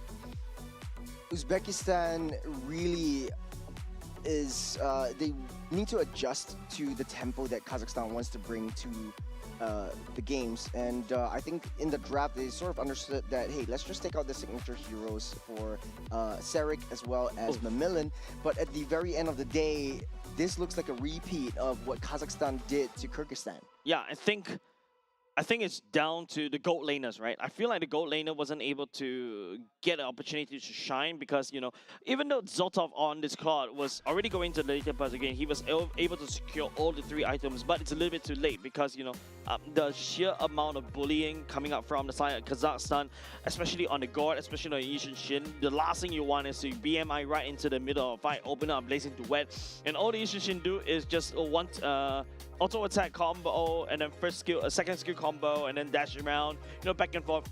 You're instantly melted, right? Even though you got that Blazing Duet that's absorbing so much life steal around your enemies. And the way that Kazakhstan likes to layer in the team fights works exceptionally well for really punishing SS. Mamillan was also very punishing. He didn't have any kills this game, but he was able to zone everyone back out of the way. So what he does is very, very present in zoning out that back line. The back line had no presence. The back line of Uzbekistan had no presence at all in the matter of any of these team fights. And they're just building like this blue death ball, throwing in the lasers, throwing in any one of these hits. You have Yi Sun-shin who's dashing back and forth. And once you hit that physical strike, you go back with that range. And the rest of the members all come in to try and soak up some more damage before you take too much yourself. At the very end of the game, I remember one of the team fights with the penalty zone. I thought that would be it. They're fighting underneath the turret, or Uzbekistan's fighting underneath the turret.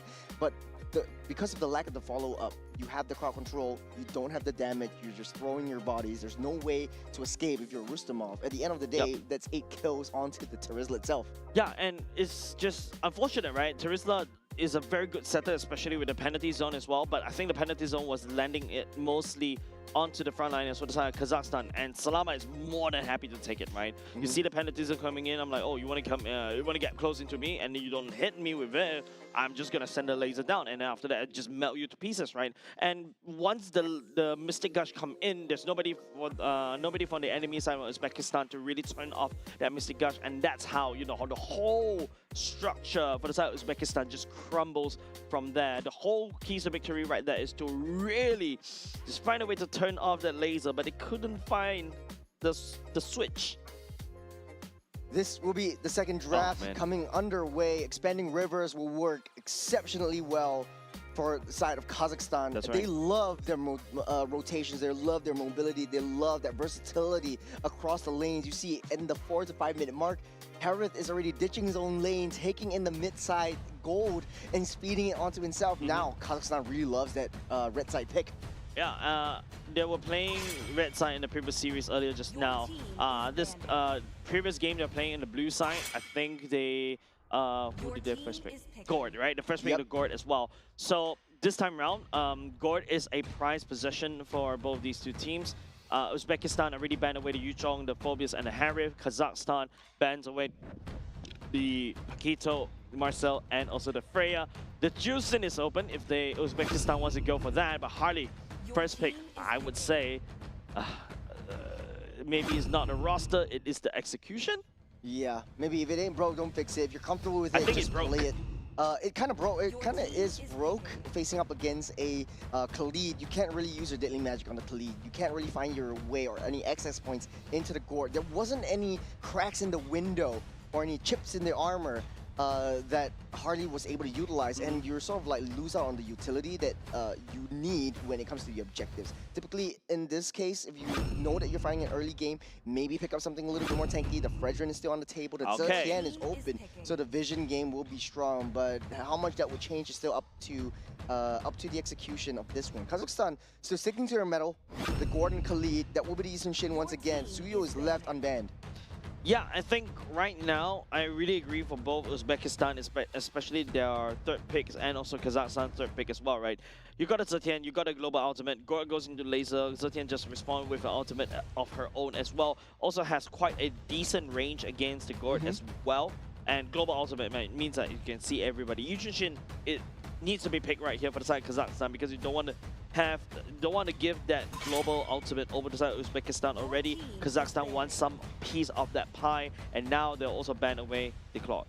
It's vision play against vision play. Now, without the Harith, previously, Kazakhstan actually picked up a Bruno for themselves. So will they play that Bruno in the picture? I think it might be pretty good considering that, hey, you still have a little bit of damage and no, it was the Clint for Kazakhstan. Yes, it was the Clint. It was the Clint for Kazakhstan, so pretty neutral in that front. Look, if you got a Yi Sun-shin already in the jungler, most teams tend not to bring in another form of marksman into the gold lane. Well, there are also a lot of cases how you want to swing it, right? Double marksman means that you're really greedy, you really want to just hard shove it, and of course, you know, technically speaking, Yi Sun-shin, I think it's already starting to feel unfair to call it the double marksman kind of composition because Yi Sun-shin acts more like an assassin. Yep, in this particular patch, or well, the previous patch. Bruno banned away, Uzbekistan knows what's up. At the very least, seems like they did the homework. Kazakhstan Mamillion goes back into the Lapu Lapu. I can see Uzbekistan's like, nope, I don't even want to deal with Mamillion's dragon. Takes that away. Kazakhstan going straight for the hyper-aggressive early game kind of composition that they are so used to by this point. Uzbekistan doesn't know what kind of marksman they will pick, but the gold lane kind of shove for Kazakhstan is definitely crucial for Uzbekistan. They really need to try to find a way to win Sora. one of the lanes. The Sora might be the answer. Yep. A little bit of excess towards that back line. At least now you have Harley Cho, Sora as a gap closer to Tien from using the Fury of the Phoenix as a sort of vision play. Carry? And carry would be good. But a bit So short. susceptible to Yeah, but pretty short Mystic range. Laser. But at the very least, you are able to deal with Lapu Lapu. Okay, using the Clint instead, counter-picking that away from the side of Kazakhstan. How do you deal with Clint as a lane bully? It's just you bully the lane yourself, number one. Number two, Leslie. you can go, well, Obsidian, okay. scaling, right? You can just outscale your Clint, right? Obsidian is something that I was kind of excited about. We'll be able to see it in this particular game. It's a very scary scaling composition coming up from the side of Kazakhstan, especially on the Obsidia and the Yishin Shin. These are scaly, or to a certain extent, Gord as well. I apologize. 3 scalable heroes. Uzbekistan, on the other hand, you've got the Zetian, you've got the Sora, and also Clint, that's 3. But Sora, technically speaking, could add on even more damage. Over to the side of Kazakhstan, if Kazakhstan get caught off guard, especially when the guard is stationary. Well, it is sort of a new debut for the gold laners. It's going to be Clint versus Obsidia. I like the fact that Obsidia was picked up. There is quite a bit of dives coming in, and it's kind of like a pseudo anti-assassin marksman. You mitigate the dash, you mitigate the mobility from the assassins or anyone that comes your way. But this is game number 2. Kazakhstan already 1 game ahead. Uzbekistan really needs to find a way to break through the death ball that Kazakhstan will build for themselves. Look, I think there's also the range coming up on the side of Obsidia that could also match with the Clint, right? Like, you could also poke the Clint to Oblivion as well because of the range of your first skill. You're also able to dodge using the second skill as well. But, of course, you know, every time when you hit onto something using your first skill or your basic attack, you gain stacks. These stacks are so dangerous, especially towards the later parts of the game. Flick already utilized by Kusupov, but I don't think that is too much of a matter now. Kazakhstan will find himself in a spot of bother in the mid lane, fighting the range that Uzbekistan has adjusted to. Yep.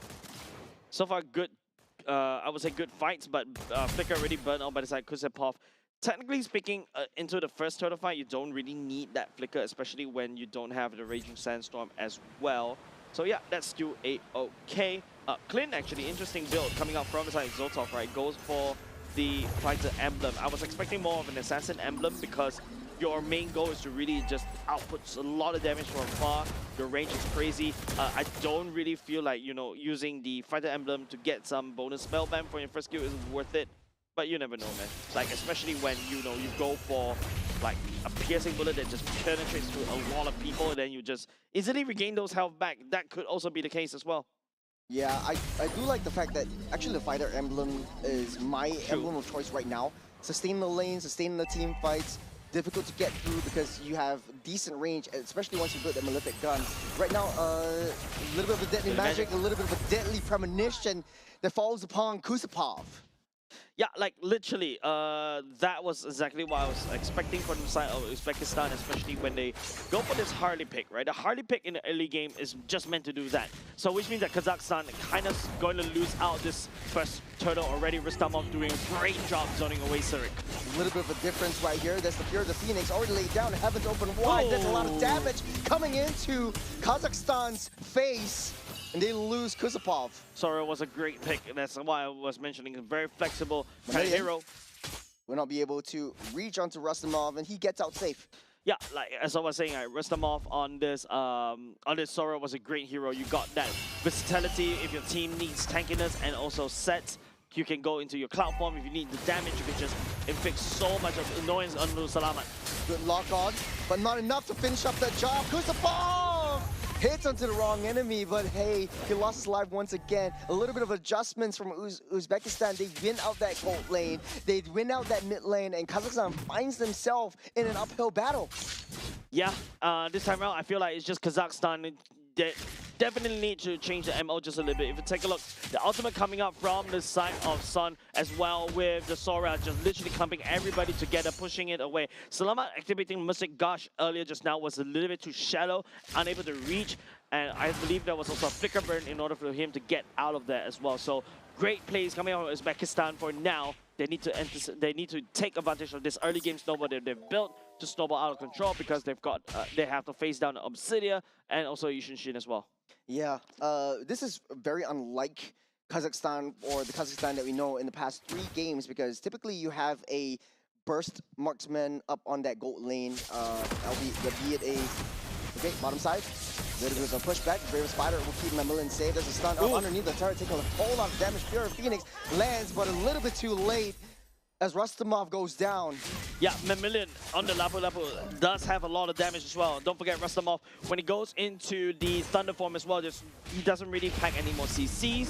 He does have a lot of damage though, but if Rustamov gets bursted down right there, then you don't even have the opportunity to go out with the damage at all. So good plays coming out of Kazakhstan for now to kind of equalize the gold lead just a little bit. Yeah, but there's only 1 kill. Kazakhstan still has 1,000 gold lead that have to left climb up.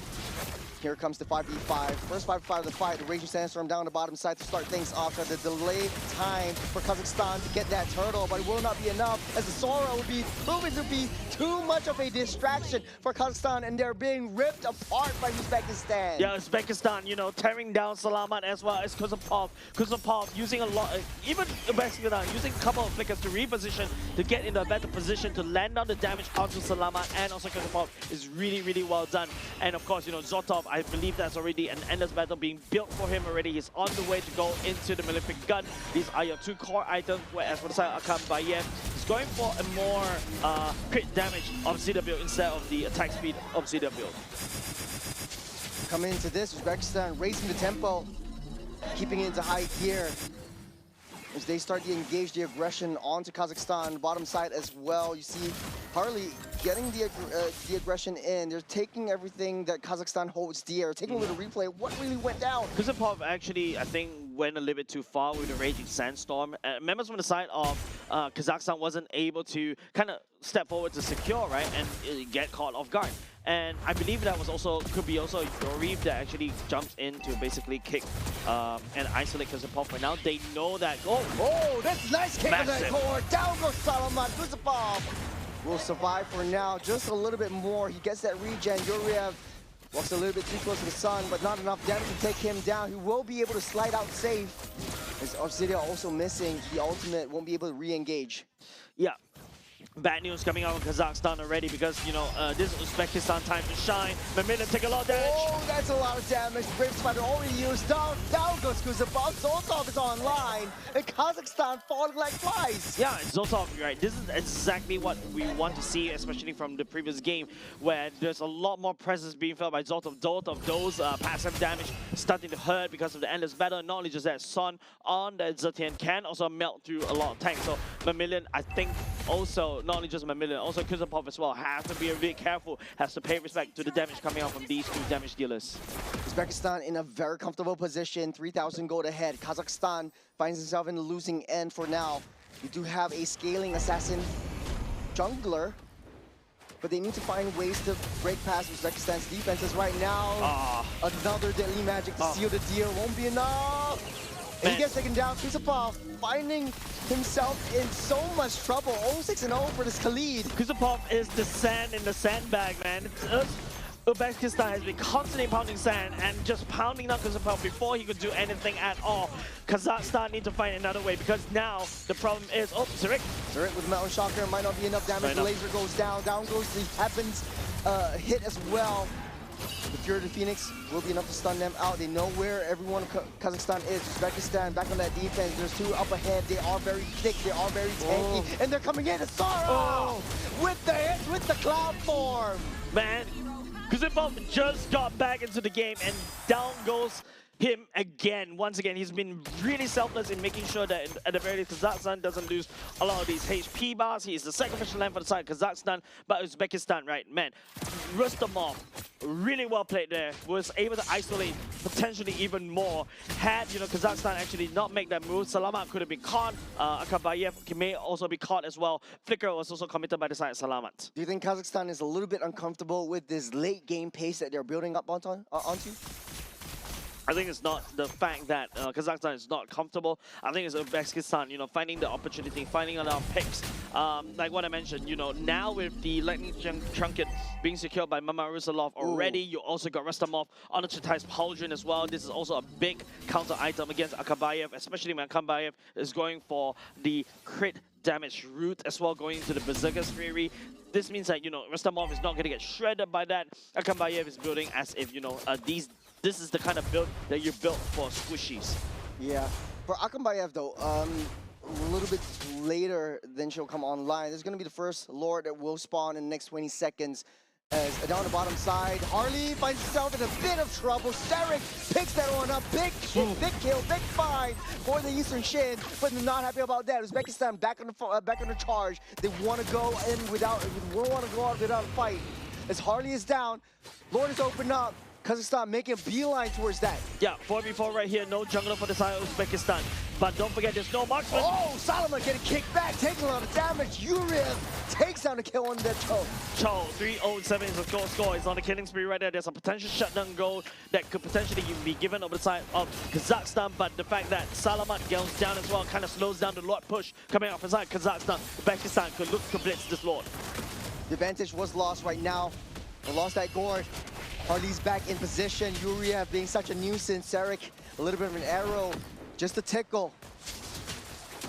Uzbekistan tries to back off. There's a reset. There's a lot of damage onto Yuriev. The Deadly Magic used up as well. And they start that fight. Heavens open up.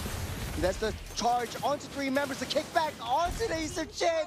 Sarek falls. No damage coming over Kazakhstan already. It's just Kuzempov giving way too much leeway over side of Uzbekistan. 3 flickers used as well just to make sure that they secure the kill onto Sarek as well as Kuzempov. Massive damage coming out from the side of Uzbekistan. Now they're trying to look for the Lord push as well, but he's just leaving clean right there. That's not a good idea. They need a little bit more. Mamila is also in the vicinity providing the information, but I don't think they're going to come into this because Akambayev is all the way down bot, trying to quickly farm up as quickly as possible. No jungle. Uzbekistan immediately blitz down that Lord, takes possession of the first charge. Might be able to clear at least all T3s for the side of Kazakhstan. Taking a look back, a little bit dicey, don't you think, Jace? I think it's just about the Deadly Magic just used to just push down Kuzempov over and over. Once Kuzempov is down, there's not a lot of peel coming off inside Kazakhstan anymore, right? Mamilin, yes, he's a fighter. He's also can be slightly tanky, but there's so much punishment coming off of Zotov, so much burst, and also the shred coming off of Son as well. That's it, right? Rustamov, man. This is a very different one. Those Cloud ultimates to reposition, to catch and confirm the kill for the side. Kazakhstan has been working, but Akambayev does have a Berserker's Fury right now. Maybe this is the time for him to shine. Uzbekistan may have found the secret. Rustamov with the Sora is doing the Lord's work, taking control of all these team fights. Kazakhstan won't have to give up. No, they were able to take down that Lord, so they save that T2 up on the top side. Now, the issue is, will Uzbekistan be able to... No, that's the big back! The kickback onto that Heavens open up to stun everyone else, to try to save that Harley, but it loses life. Kazakhstan finds themselves some breathing space. Flicker for a jungler. I mean, right now, any form pickoff is great, especially when the Harley is this far ahead. Those AXP points is definitely going to be very, very beneficial for those who assisted that kill. But Kazakhstan is not out of woods just yet. Salamat is not having a great time because of the sheer amount of ultimates that are being traded, right? Once you see the ultimate coming out from Salamat, San just press one button, denies the Mystic Gush, and that's basically the keys to victory for the side of Uzbekistan, right? That's the win condition for the past few games, especially when you see a god on the other side. You just have to find a way, and finally Uzbekistan find the easiest way to deny that god. It's just a just to click a button. Zotov as well, right? Redeeming himself from game number 1. Right now with this Clint staying happily down on the back line together with Sun and just free hitting. He hits like a truck right now. Hopefully we'll be able to see the itemization, see how far he has gone so far. But for Kazakhstan, losing battle is definitely not where he wants to be. BOD. That's it. it. There's a BOD. That's Berserker's Fury is up next. And then maybe even a Great Dragon Spear taking the book out of... Oh, that's a kick. Yuria down to the top side. Zolta picks up 1 kill for himself as well. The Spider is not so great anymore. Oh. That's a 2-man stun from the Sora. Open up the clouds and shift the skies. Man, 2 members down for absolutely nothing for the side of Uzbekistan. Yes, there's 2 flickers already committed by them. That is a-okay. Right now, Uzbekistan is looking to cycle, looking to pick, and now the Lord Pit coming in. Lord coming up in the next 15 seconds. It's going to be a little bit awkward for Kazakhstan to come back into this, especially when Mamilian is down for the count. But Obsidia is slowly farming up. Still not long enough yet in terms of that passive. I think it's on, yeah, that's only halfway there. And even though Akabayev on this Obsidia has already secured, I would say, yes, the Minipic gun. This could be it, but it feels like Uzbekistan is now dictating the pacing of the fight.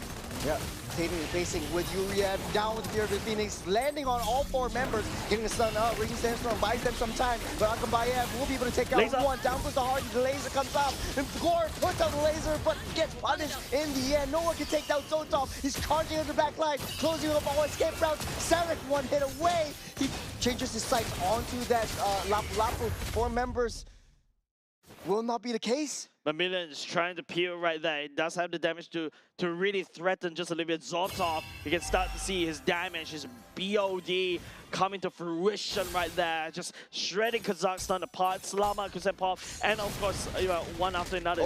Son. Yeah, oh, good. that's a flicker. Yeah, good son. Anyways, Zotov, yes, you take a look at the damage dealt, right? 81k damage dealt when Obsidia is all the way down bottom. The main damage dealer from the side of Kazakhstan is not able to find any form of damage at all. Oh man, look at that cleanse damage on the charts, man. Your gold lane is, the enemy gold lanes on the first, Kazakhstan gold lane inside the bottom. If you take a look at the replay, it's just very decisive decisions making coming up from Yoriv and also Sun as well. Kusepov actually did quite good in that engagement, but it's a little bit too late, right? There's not a lot of techiness in him. He's unable to hold everybody, and then he just goes pop, and Uzbekistan just took over the fight. We can equalize scoreline. Ward on the top side. Sun still has to cure the Phoenix. We'll be holding on to that, not for long. We'll be able to change out. That's a 3-man stun up with the Sora. Lapu jumps in. Will not be enough to save that turret. He's taking all that damage to the face. He's hitting sights onto Zotov. Zotov not enough. He's getting locked on. Zotov falls. Kazakhstan found a way, found his sights, found the crack. Ooh. And Uzbekistan roll back off. They lost 2. Kusepov is going into double-digit death numbers already, but it's still okay. He's buying time for Obsidia to really scale, and you can start to see a bit of a glimpse of the Obsidia scaling. Mamilian as well, holding down the rest of the members of Uzbekistan. He has no fear. He is the bravest warrior, but Zotov finally going down for the count. That's a shutdown goal that is absolutely necessary for the side of Kazakhstan. And all of a sudden, you take a look at the gold lead. It's only 1.5k. Yeah, Akambayev also damage is starting to show. This is where you want to be when you have an Obsidia. And Mamilian, hard to take down as well. There's a lock on onto Yori. You have nowhere to run, nowhere to hide. The Spear of the Phoenix locking down 3 members. It might be a re-engage. There's a laser getting followed out. Salama in a little bit of a tough spot. There goes the Sora onto the lightning form. He goes. The Raging Sandstorm will buy him some time. And all of the 5 members of Kazakhstan will be safe and sound for now. You can see the damage coming out of Obsidia, especially the later part of the game. He's just like maybe a couple or 2 more passive stacks away in order to reach max stacks. But the problem is, as an Obsidia, right, if you notice, okay, this is not showing the replay that I was talking about, but this is the replay where Salamat's laser was able to just continuously being used. You see Mamilian just standing in front of a lot of people, holding Zotov down, holding Rastamov down, allowing Obsidia to step forward to get the shutdown goal, and also these kills, and not only just kills that she needs, right? It's not just for fun. It also goes into this passive, and then because of that, he should be able to scale out of control. Might be able to fight this though. There's a Fear of the Phoenix locking down the Mamilian in a tough spot. That's a Sora with the cloud form, taking it down. The laser gets popped up as well. Goes straight into the back line. Zotov picks up that gourd, but on the back side, yeah, Akambayev dealing a lot of damage. That's the flicker! Zotov! Oh, reliable, just flickers forward just for fun at the same time. Shuts down Akambayev, slows him down. You can see the players, but it's like Kazakhstan is like, oh my goodness, the amount of damage Zotov is outputting is way too much. And now Uzbekistan is knocking on Kazakhstan's doors. There's 20 seconds on the clock. Kazakhstan will come online, but it's not enough. Uzbekistan too far ahead. Their team fight is just impeccable. They don't have that range closer. It's just Mamilian alone will not be enough. It's 1 man against 4. The Mamilians marching in. They want to go for more. 6 more seconds for the side of Mamilians to come up, but I fear it's a little bit too late, They Shiros. want to target onto the throne. They don't have it in them to clear this out. And it's an equalizer. Uzbekistan clears up this team fight, clears up that throne, and equalizes the scoreline. 1-1 score between these two teams. No wonder this is a bit of a monster of a team fight coming out from these two teams. I would say a monster of a fight as well, right? I'm truly entertained because it seems like, you know, in game number 1, Kazakhstan knows what's up. They try to play something. They played to something that really strong at. They try to scale in the early game. After that, they scale too late.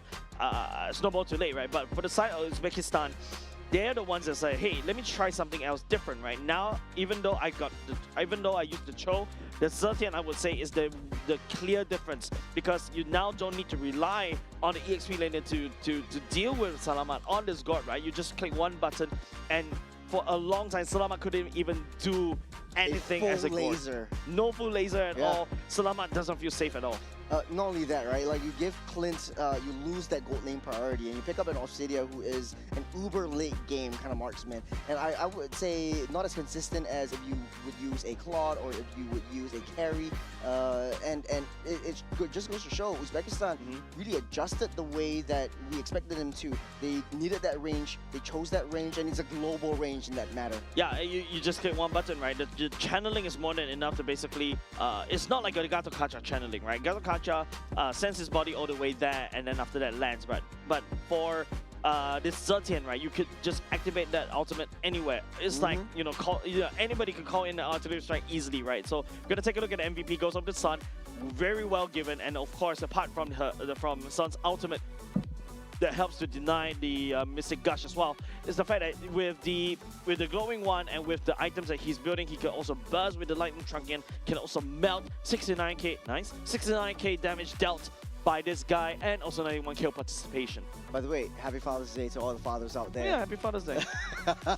MVP of the game, man. This Zetian was such a nuisance to deal with right from the first second in the mid lane. The Zetian was picked up. I would say in the earlier parts of the game, the damage isn't enough, but the wave clear is there. Paired up with the Cho, is just so empowered to push the mid lane back. Salamat couldn't even step foot out. Look at Kusupov, 12 kills or 12 deaths on this Khalid. Yeah, like Kusupov literally is a sandbag for the side of Kazakhstan, right? It's constantly getting picked off, and this is how you deal with a Cho, I would say. And it's so funny, right? It's like usually the Cho is the one that overextends just a little bit, and then you just pick the Cho up, and then after that, then you go kill, right? Kusupov is overextending just a little bit because he needs to scout out for the information. He needs to be able to threaten and also threaten you with a duel, especially when he goes around with Sand Tornado as well. But it seems like, you know, Uzbekistan found that gameplay. They used Mamarusalov to find the damage onto the Khalid over and over and over again until he's basically almost nothing. And then after that, you know, there's nobody from the side of Kazakhstan could peel except for Mamilian. And by the time Mamilian start to step up just a little bit and Akabayev step up a little bit, Zoltan was so far ahead. Restomov also outplayed in terms of, you know, at least picking up one person after another. This whole pick composition from the side of Uzbekistan is working wonders against Kazakhstan. And not only that, Mamarusalov now having a pretty decent game so far. We were questioning the Harley pick in the previous game, and he was suffering a lot. He was 3 levels behind of the Yisun Shin. But right now, since he's given so much space to farm, just because of the Zetian and the Cho mid lane duo empowerment, he was just popping off, finds a little bit of bits and pieces there, tries to draw in team fights from the Khalid and tries to take him down first. So that was very, very good adjustments coming from Uzbekistan. Now, these two are the top 2 seeds in Group C. Yep. And this really doesn't really shake things up, but it's just a statement that both of them wants to send to each other. Yeah, I think that's a statement, like what you mentioned. They're going to meet each other again in Japan, Nagoya as well. So, hey, I mean, why not, right? But I think in order to answer that question, the difference between Game 1 and Game number 2 Harley is that I feel like Game 1 Harley wasn't able to utilize and was thinking maybe wasn't able to use the deadly magic to great success, right? Over and over again, it was landed onto the Khalid, right? And nobody from the side of Uzbekistan was able to reinforce onto the deadly magic to really permanently put the Khalid down to the ground. But right now they do. They do This have that time they range do. with the Zetian and the Cho as well. Correct. Yeah. There is a bit of changes in terms of the gameplay. They reset it in between game number 1 and game number 2. Hopefully for game number 3, Kazakhstan also did a reset, because I feel like the Zetian, man, Zetian actually does almost equal amount of damage as a late game Sicilian as well, Yeah. because your cooldowns is so quick. You do a ton of damage. You also basically DPS people on your second skill, and now your second skill do with the recent patch as well. That burst of your second skill is doing like the bulk of the damage. The rest is slow, and you can cast it twice to slow down the retreat or even the engage of people. You have one of the longest range in the mid laners as well. You know, we also underestimate the passive that Zetian's passive brings to the table. We see that a lot in Khalid just now.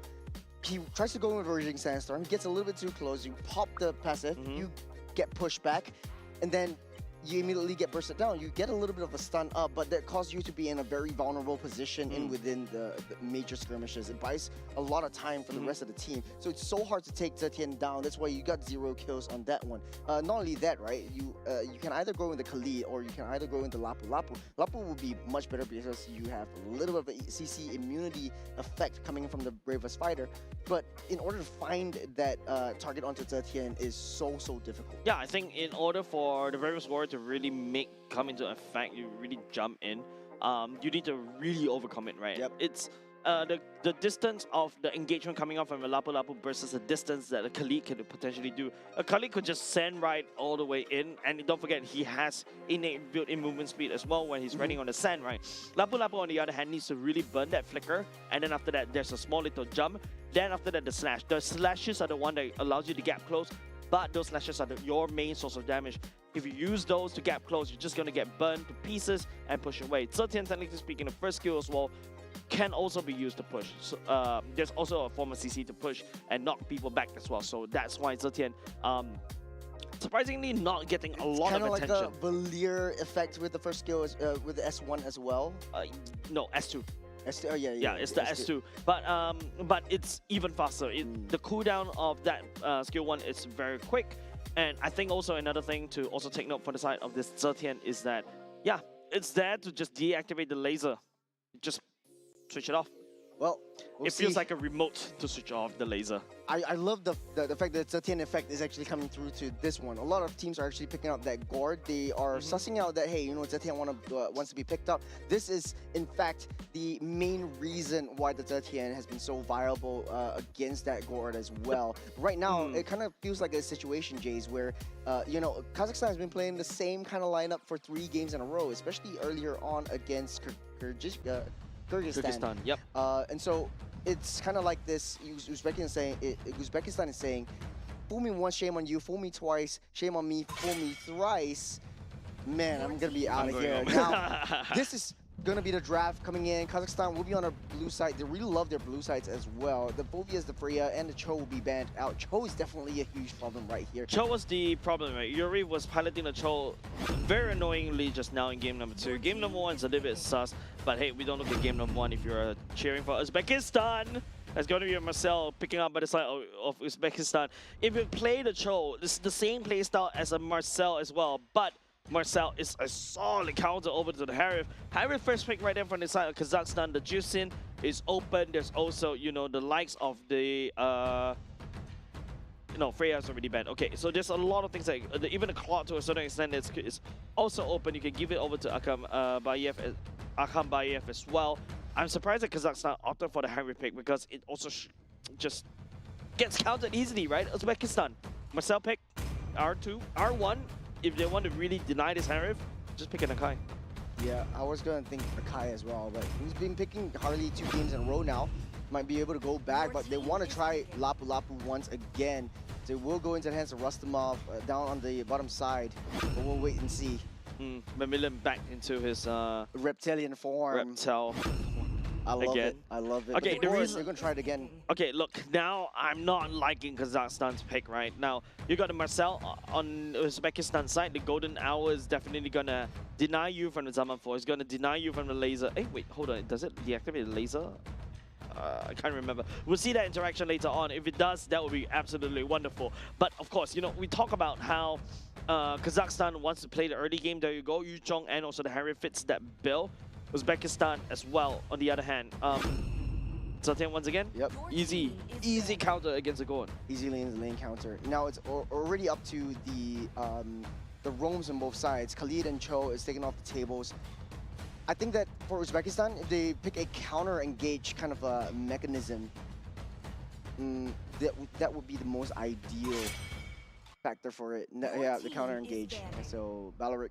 The counter dive, you mean? Yeah, counter dive. That's going to be Valoric taken away. Kazakhstan seems like they're going to lock down even more lane bullies in the lane. I'm not surprised if Clin goes into that abandoning phase for the side of Kazakhstan, especially against Uzbekistan, because Zotov on that Clin was super deadly.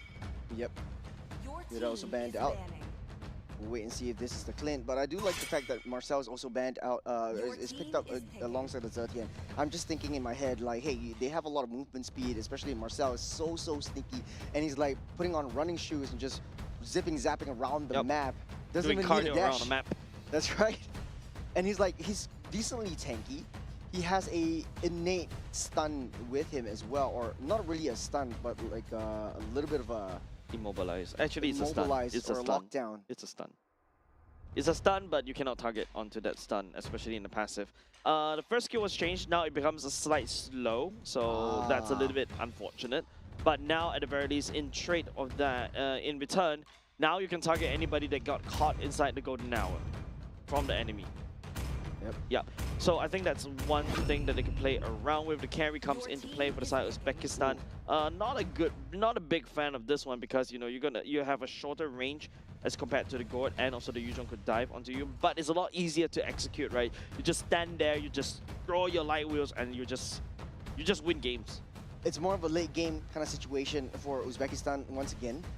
Once it reaches the uber late game, once it flies over Carry's head, they're immediately going to send artillery missiles or basically to do a light wheels and just shoot him down from across the sky. The Gatot is getting picked up once again for Kusapov in place of the Khalid ban. So last pick over on the side of Uzbekistan will be the jungle though. So far for the Harley again though. Yeah, so far we haven't seen a lot of successes on the Gato Kacha, right? Yeah, Gato Kacha is nice, especially your AOG was able to help to disengage everybody. But at the very least, I think, yeah, you're gonna get shredded by the carry though. Like, yeah, this is not what I'm expecting for a roam. I was thinking more, or even an Atlas to a certain extent, to basically start stunning and also locking down carry, push Zetian away as well, or even I was thinking Kufra. But because of the Lapu Lapu, the bouncing ball may come into fruition. But Yushin Shin, right, coming in back for Kazakhstan, back to basics. That's something that Serik loves to play in game number 1 and game number 2. Uzbekistan. Harley?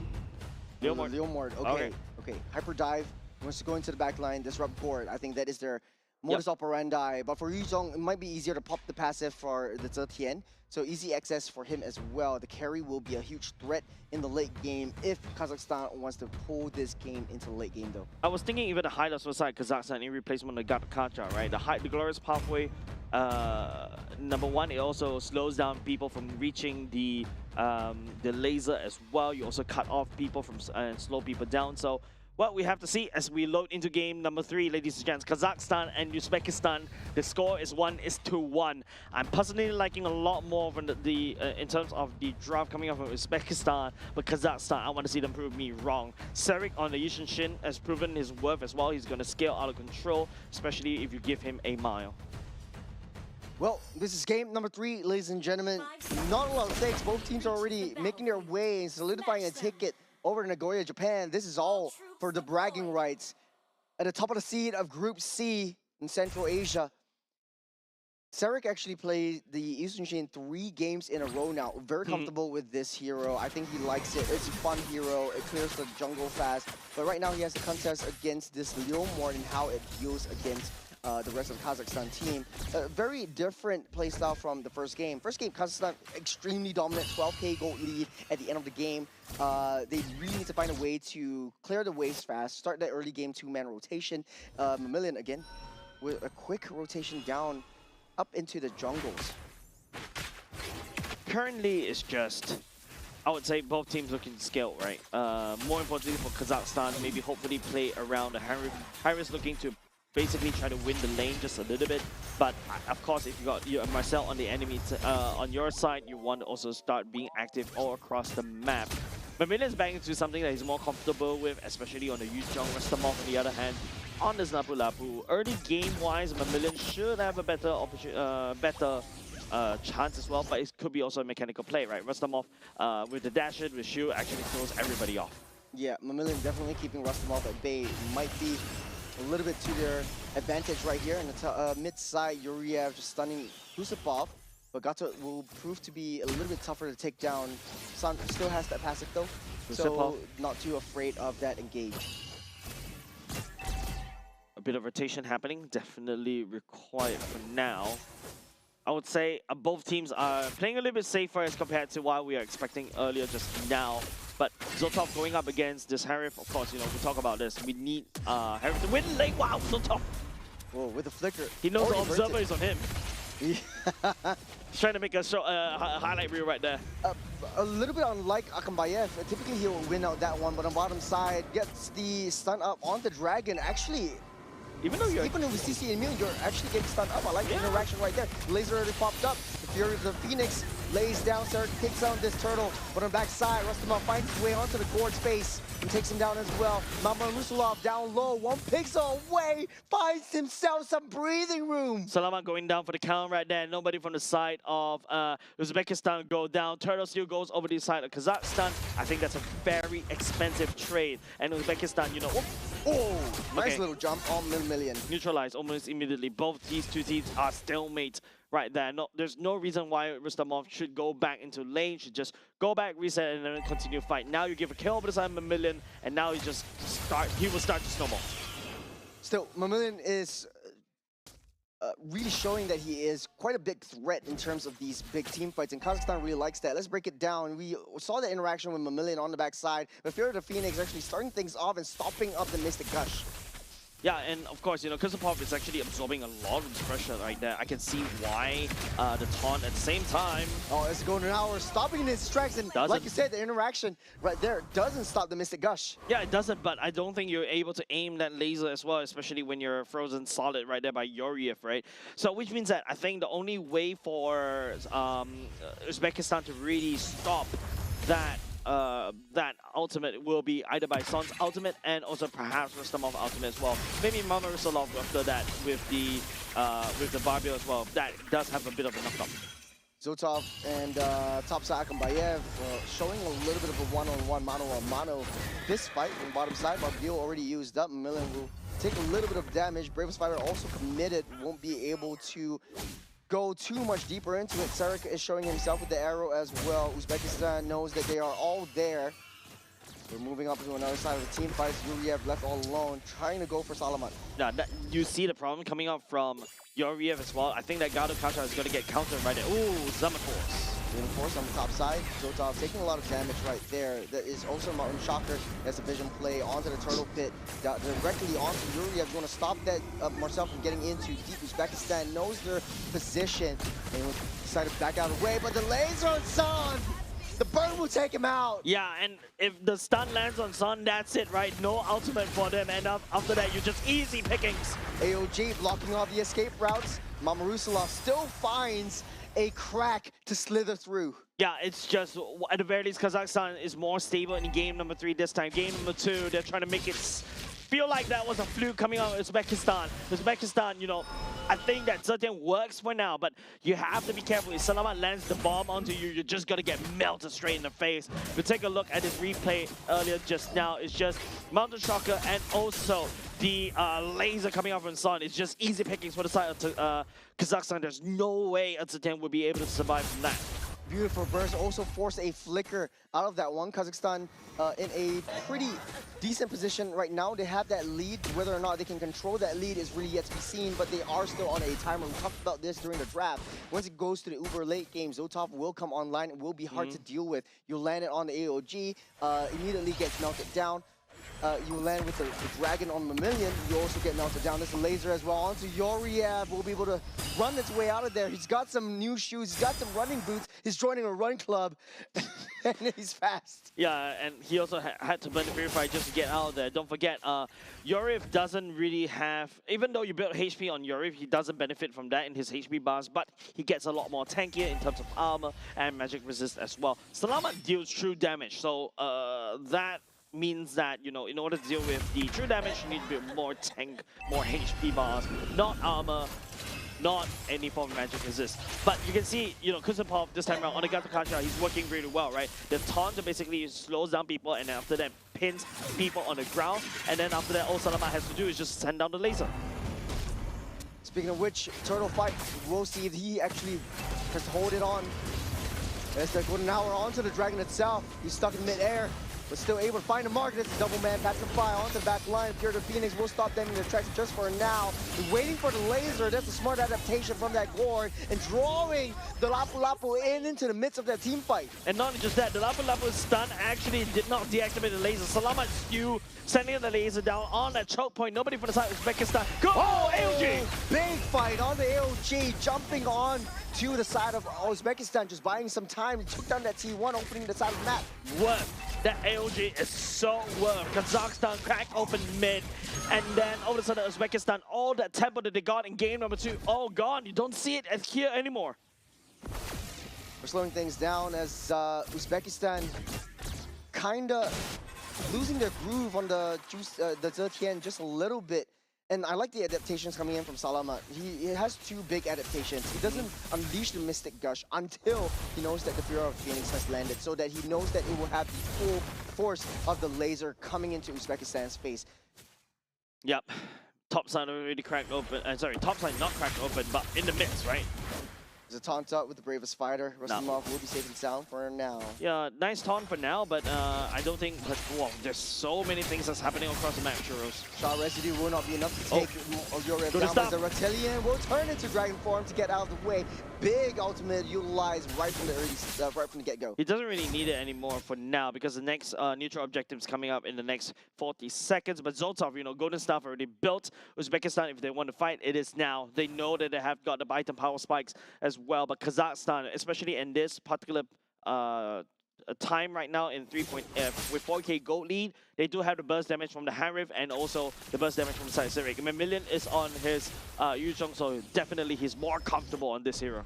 Yeah, definitely don't want to fight Uzbekistan, not as 5. Very calculative onto Kazakhstan's side, methodical in their approach, methodical in their engage. There's a taunt up onto Rustamov just to scare him off a little bit. He does have the bravest fighter up and running again. The Lord will be started up. Uzbekistan not in the right position contest for this one. Sun does have the ultimate. He's holding on to that one. It's the top side. Mammalian keeping Lapu Lapu busy. He knows where this Leomord is, but he's finding the long route away. The Lord gets that reset. Lord being leashed over to the blue side for now. Oh, lots of damage on the Rustamov though. Lots of damage. AOG lands on the back line of Uzbekistan. He's taking a full brunt of damage. Golden Hour stop them. Laser. Dealing a lot of damage though. They're chasing it down. That's the Black Dragon form. Immediately fighting onto Sultan, but able to get out and escape. Yoriev with a save from Uzbekistan. They might have lost the Lord, but still fighting chance for Uzbekistan. Hey, I would trade my Rome for a Lord any day. Sorry, Romes. But yeah, you get the point, right?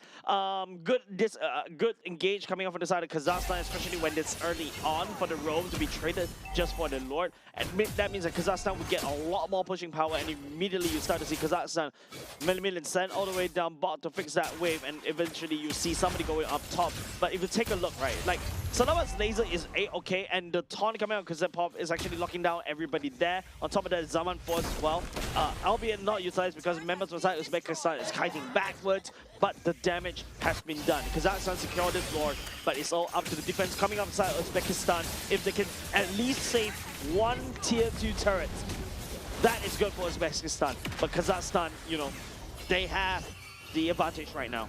I think Zoltov is scaling slowly but surely. We saw the damage that he'd done directly onto Mammalian earlier on. And if this gets out of hand, It might be a little bit too much for Kazakhstan to handle. There is no way of engage that it's going to be the golden hour. And you're right, the Fear of Phoenix always laid down the bottom side. Rustamov taking control of the back line. But the Black Dragon Form immediately underneath the turret, though. They're going to go for more than the same force. This 4-man stun up. Uzbekistan will lose one member as Kazakhstan pushes on. Harif has a Holy Crystal now. He is more than happy to handshake these team fights. And you can see Rustamov is the one that received the brute force end of that damage. Kazakhstan right now leading the charge, sieging it up. But Uzbekistan clear of the minion waves for now. A sigh of relief. Mamillion just scaring the rest of Uzbekistan away, and I think this is the adjustment that Kazakhstan really needed. And I like the fact that both these two teams are learning from each other. They got the Zetian coming in. Let's pick up that dragon to pop that bubble before we can actually get a nice dive onto that. A little bit of a stun onto Mamillion to start things off.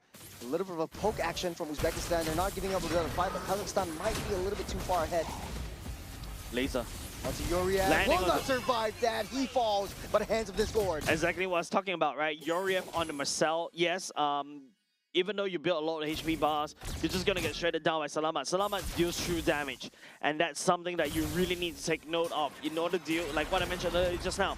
You want to deal with true damage, you need HP bars. But Yuriev, even though how many HP that he has secured for himself, is not strong enough to tank through Salamat's damage.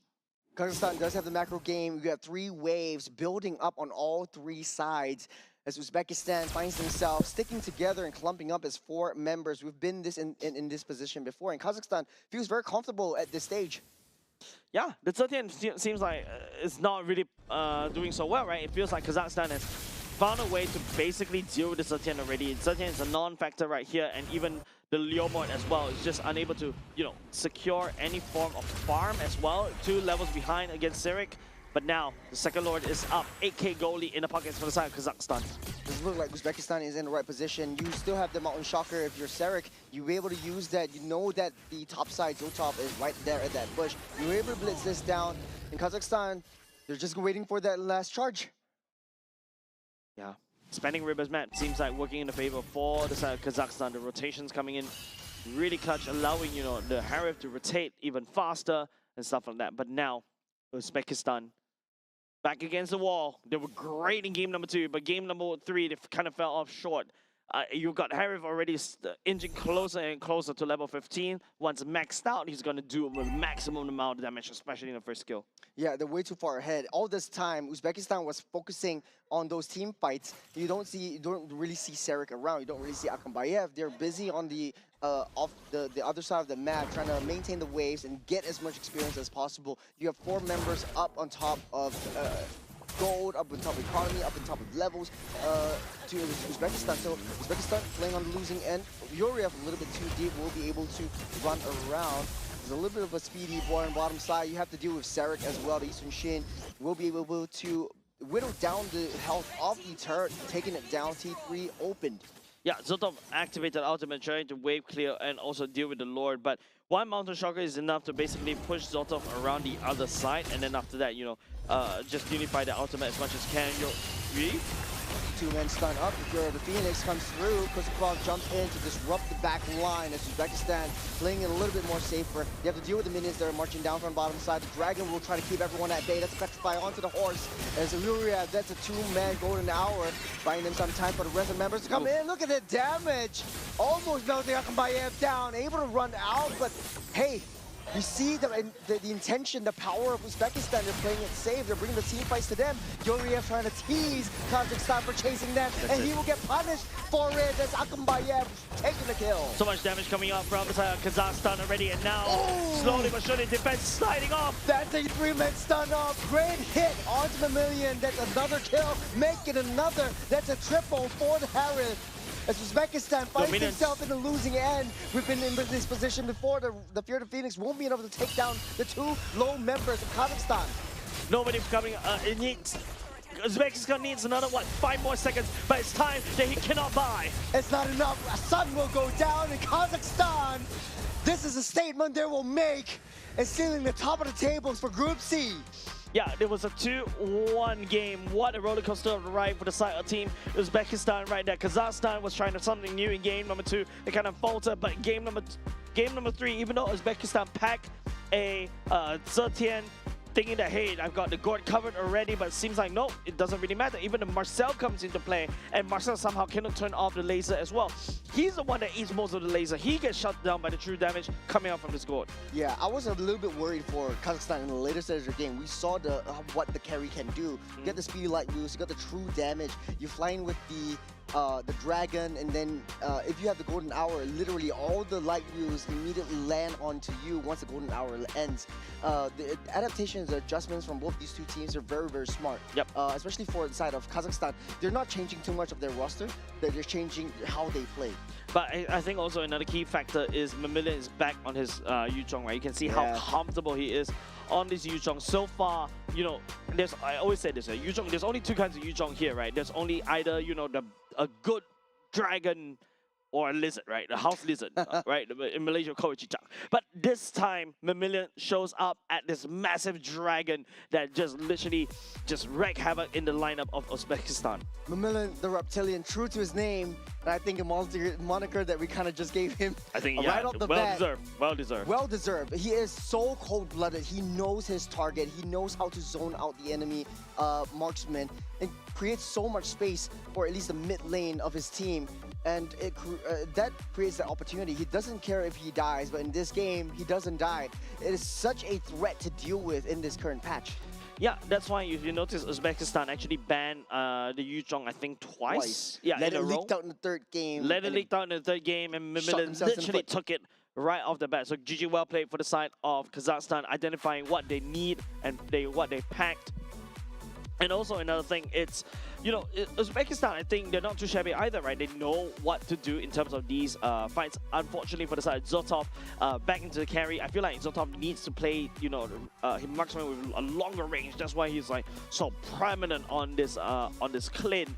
Heck, even Leslie is actually maybe a better pick for the side of Uzbekistan. But let's take a look at the victors as well, right? Akam Bayev back on his Harith, was able to use a Holy Crystal as well. He's just outputting so much damage once he secured it. Salamat, yeah, we talk about him a lot. The missing gush coming into really critical times. But if you notice, this game is a very kind of low skill game, right? There's not a lot of depth coming in, especially on both sides. Yes, Kazakhstan was able to kill 11 people 11 times, but it's only 15 minutes.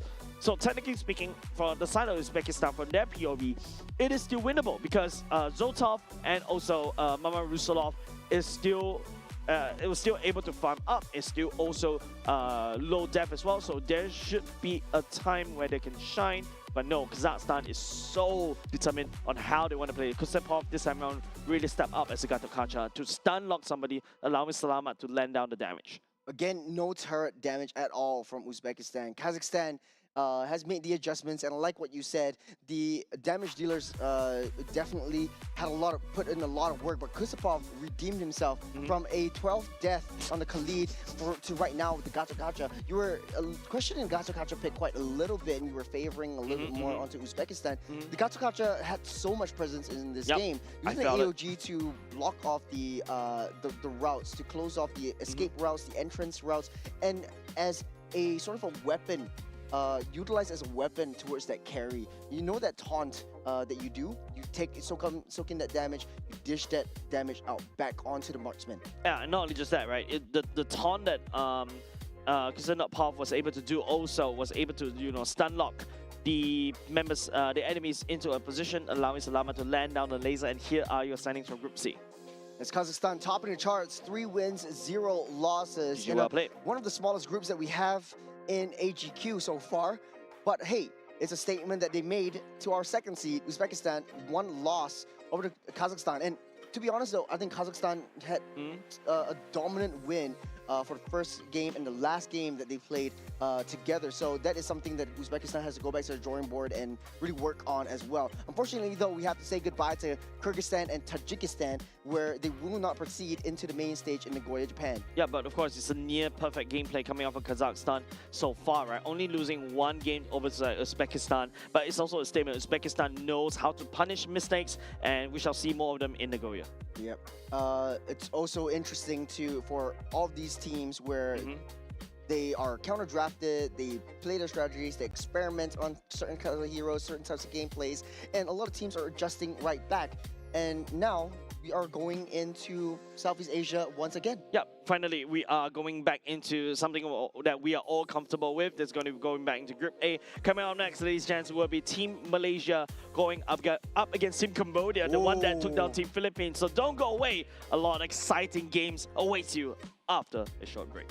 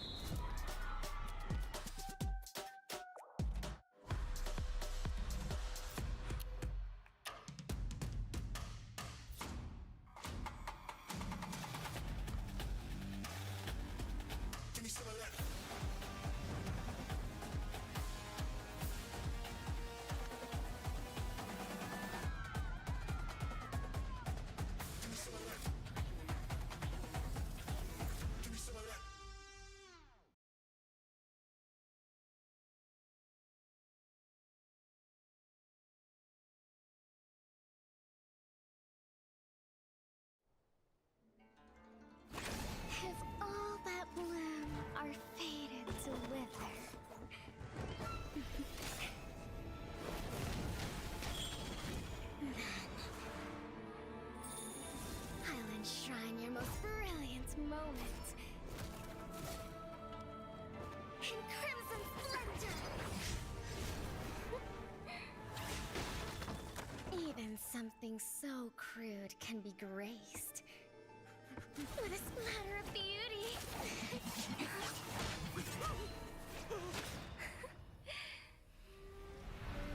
I'll get you out! You finally come to me, Hanabi-sama! This madness ends now. At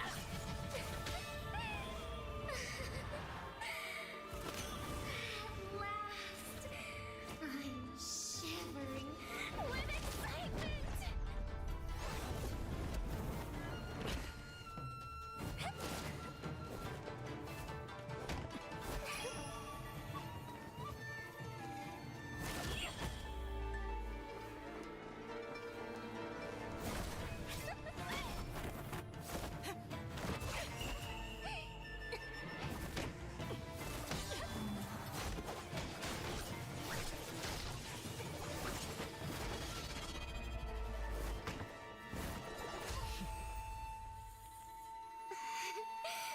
Such killing intent.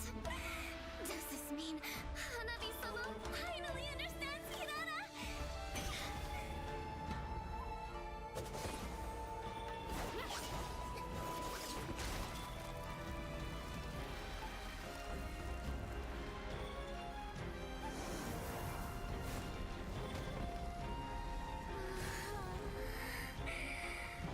So warm.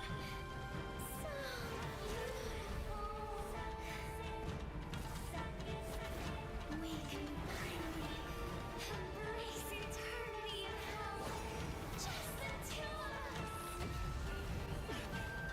Allow me to release your eternal bloom.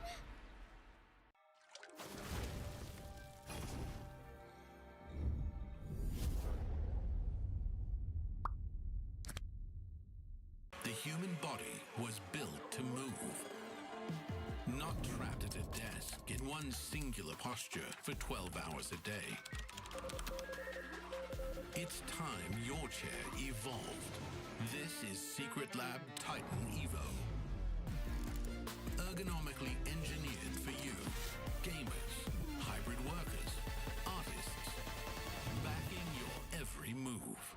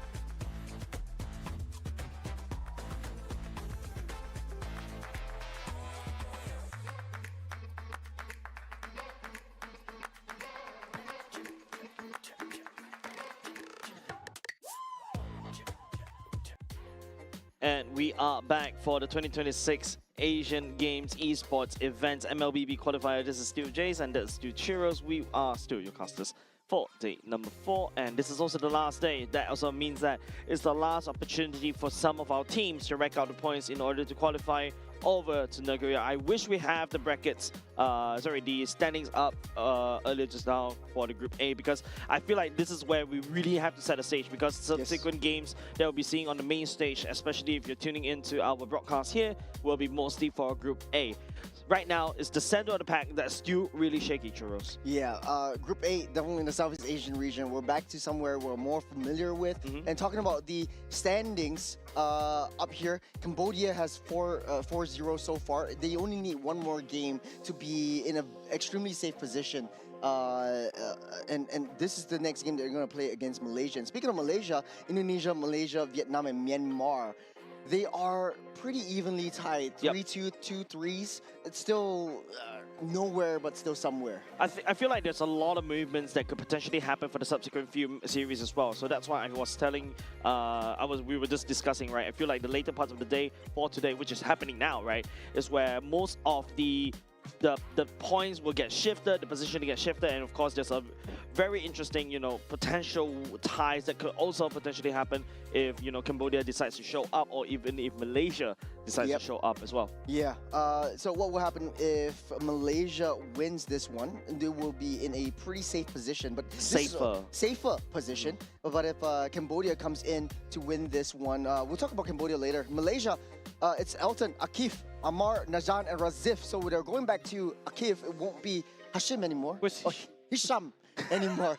Where's Hisham? Yeah, we're looking for the Zorn effect. You can tell there's a visibly change of placement, as also the change of game play style when Team Malaysia drafted Hashim in Hisham.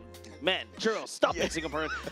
Hisham comes in and also, just change up everything, and then after that, set the pacing very well. It feels like, with Hisham in the mix in terms of... Hisham is on stage. Oh, Hisham is on, okay. Second person from the left, yeah. So that's Hisham still on stage, so not Zakif right there. So yeah, so this is the Hisham effect that we know and love for now. And of course, a different Team Malaysia as compared to without Hisham, right? Yeah. They suffered a little bit with the Philippines when Akif was playing, but yesterday against Indonesia, they have an astounding 33-minute game together with Indonesia, total standstill. But their big test comes on our screen right here. This is Cambodia, Keo Favin, Tai Udum, Sovan Chanmakara, Nam Chandavan, and Hai Meng Kong.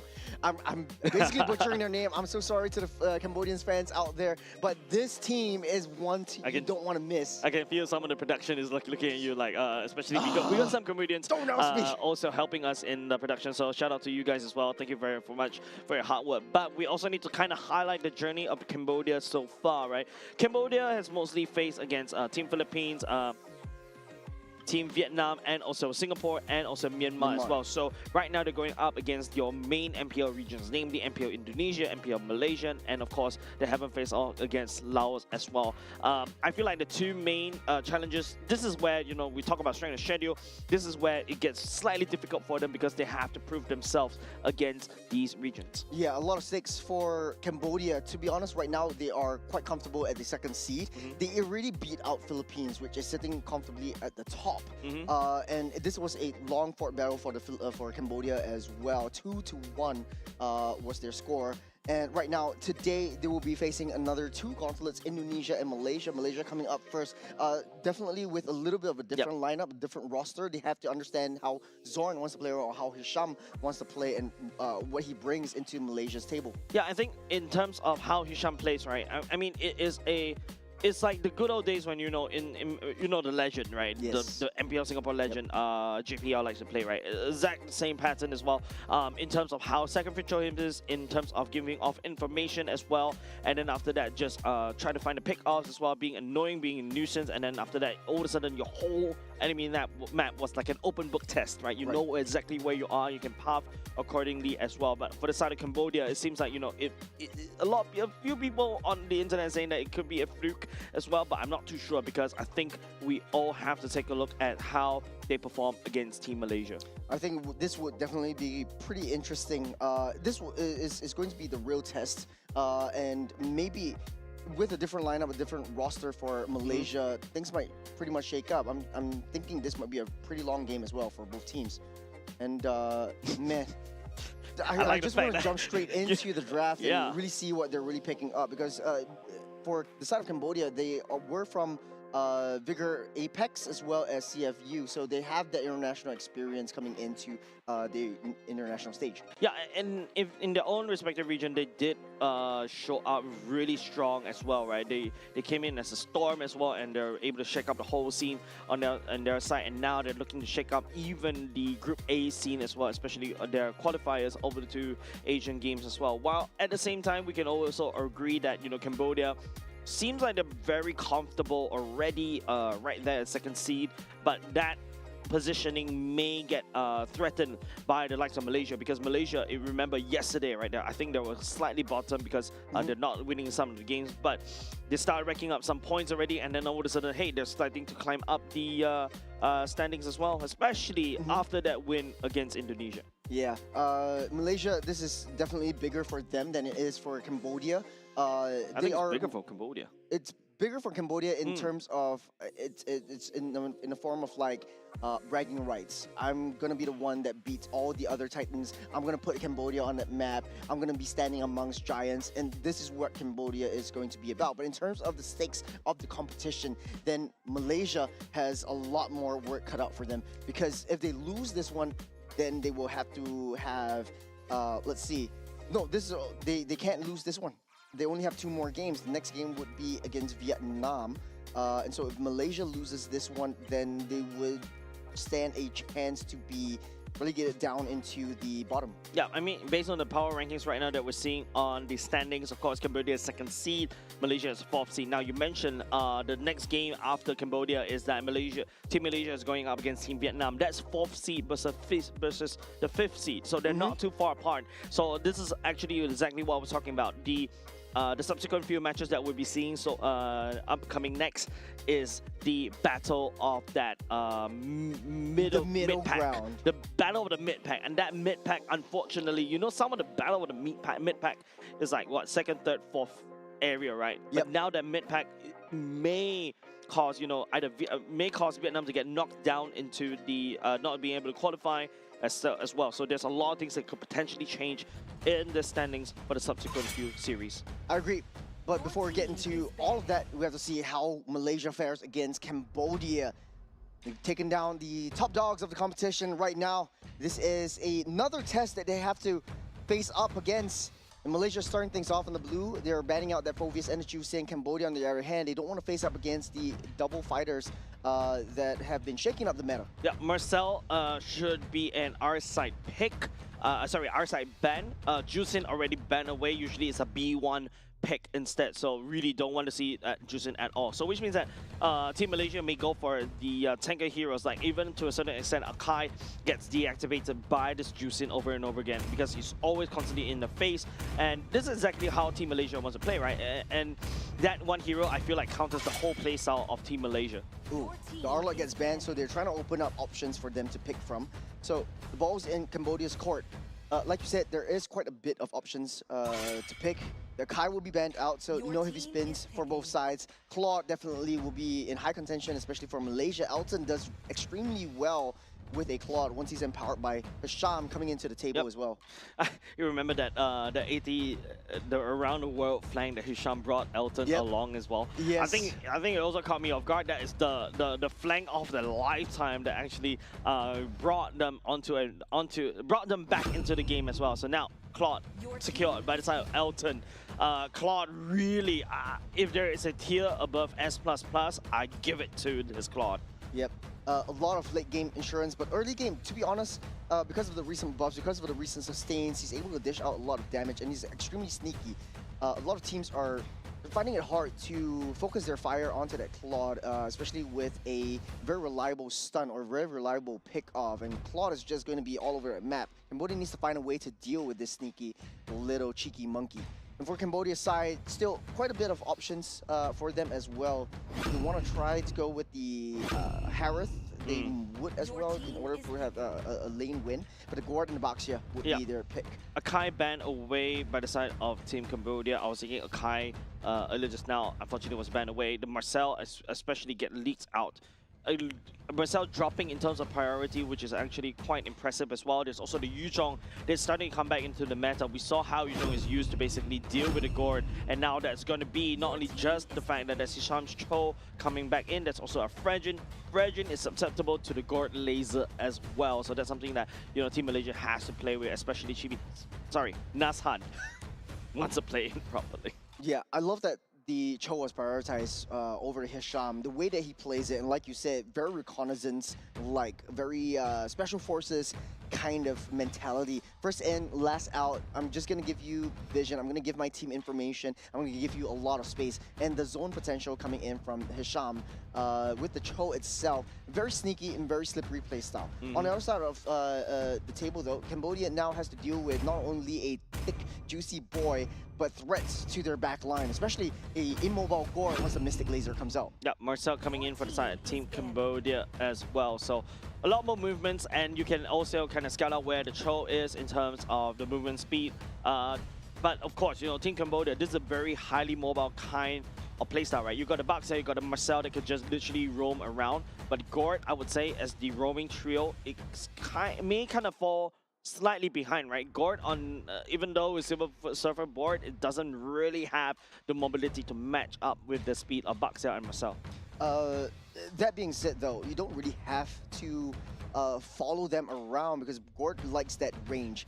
And we see how in the previous Group C, using the Zetian to deny the Gord with the Fear of the Phoenix, that could still be a potential option for them, or they could go with a very strong winning early game mid lane duo, which is the Valentina and the Cho as well. Yep, Yuzhong banned away. I was expecting Yuzhong to be in the hands of Team Malaysia as well. They're going to ban Nat 01.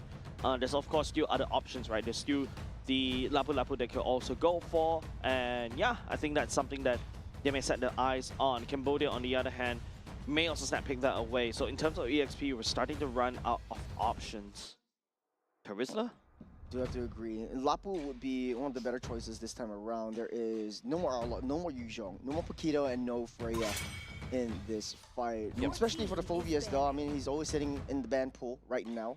Typically, a lot of teams like to pull out some of the pocket picks like Esmeraldas or even the CCs come out as well. I think Team Malaysia has to take away the Terizla, my bad. Lapu Lapu given over to Team Cambodia is fine because the Terizla with the penalty zone locks everybody in place.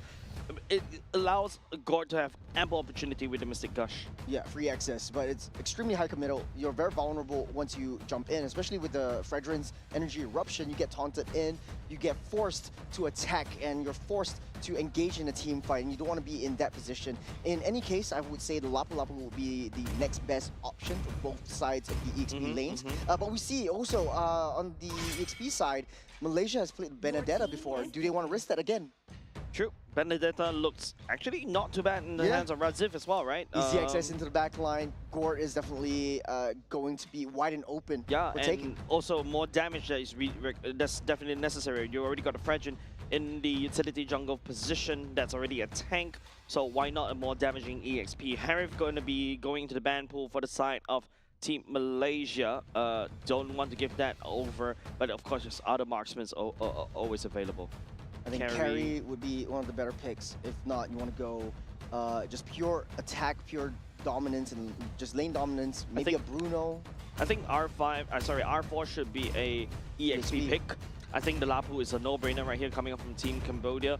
It's really strong, especially in this particular patch. You also have damage reduction, the Bravest Warrior as well. That's also a stun, similar to what Terizla want to do as well. And it pairs well along with the Gord. Yep. One of Sora. Sora, easy access in the backline. We saw how well it does in quite a bit of the other teams, and it gives some sort of form of secondary kind of re-engage. But Benedetta will be the choice for Malaysia. And I was teasing this earlier just now. I think this really works out well. At least they have two different ways of lane prioritization once we hit the mid to late stages of the game. We saw how well the Benedict was played yesterday. You just build pure attack, pure offensive items. You don't really need to care about that defense because you have that eye for an eye, which mitigates that defense, the offensive capabilities of your opponent team, and you also have the Petrify for the added CC. Valentina pick, as what we kind of anticipated as well. Works well with the Golden Hour. Now you got a Golden Hour to match Golden Hour. But we saw earlier just now the Golden Hour from Marcel wasn't able to deactivate Gord's laser, but you can basically reposition around it, right? So this is going to be awkward where there's a case where both teams would just get frozen into place, not too sure what to do at all when that happens. So a Venn diagram Golden Hour may appear anytime in this particular draft. Good luck casting that play-by-play. Well, this will be extremely interesting. Valentina has so many options. It will be a bit more difficult to try to take the IMU from the Gord, and like we suspected, the carry will be that last choice, sealing up this draft. It's something that we're more familiar with, a little bit more traditional as a lane-to-lane matchup goes. But the Benedetta will have a little bit more dimensions of playstyles. In the earlier front, I feel like the lane proxy used to be the flavor that Benedetta likes to do. Immediately go in, proxy that wave, and try to disrupt that jungle. I don't know if Malaysia wants to risk that. Maybe because you have the Hisham's Cho to be a secondary layer of support.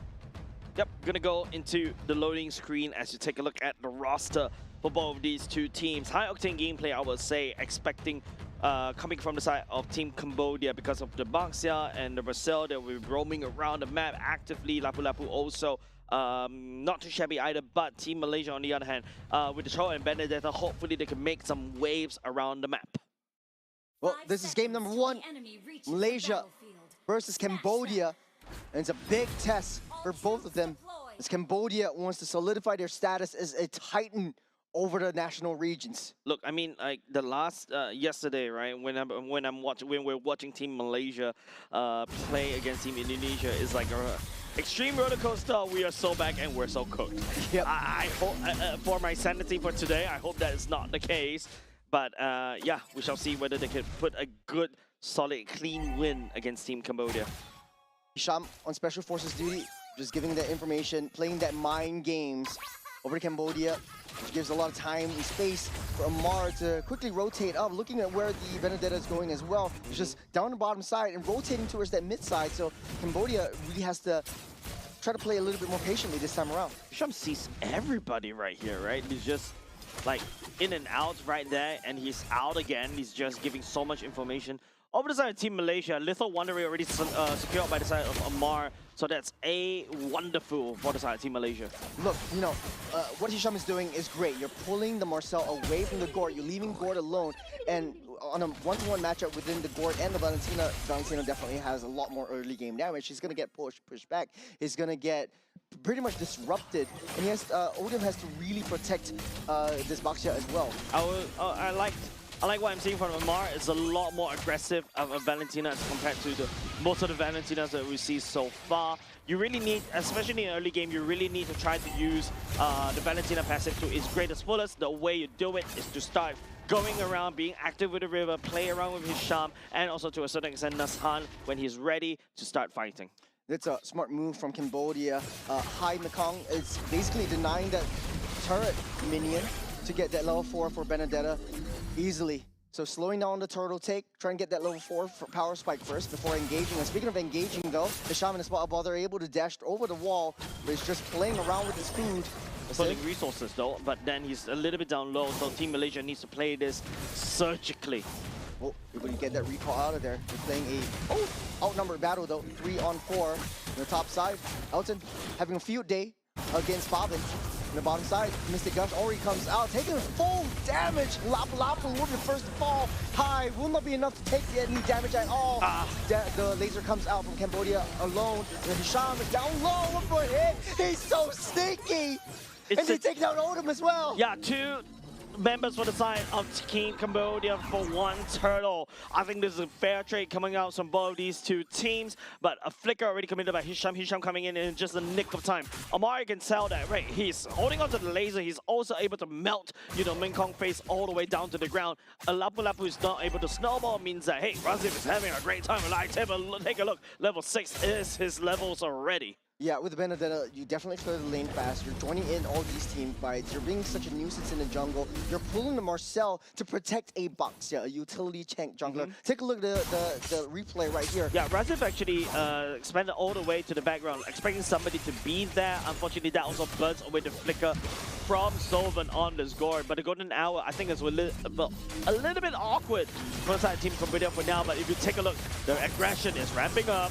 They're in Cambodia's home right now. Boxia taking a lot of damage right here. The Mystic Laser try to delay the approach that Malaysia is bringing into Cambodia's face. They will live to tell the tale another day. Mystic Gush is a little bit too shallow. A flicker was already committed earlier just now, so unable to use. Amar was still able to steal away the Gord ultimate, which is pretty interesting. I was expecting the Golden Hour to be stolen by the side of Amar, but Amar decides to take the Gord's laser and use it against Team Cambodia.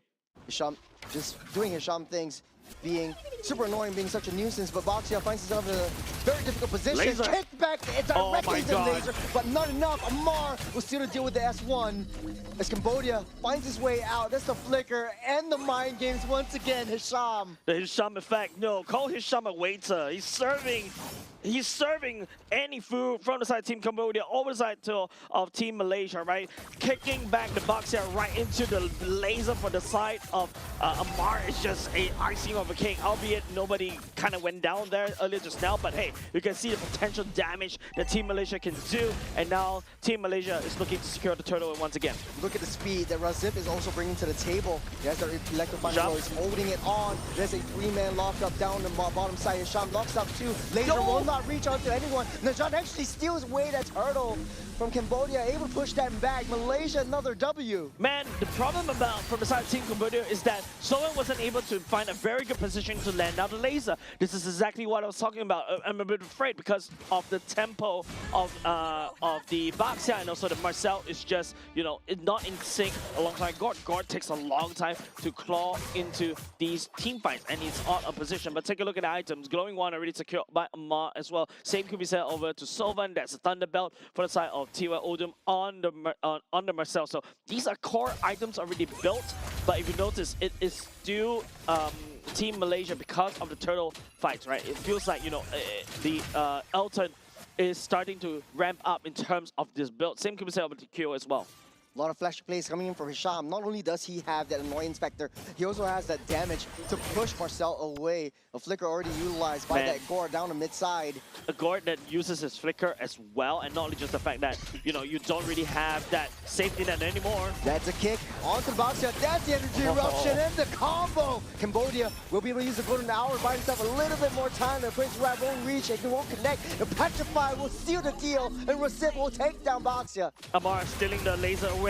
There's no way for Kyo to basically get out of this. There's so much aggression coming in from Malaysia. Nowhere is safe if you're a Cambodian. A lot more tighter gameplay coming out of Team Malaysia. This is exactly what I was really glad to see, right? Like, it feels like, you know, Team Malaysia did the homework against Team Cambodia. Soven wasn't able to land down the Mystic Gush as well, and Nem, especially on this Boxia, is not doing well. And now because of that, your priority as a Boxia is starting to slip. You're supposed to be dominating in the early game. Now, the only time if Cambodia wants to come back is to make sure that Kyo secures the Golden Staff, and that's how they will roll. What do? You got Hisham is always constantly pulling and pushing and manipulating where Tyodem is moving at all time. Nam can't even make a move. Just make a beeline towards that turtle. They're starting things up. Hisham is right there. He sees all five. Razif is in the corner. Laser already popped up. A little bit too soon. A little bit too early. That's Golden Hour. We'll trap it into play. One on back line. Hisham taking a little bit too much damage. Razif will make quick work of this Gord. He's taking on 3 members. And Razif will make it work. And he takes down that turtle as well. Cambodia actually stoles over the turtle. But it's okay. No, it was Team Malaysia to pick up the turtle instead because, you know, it was Elton. But hold on, it's a little bit too much casualties right here. Odom. Will he be able to run away? He's done a lot of cardio right here. Yes. With the tie Odom a little bit on the pushing front. All right. Was that a kickback? Let me break it down that fight just now. That fight was, you know, even the observer needs to like, okay, I need to zoom out a little bit because there's so many action happening on the top side of the map. It is, I think, Sylvan opening up with the Mystic Gush way too early on. They thought that Team Cambodia can catch on to Hisham. Hisham was holding on to Shinpo right there. Easy dodge, right? You're CC immune, you just dodge it. And then after that, you know, Sylvan is like, okay, I've activated laser. What's next? Now, if Team Malaysian knows that Sylvan has already activated Mr. Gush, it's easy pickings. Razif goes all the way to back line, starts assassinating. Oh, an outplay on the top side, KO. I can't praise anybody, eh? But that was a pretty good start from Razif, using the item for an eye to delay the approach, but the Mystic Gush directly in the face of that Fredrin. Nazan will not be able to survive. Cambodia fighting back. Okay, at the very least, you know, Nasan, that's not exactly a good place. Finally, Sylvan was able to find a pickoff using the Mystic Gush and the Wombo combo coming out from this Baxia. Team Malaysia, I think they got to slow down just a little bit earlier just now in that turtle fight. They overheated, they thought they got that goal lead, and finally here's the replay as well. If you notice, Amar holding on to the Mystic Gush was one of the best key decisions as well as Kyo right here. Amar do have a lot of burst damage, and with the Terrify, he can actually self-heal. And the problem is for the side of Team Cambodia, because you are on this Marcel, you don't really have the HP bars to basically stand in terms of the damage. Especially in this early game right now, first item Thunderbelt, you still are kind of squishy. In both of the early composition, is just one more item away for both of these two main damage dealers for the Holy Trinity. Oracle also built up as well for Tai. Yeah. Oh, that's Mystic Gush onto Amar, forced to use a flicker to get out of the way, but he does have Mystic Gush for himself as well. It's so hard for the Valentina to find the ultimates because Gord is just so sneaky. He's staying in the back line, he's not showing himself at all, and you have that range for the IMU. I feel like Amar actually played this Valentina really well, right? Using the dash, not to do damage, but in order to reach out to take away Gord's ultimate constantly, because usually, you know, low hanging fruit is that Tai's golden hour, right? But yeah, I'd rather take the laser instead of the golden hour. And Jean, psyching up for a dance. He's starting the waltz, pulling the Lord away. Marcel, laser versus laser. Getting caught out. Will not be enough though. No more laser for that Gord though. But there is a laser for Amar a little bit too soon. Yeah, but okay, Hisham did it really right? Like trying to bait out the flicker. Now Sova doesn't really have flicker. It's now for the time of Team Cambodia to really find an entry point here. But Team Malaysia is playing it super safe. Amar, I think that was a very early laser, not supposed to happen at all. Hisham is just running away all these key resources over to Cambodia over and over again. There's the stun up.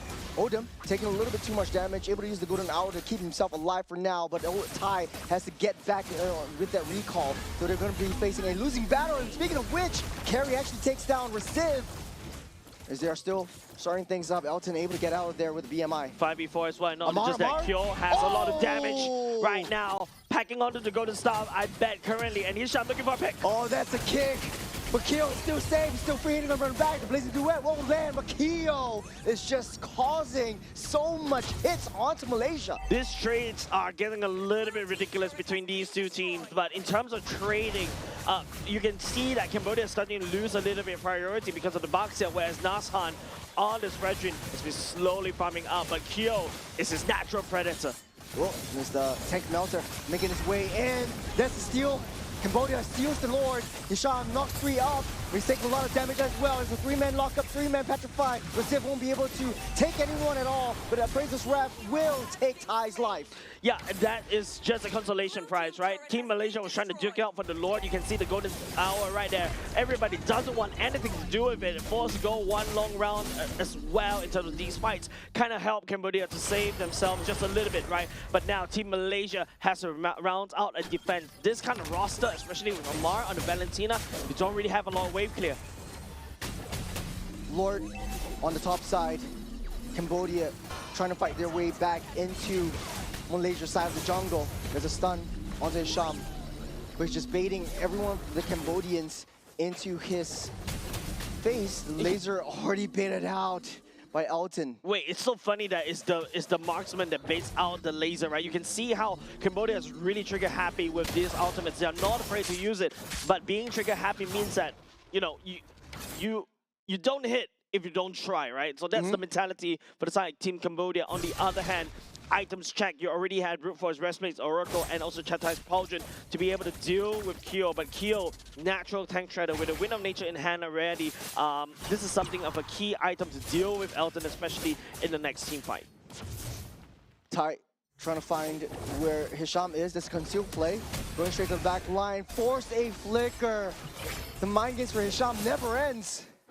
Yeah, it's just crazy. Like what I mentioned, Team Cambodia is still trigger happy. I'm not really a big fan of this one. Amar trying to look for the laser. Two-man stun. Najan will take the tip of the laser. A Cambodia, little bit of damage. these utilities don't grow on trees. Stop! I think Malaysia would be able to find a chance. It's easy to bait out this Gore. We see him using the laser pretty trigger happily. Using a flicker when Hisham gets close.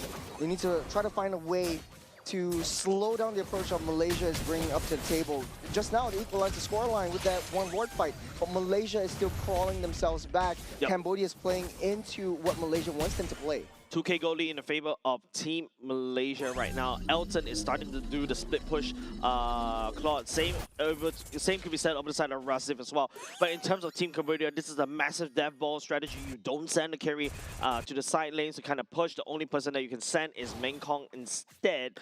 Someone that can basically hold themselves and also try to get out of the fight if they got caught. Nicely said. Malaysia just splitting their heads as Thai tries to poke a little bit of damage, but they know where Hisham is. Yep. So this means that Elton is kind of safe for now. He's playing away from Thai. Yeah, I think because, you know, lots of information coming in from the side of Hisham, right?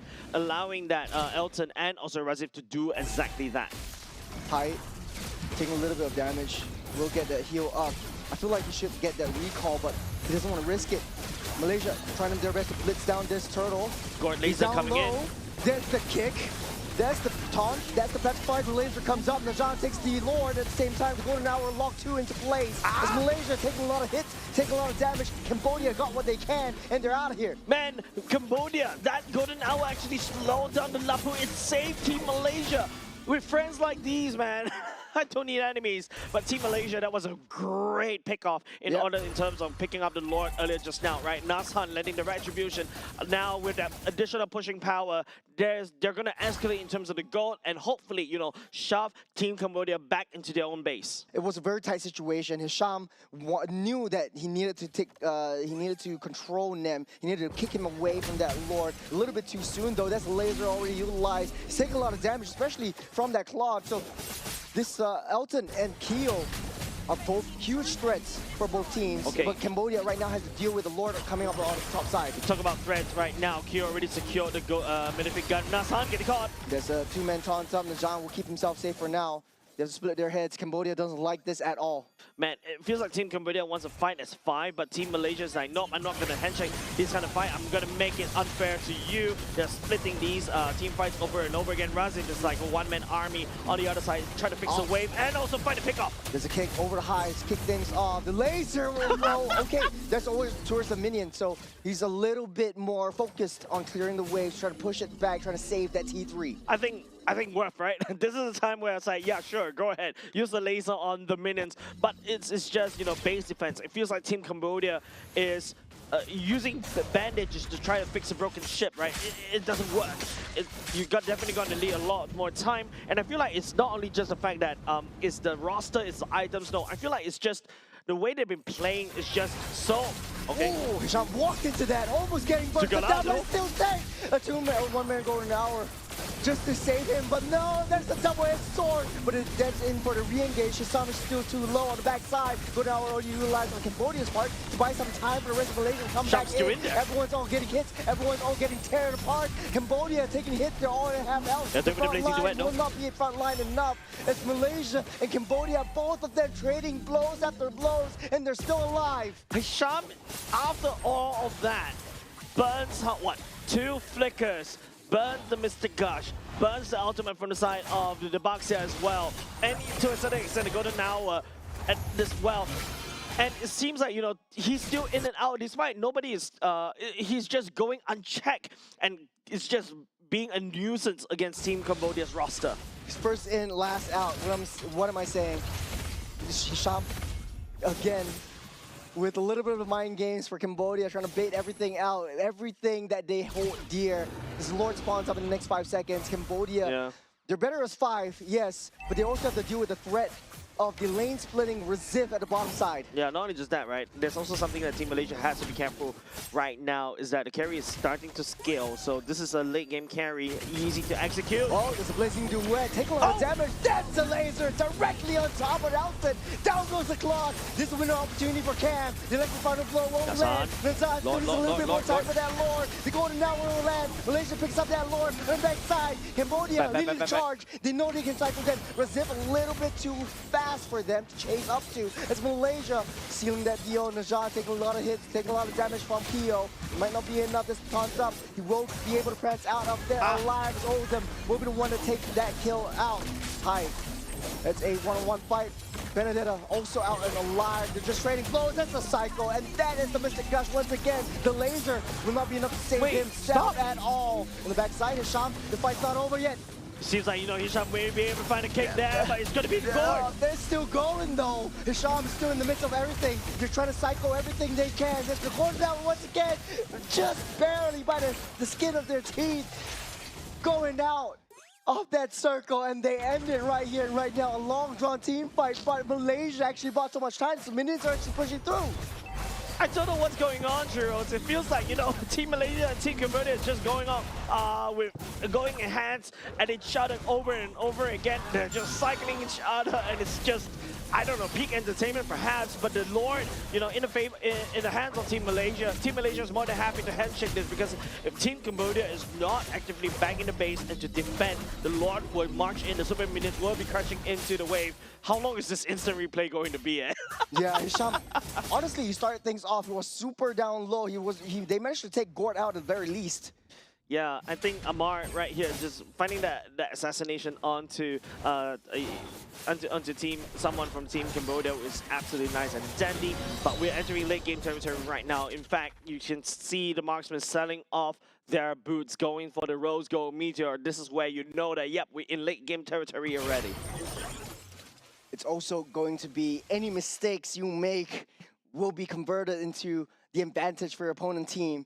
So tread lightly every single step in the jungle, every single ambush. Speaking of ambush, Razif finds himself in the spot of bother, able to use that electric final blow to get out of the way, and he will be safe and sound. Unable to force any mistakes coming in from Cambodia, though. Yeah, and the reason why it's so hard to really decipher what's going on is just because you're not expecting any team to really duke it out like that. It is just way hyper-aggressive gameplay coming out from both Team Cambodia and Team Malaysia. Team Cambodia already lost the Lord. There's no reason for them to fight, maybe to try to cycle. They are able to catch onto Nasam, but they burn a lot of resources just to try to get him. Speaking of resources, Odin taking a lot of damage. The wheel will land onto Amar. He wants to stop that approach. Amar will use the golden hour to save himself, but on the other side of the map, Razif keeping that thing busy. The concealed play from Hisham trying to push Kai back. But it will not be enough. A lot of key resources already utilized. No more golden hour for the side of Amar as Cambodia tries to pull and start that dance. Look at Benedetta where she's going. You gotta proxy that wave. Definitely. I think Team Cambodia needs to try to blitz down this Lord right now. Stop dancing around. But Hisham is being a major pain in the backside of Team Cambodia. And now Razif decides to go to fight. That's a laser directly on the Claw once again. No more Elton. No problem. Razif facing a little bit of trouble right there. Winter Crown will save himself for just a little bit. Still got Kyo down the top, that top side.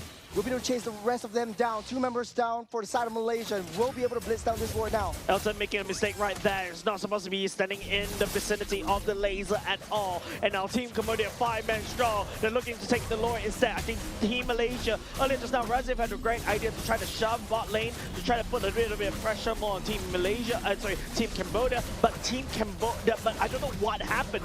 They decided to go back and handshake this team fight right into the laser of Sovereign, and now Team Cambodia picks up the Lord. I think it was just the Mystic Bombs, right? It just landed that nice stun. Let's just really slow it down and take a look. Yeah, it's just the Winter Crown is already used in the fight earlier just now, before this one. And don't forget, right now, Kyo can easily shred through both Hisham and also Nasan as well, so they cannot stand this fight. Razif earlier just now misses the mark in terms of landing the Petrify ultimate onto the Gord and also the carry, so that's why it's also a little bit difficult for Team Malaysia to find any form of pickings against Team Malaysia. Malaysia, sorry, Team Cambodia, and now Team Cambodia is crashing the Lord against Team Malaysia's side. There's the electro final blow. Mystic Gush will clear up the minions, buying Cambodia some space and time. A lot of discipline coming up from Cambodia.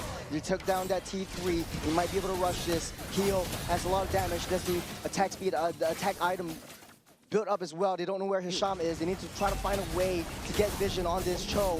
It's Cambodia in the midst of battle. There's a rolling stone down onto Fredrin. Pops that immortality. Blazing Red also popped up. Double golden hour on Cambodia. And now Cambodia is still very healthy, very up alive. As Hisham trying to pull them away from that throne, trying to bait everyone away from that lead that they have so far. But Malaysia's base there in shambles without Najad. They don't really have a thick front line. Yeah, and now bottom lane already cracked open. Team Cambodia, if they want to end the game, they have to end the game right here. If not, Team Malaysia may strike back. A massive wave. Hisham, he's looking, he's seeing, he's trying to find a way, he's trying to find an angle. Carry, Amar goes down. The base. Just targeting onto the throne in Cambodia. Crawling with their way back up. It's not an easy game. Team Malaysia poses a massive problem beside Team Cambodia. Hisham is that mosquito that lands in the middle of the back. You can't reach him no matter what. But unfortunately, Team Cambodia, you know, they found an insect repellent, they sprayed it on him, and Hisham is not a non-vector anymore. But I feel like the last two team fights, especially when Elton getting caught right there, I think that's a massive mistake because that is a massive laser, and I feel like Raziv should have just committed into, you know, split pushing earlier just now, because Cambodia is the one that is facing the time pressure, and as a Benedetta, you can fix a wave, you can clear it very quickly, and then after that decide to rotate back, or even perhaps do a backdoor, right? Pull Team Cambodia away, and then after that allow Team Malaysia to take the Lord for themselves. Yeah, I 100% agree with you. I feel like Malaysia shouldn't have handshake that fight.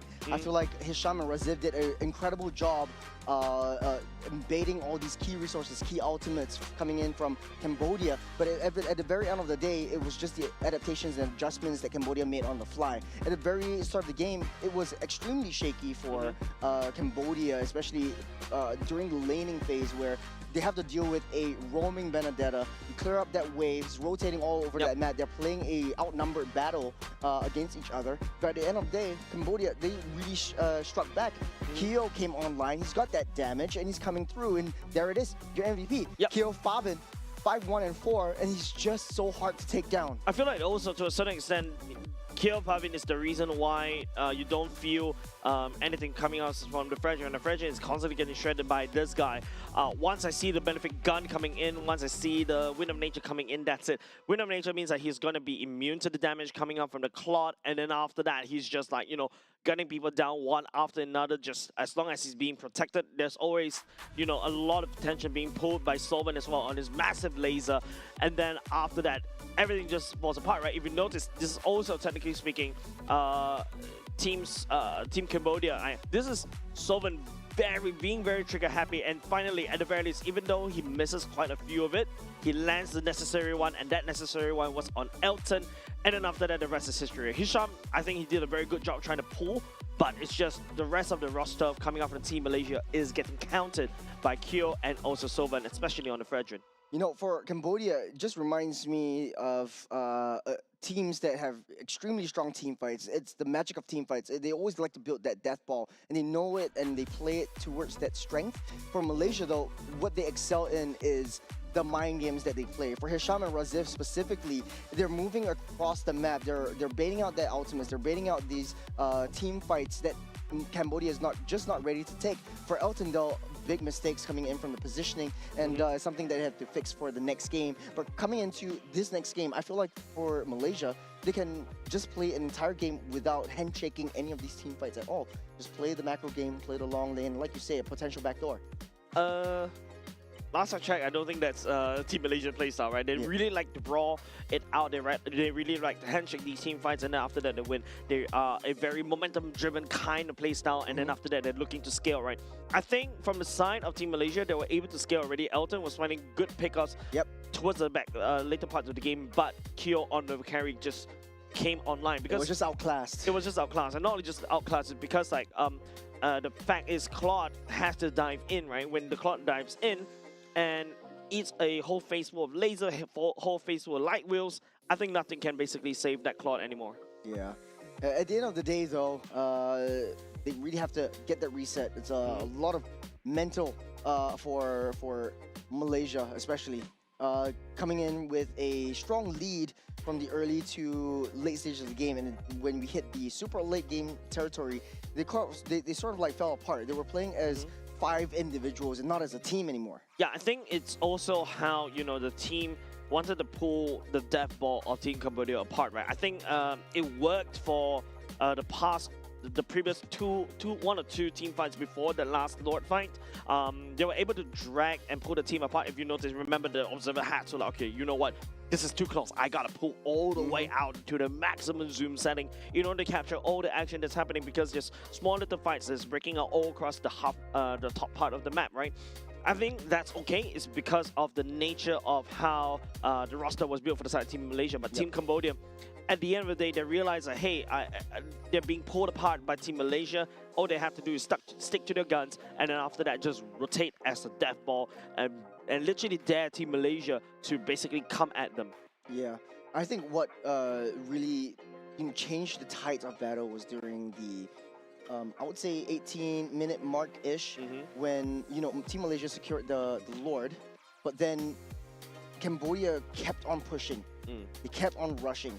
And I think Malaysia should have just stopped where they stand. They shouldn't have just jumped in as and when they want. They were throwing their bodies. They were trying to body block any You other don't body deaths. block a laser. You don't body block. You're just actually cycling to your opponents. And this was really, in my opinion, what really caused that step-by-step increase that Cambodia has took over the rest of the battle. Yeah, I think in terms of explosiveness, I would say Team Malaysia has it. It was very explosive when they fight, right? It was so nice to watch. But in terms of consistency, Team Cambodia has always been the one been very consistent, except for the Sylvan.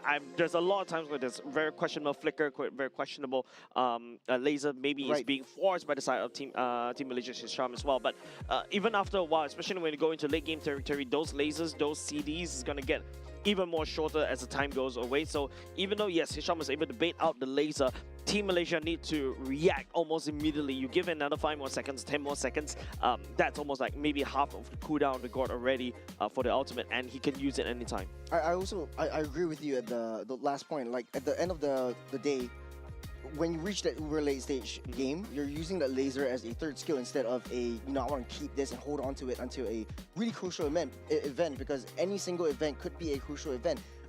He's just throwing his balls. He's trying to find any stuns that he can, and at the end of the game, at the end of the day, I think Elton just really made a crucial positioning error where he lost his life first, that they cannot come back from. And whenever they work really, Malaysia works very best when Hisham is really supporting and empowering Elton, and it just goes to show a lot of these marksmen nowadays have been always babysitted by the roam, and you always see like the roaming duel coming around, so that leaving Elton alone might not be the best option for Malaysia at that point of the game.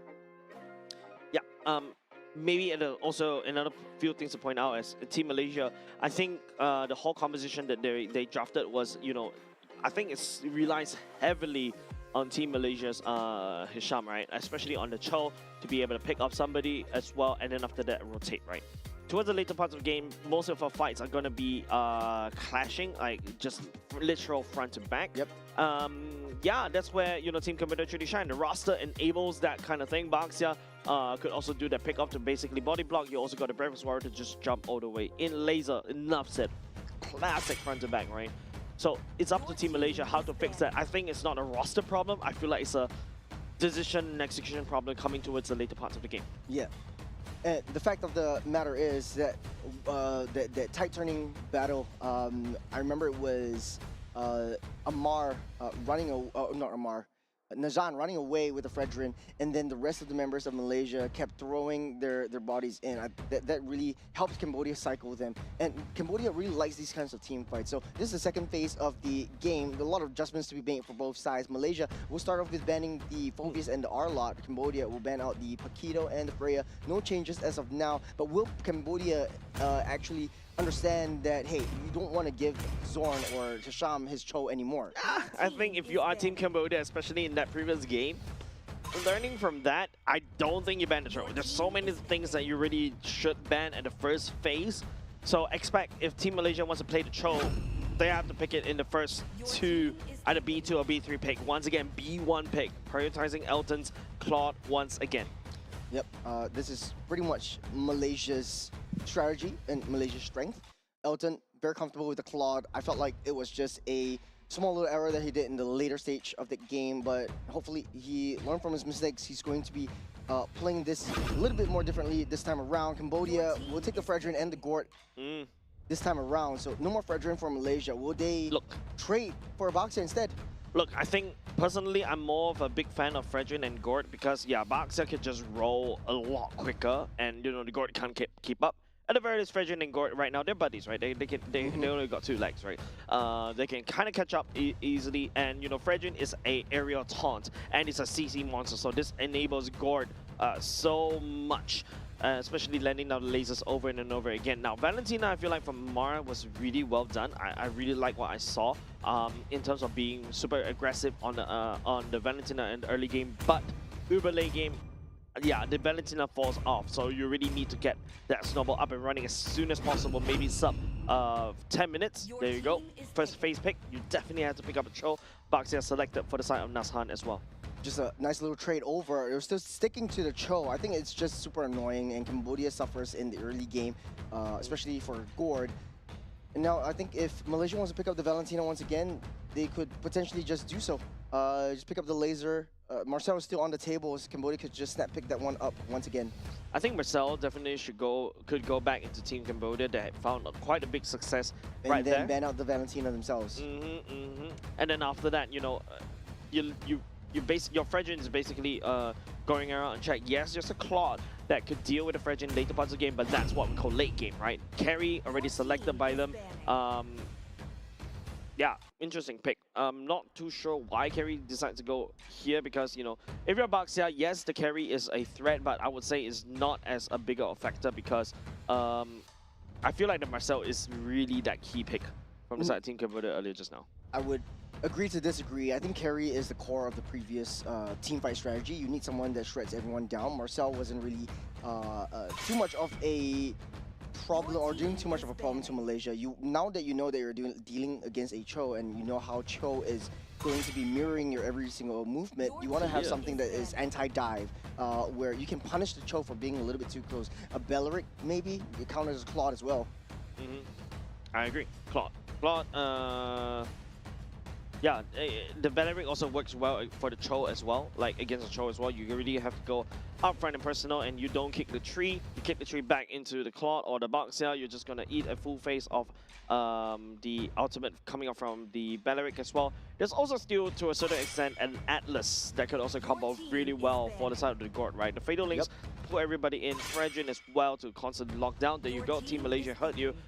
Denies that anti-dive away from the side of Belleric. That's also saves the Claude as well. Yuzhong is pretty much open. Cambodia could just snap pick that one up. Provides a lot of early game damage, lane dominance, and then early game rotation as well.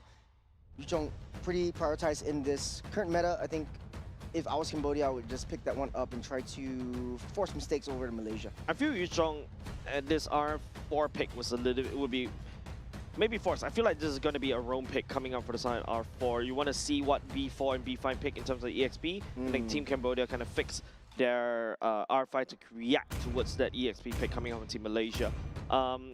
Marcel, I would say, also good. Yep, they're going to go for that one. So pretty much the same draft. It's just trading the junglers as of now.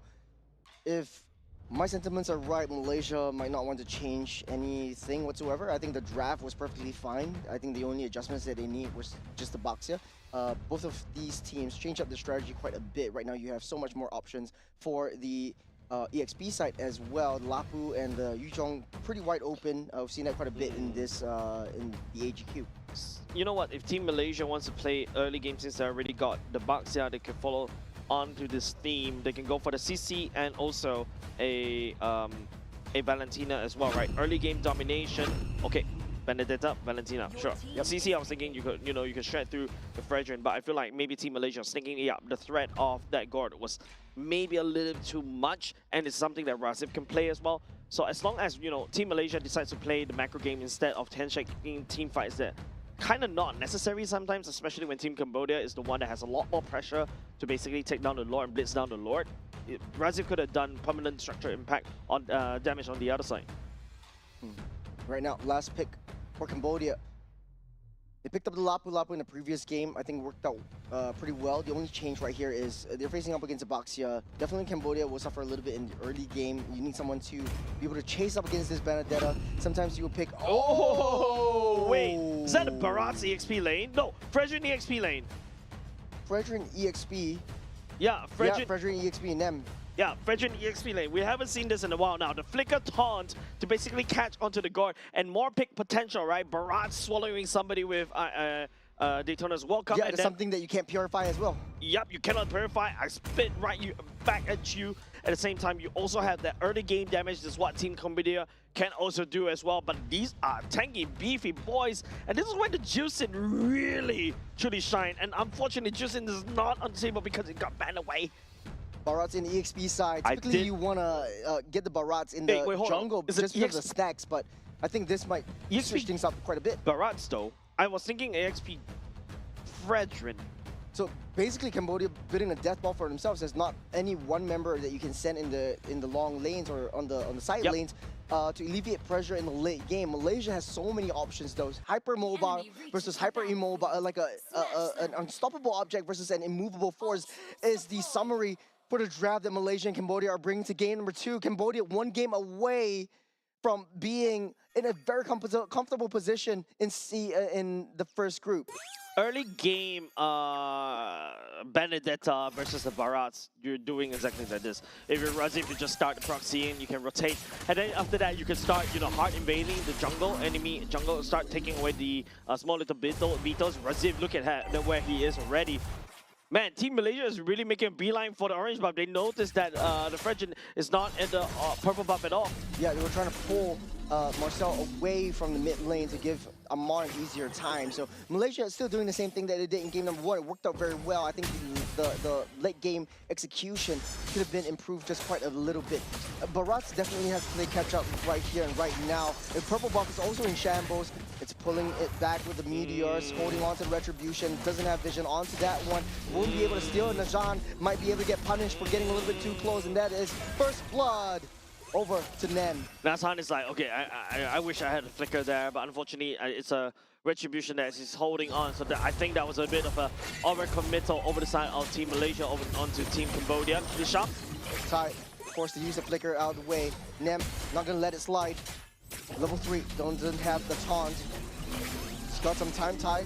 Coming back into the fray, very risky play, down on low health. Yeah, massive pickoff coming up from the side of Team Cambodia, right? The jungle going down for the side of Team Malaysia, and you also give the jungle kill over to side Team Cambodia.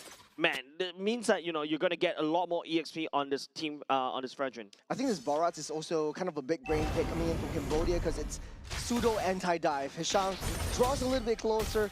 The dinosaur just eats you up, gobbles you up, and then just spits you out away from the rest of your team. So you have to play catch up right now. And don't forget, as this dinosaur, you also do a lot of damage. And here we go, gobbling up.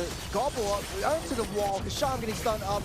That is the Mystic Laser just getting disrupted by Razif all the way in the back line. In Cambodia, it's trading 1-for-1. And okay, Turtle given over side Team Malaysia as well, so that's Nazhan redeeming himself. Amar still outputting some damage. Kyo right there getting terrifying. But you mentioned about this, right?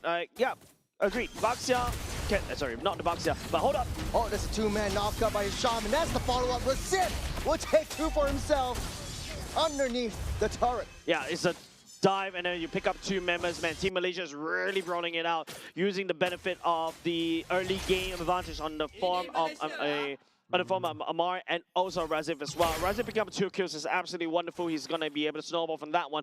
But you mentioned this, right? The last I checked, Cho cannot pull out of the Barat's tummy. No, that is just basically you're locked down and you disappear from the map for just a couple of seconds. Take a look at the replay right here. Yep, Nazhan also joining the fray as well. Wow, amazing slow-mo, man. Beautiful follow-up. Coming up from Razif as well. Razif definitely going to be the main player, especially towards this bottom side in the EXP lane. the Barat is definitely going to be slower in terms of rotations, but he has decent wave clear because when he goes into his massive form, he's just going to stomp across all these minions. I think for Cambodia, it's all about late game, late game, late game. You got the skill potential, you got the damage, you got the tank ability. It takes so much more and a half to take apart their composition. It's basically building a death ball. They just haven't found a way to try to keep up with the pace that Benedetta brings to the table. Another thing about Daytona's welcome is that you can also gobble out Elton's in. Oh, he's shot! Hisham taking a little bit more. Let's bait it out the ultimate blazing duet. Buys a lot of time for Elton though. Hisham, so much prowess on this show. Yeah, like I think that was just the right spot for, and it's the thickest, like the thickest spot for you to run through. It seems like true damage could burst him out, and he timed that perfectly. Yeah, it's just amazing coming out from the side of Team Malaysia. But okay, enough blazing. Team Cambodia in a spot of trouble right here. It's going to be the Barats pulling on to the floor. The turn-off right now, golden hour already committed. It's the Gord on the back line. Gotta swallow up, spit onto the wall. Fredrin is not there, no damage at all. Disrupted the Mystic Gush as Hisham tries to run away. Razif deals with that Fredrin on the backside. Cambodia struggling in the early game once again. Here is the rest of the Goon Squad, Malaysia. You have all 5 members right there, the Turtle Pit. Of course, right? Team Malaysia, this is a very early game-centric kind of roster. You got the Benedetta, you got Nas Hunt on the box here, Amar as well. These are early game heroes that can just pop off in the early to mid. Now, the goal lead-wise is still sub 2k. You already got the Hunter Strike secured by the side of Razif as well. Barat, on the other hand, has to build an anti-Karas. All the way from the backside, you got to Petrify. Won't be able to push anyone in. Amar actually goes down in under the turret, but able to just prance right on out of there. Yep, items check as well. You've got, Amar has the better items right here. Skip the boots for the glowing one, so that's also a key power spike for the side of Team Malaysia's mid laner for now. Cambodia, on the other hand, I think as long as they kind of limit the goal lead around 2K. Mid-side, they landed on the Gord, forced to use the golden hour to save himself. And Sovan, the spot bother able should get that recall. Good. That's good play coming out from Razif, right? Even though right underneath the turret was able to slash away the structure, and then now you unlock Razif to start roaming even more freely around the map. Barat, from the side of Team Cambodia, I like the idea, but I don't like it in the EXP. I'd rather put the EXP on the Fredrin instead. The Flicker Taunt, I would say, is a lot more impactful as compared to, a Barat. Now, the Barat, you need to stack you can stack the passive through your jungle, but because now you're a lane Barat, you cannot stack it through your jungle creeps. Here's Nassan rolling in the deep, rolling up on top. Tai Odom gets 6 feet underground. There's the Mystic Gush. We'll be able to dash out of there. Cambodia in shambles right now. Elton PTSD right there takes a huge chunk of damage, half HP from that Mystic Gush as well. But this proxying coming up from Team Malaysia is enabled because Razif is roaming around the map even more freely. And now don't forget, if the Barats roam around the map, there's nothing in between the mid and the bot. That means that he's going to become deflated very, very soon. Next turtle spawning up in 10 seconds. Doesn't look like Malaysia or Cambodia wants to force this Lord fight. Oh, that's the Gush. That is the kill. Kyo falls once again. Absolutely baited. Taking out Kyo is absolutely necessary. You really have to try to find a way to slow them down. Malaysia is 5 kills ahead, 3k as well. Daytona's welcome. Daniel's welcome. Down to Najan. We'll be able to spit him out and away. The Mystic Gush once again. Hisham on the backside, trying to disrupt that team fight. We'll be able to do so. They're going to lock everyone in place. But Razif! That's a 2-man Petrify. Won't be enough damage to take both of them out. But Cambodia trying to fight back. Got Odom there as well. We got 5 men down the bottom side. The T1 on the mid side in shambles. Najan taking a lot of damage. Shredded out by Kyo. Nem trying to chase that charge. He plays his wrap for more than half health. Hilton eats a full sword to the face. Yeah, and there's a lot of Greyhound churros. And if you notice how Cambodia is starting to pick up in terms of the damage as well, all because Kyo is already starting to join in these team fights. And Razif, right? There's no Electro Final Blow earlier just now, even though, yes, that was amazing Petrify, but there's not a lot of follow-up coming from Team Malaysia. For Malaysia, though, I felt like they played it to the T. Hisham disrupted the Mystic Gush. Cambodia needed to find a way to come back into these team fights. And this was the fight up on top right before the turtle. And yeah, we're back into the game. Yeah, but that being said, though, Hisham is still super annoying. There was not a lot of damage coming in from just the board alone. But that last team fight, I think they could fight back because with the Barats, with the Fredrin in tow, and with the damage, like you say, coming in from Keo, they at least had a shot. I think Keo using the Purifier earlier just was worth it. I prefer a Flicker, especially when, you know, Rezik could just literally chase you down and, you know, just shred through you. I think the Flicker to gain a bit of more damage so that you can land your passive, that's A-okay. But, you know, Purifier can work, especially when you're dealing with Hisham. But I feel like Hisham's role is to try to deactivate Sovan on this Gord, which he did earlier just now, right? But ultimately from Team Malaysia, there's not enough follow-up coming up from them. Had Team Malaysia has a proper follow-up, man, Team Cambodia would have been deleted in that team fight. Yeah, 100% agree. I think the biggest issue was for Malaysia, as much as they wanted to go for the main objectives, they needed the objectives to be able to win on these team fights as well, because the turtle gives extra buffs. And speaking of objectives, they're starting things off with the lore, getting that reset, then leading the charge on the back line. They kicked in the wrong side. They're going our roll saving just for now, and there's a lot of light wheels, and that's the first. Resist won't be able to reach onto Keo, free hitting on the back line. Just blading duet, immediately onto the carry, the Mystic Gush onto the front line. It's just a split fight, and Cambodia loses 3. And that's the power spike coming over Team Malaysia as well. Amar picking up the laser, using it, throwing it back against Team Cambodia. There's too much damage that Team Cambodia was actually unable to swallow. And now, once again, this is a first lord over the side of Team Malaysia. But look at the goal lead. It's only 3K. It's not too far apart. But hopefully Team Cambodia, I don't know, probably find a way as well to climb all the way back in. I think most of the goal is in the pockets of Razif right now, because if you take a look at the team fight as well, Sovan using the laser way too early. Amar just literally walks all the way there. Yeah. Opens it up, just immediately bursts on top of the blazing way coming out from Elton. Of all the open routes at that corner, they took the Keo took the choke point instead of the back off point. I feel like Keo still wanted to stay in the midst of battle, but Malaysia was just too rough on the back line. Hisham, Razif was just taking turns and trying to deal as much disruption into the Mystic Gush as they can. I feel Sovan has been really lagging in terms of positioning as his guard, right? Amar at the very least, because he's a Valentina, he's able to just dash into position and then open up the laser. But for this guard, you really need to walk.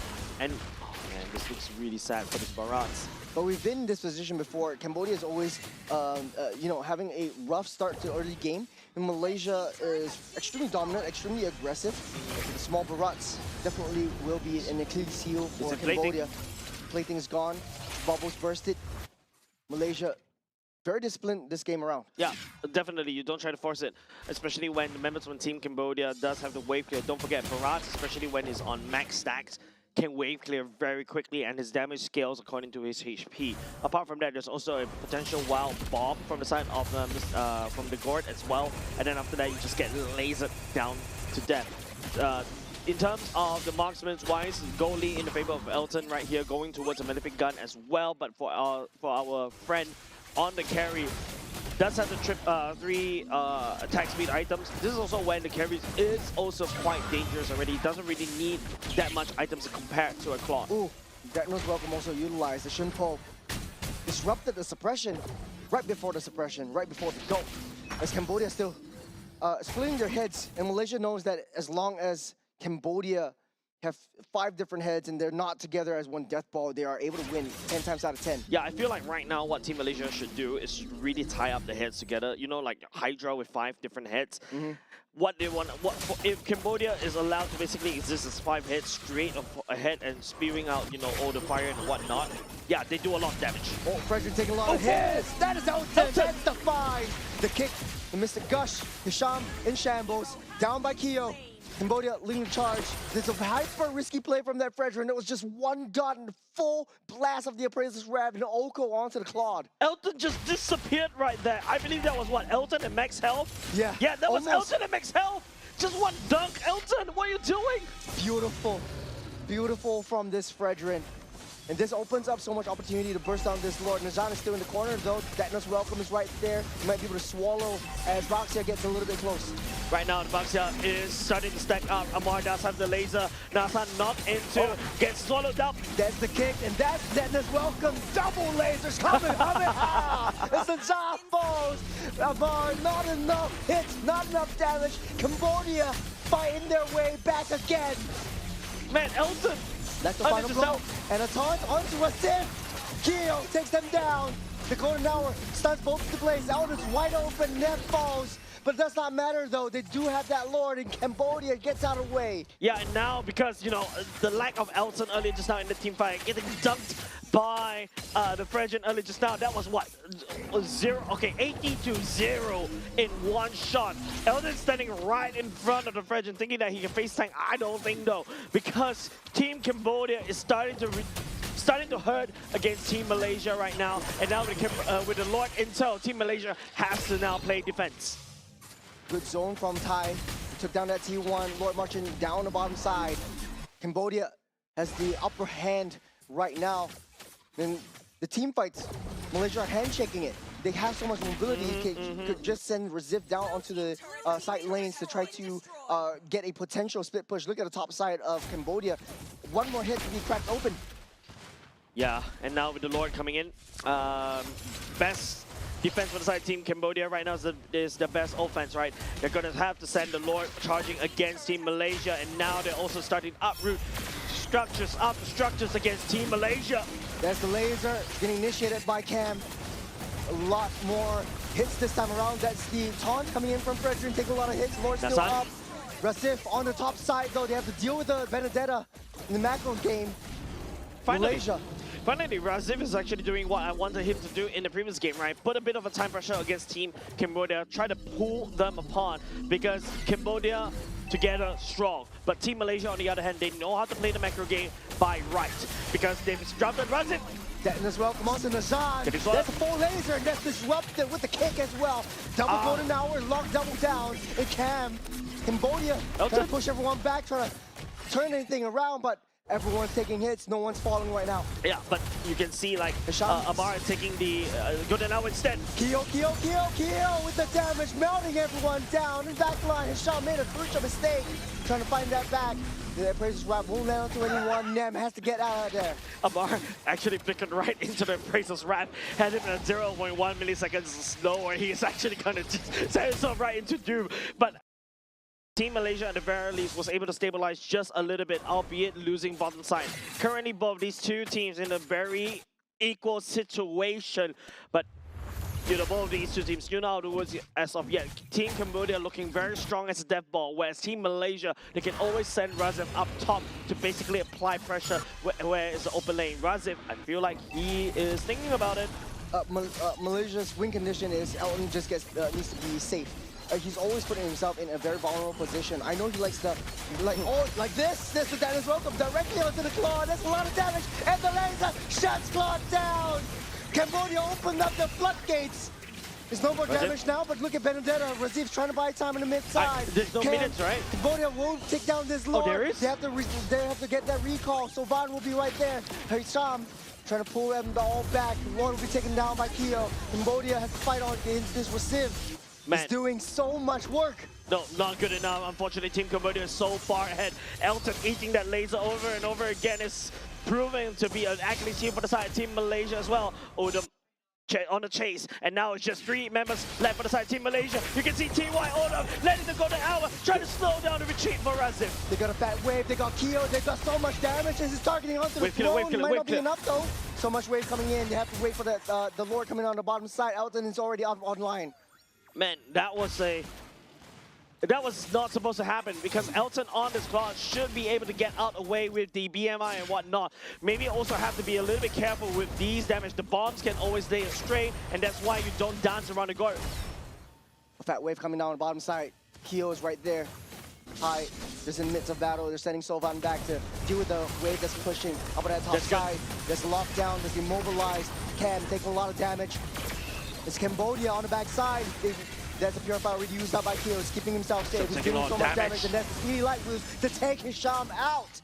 And I am okay with how Team Malaysia is playing right now. Razif sent to basically around the open lane, and Team Cambodia decides to send the Gord away. Gord must be removed from the team fight at all costs. And the Razif right here, look at the laser, just threatening against Team Malaysia right now. Shredding on the minions. Cambodia sending sights on the throne. They still got a fat wave. They're trying to disrupt this. Razif still has the electroffinal blow. Will be able to look for the backside. Speaking of backside, Elton with the blazing duet. Take a lot of damage down. They took us out so far. They still got Carry. Carry's still right there. He's still trying to buy some time. This is as well. Come on to Amar. Amar goes down on the backside though. Elton and Razif. It's against 2 versus 5 on the backside. As Nan leads the charge. Just lock down. Just immobilize. Pop that Purify as well. They're still leading charge. There's a taunt up. Slowly but surely, Elton. A disasterly mistake. The kill has scaled out of control, and not just that. Mengkong, as the Barrage, is massive right now. Nobody is actually able to take him down. The only person that can reliably take him down is gonna be Elton. If Elton throws himself like that, Team Cambodia is looking to win. Backline on the brink. Cambodia, they don't really have a lot of help right now. No minions for Razif. That is the lasers. One more hit away. And it's on chasing duty. They pop the immortality, and it's all 5 men collapsing onto this Benedetta. They have a fat wave up on the bottom side, though Malaysia could be able to buy themselves some time. Johnson just needs 8 more seconds. The open wave for the side of Team Cambodia up top is actually preventing a lot of problems. And now, because they have forced to send the God all the way up, this is the time where they can try to make a play right here instead. You don't have the gore, you don't have the magic damage. Hisham's on the back line. He's trying to find his way onto the Keo. Keo still has the immortality. You have to kill him twice. Hisham will find his way in, but he's already protected by 4 members. Dennis Welcome will be safe and sound. Immortality pops for Hisham. Nice timing, holding him back. Going out, will not lock down to anyone. It's Cambodia fighting his 4 members. The death fall will not be stopped. As they go straight for the throne. Elton is right there. He's dealing the place in the west. He's going to Winter Crown. We've cleared up. The Prince Rap will clear up the minions. Razif is back right here. Elton coming out and blazing away with the Crown. But the laser! Once again, Cambodia not giving up to the fight. You got the Lord down, trying to cycle it through. They don't need the Lord. All they need is Keo and sticking together as 5. That's the Fast and Furious for you. That's the Dennis Welcome. And that's the win. Cambodia 2-0. Cambodia 2-0. What a strange game that happened. Team Malaysia towards the last point of time, they're just doing everything they can individually to basically try to push Team Cambodia's death ball away. But one person cannot stop the Cambodian bulldozer, literally bulldozing the whole base of Team Malaysia, laying it flat. So much action over the last second. And that is what I like to see about Cambodia. They're sticking together as basically not even 5 men. They don't even need the gourd. As long as Keo is up and online, he's got that damage protected by 4 brothers around him.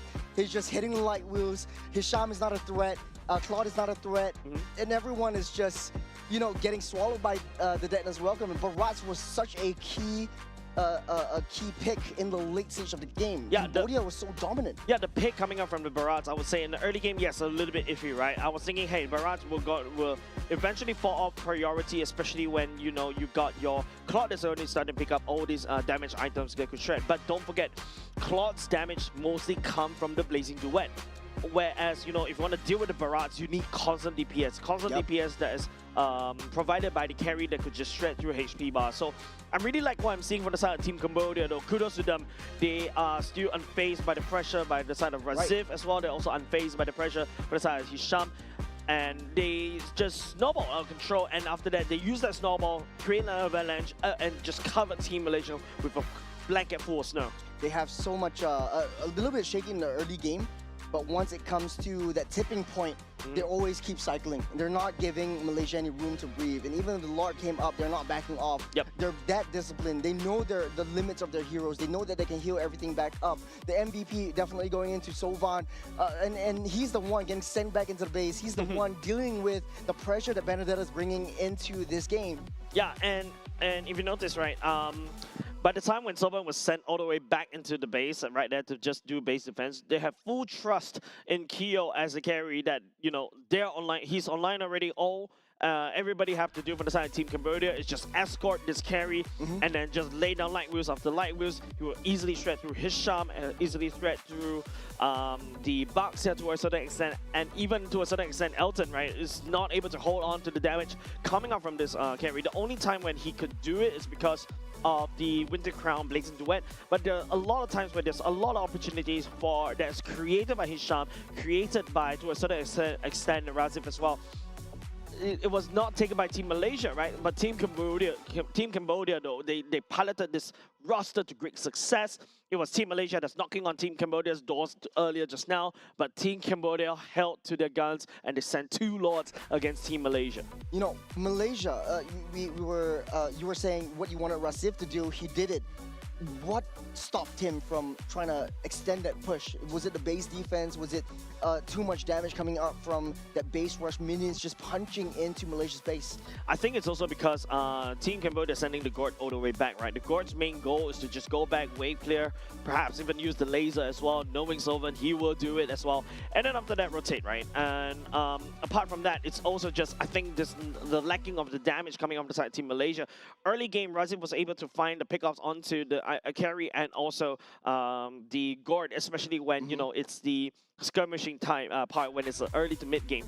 But towards the later parts of the game, when the team fights get so convoluted, you've got the everybody just stacking onto the side of carry. You can't even see the carry because, you know, Baraz is so big right there, just blocking blocking the carry from view. You also got a Fragin that's escorting the carry as well. You also got a Marcel that dares to step in. If you step in, I'm gonna mess up your combo, and then after that, you're just gonna be a sitting duck right there, right into the carry's damage. And that's why in uber late game, the carry is a threat, and, you know, Razif unable to find a kill. A great play on the Barats as well, using Detna's Welcome to immediately find Claude during that crucial moment in the bottom side.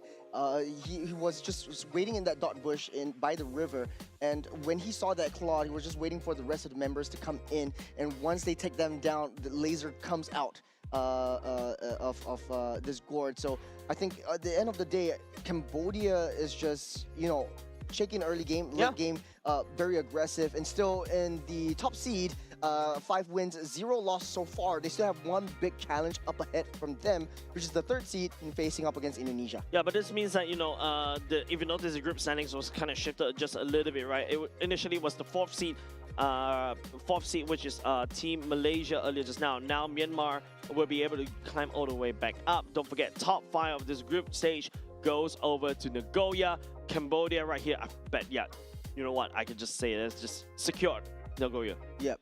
Cambodia secured the main stage in Nagoya, Japan. Congratulations. Congratulations to them. The bigger test will come several months later when they re-face up against Philippines in a rematch. And we pray the patch doesn't change. And we'll pray, no, the patch definitely won't change, but there will be a new kind of experimentations coming in with new heroes in the pool. Remember, the qualifying stage, you don't really have free reign of Herrera. Maybe that would shake up the meta as well. But hey, upcoming next will be Indonesia versus Myanmar. Yeah, that's also another banger of a series to watch, right? Because Indonesia, they've been consistently performing, I would say, but I think there are also some hiccups that I feel like they should really fix based on the performance, especially against Team Malaysia, right? But hopefully this time around they can give a good showing against Team Myanmar. But of course, Team Myanmar, not too shabby either, right? Team Myanmar was able to do quite a good performance against Laos, Vietnam, and also to a certain even Team Malaysia as well. Yeah, they won out against Team Malaysia, but it was a 2-1 victory. Malaysia still took a game over them. And so I think facing them against Indonesia, it's kind of even Stevens, right? When Myanmar statistically is better than Malaysia. It's sort of like a triangle. Yep. Myanmar better than Malaysia, Malaysia better than Indonesia. So now it's a dog-eat-dog world. Dog-eat-dog world. Yeah, literally. Yeah, statistically speaking, we want to see in the execution later on. I think there's a lot of factors, especially a lot of teams are currently experimenting with the new patch as well. So hopefully, you know, Team Indonesia will be able to, you know, lock down in terms of the mentality on how to play this. Because don't forget, this is the M7 stack. The 2nd place M7 stack. Yeah, really excited to see what is going to be transpiring in the next stage of the series. But hey, we are going to be 4 matches in so far. Yep, finally, man. We're already more than halfway through. But with that said, ladies and gents, don't go away. After a short break, we'll be coming back with the match between Team Indonesia and Team Myanmar.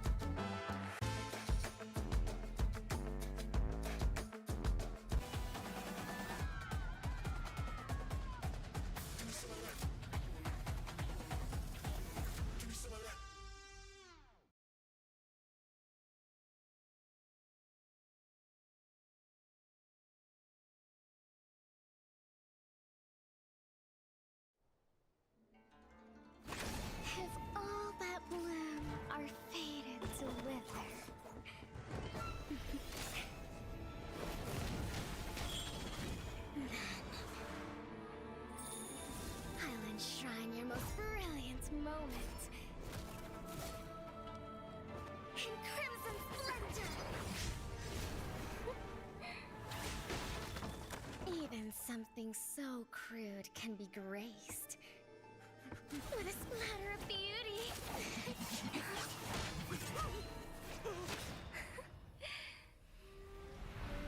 I'll get you out! You finally come to me, Hanabi-sama! This madness ends now!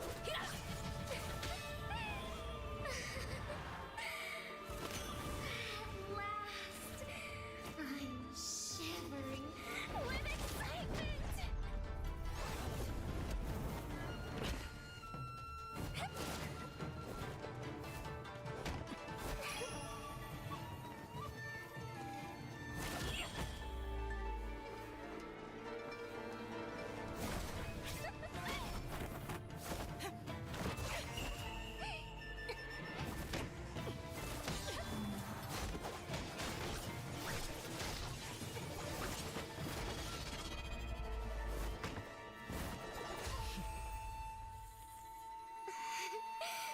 Such killing intent. Does this mean Hanabi-sama finally understands Kirara?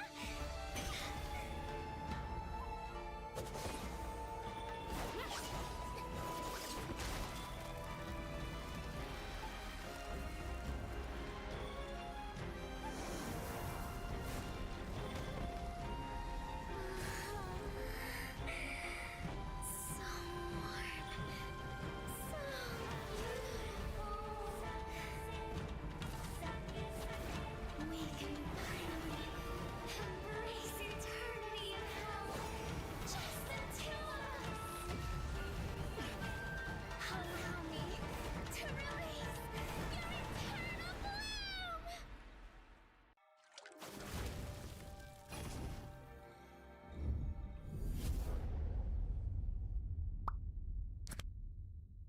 The human body was built to move. Not trapped at a desk in one singular posture for 12 hours a day. It's time your chair evolved. This is Secret Lab Titan Evo. Ergonomically engineered for you, gamers, hybrid workers, artists, backing your every move.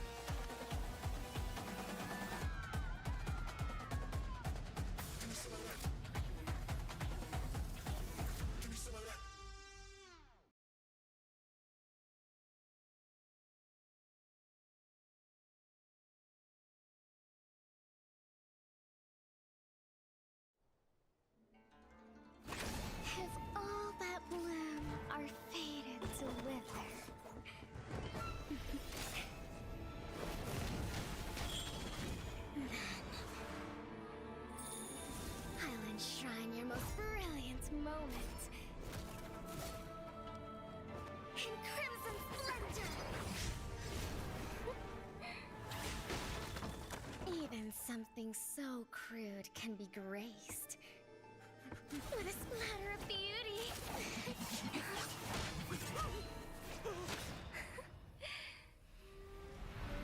I'll get you out! You finally come to me, Hanabi-sama! This madness ends now!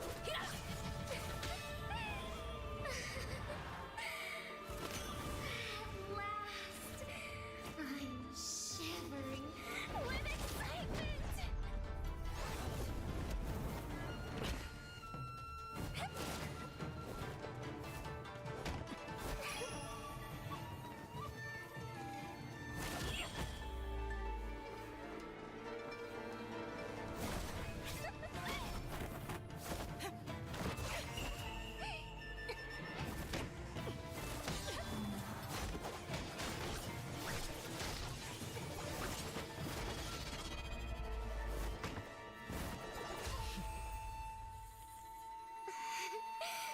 Such killing intent.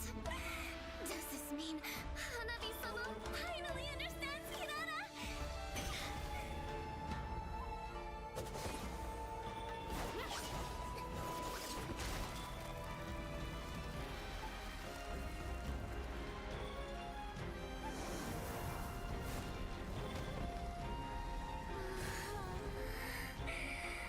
So warm.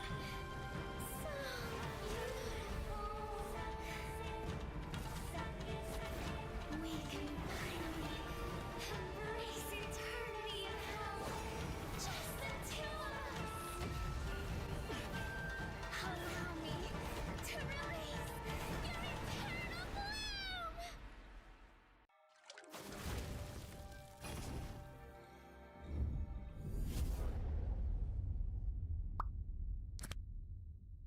The human body was built to move. Not trapped at a desk in one singular posture for 12 hours a day. It's time your chair evolved. This is Secret Lab Titan Evo. Ergonomically engineered for you, gamers, hybrid workers, artists, backing your every move.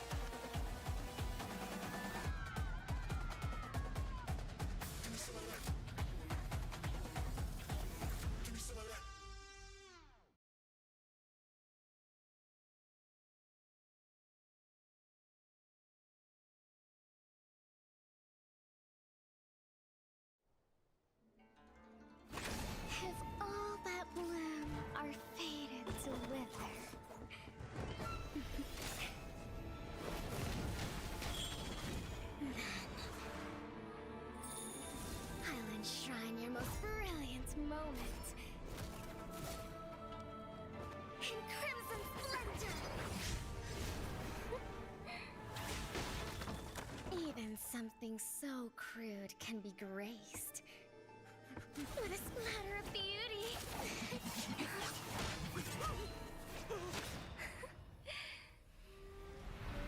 I'll get you out! You finally come to me, Hanabi-sama! This madness ends now!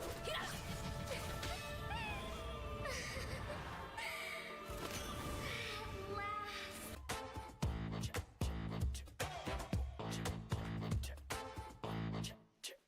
Hold up.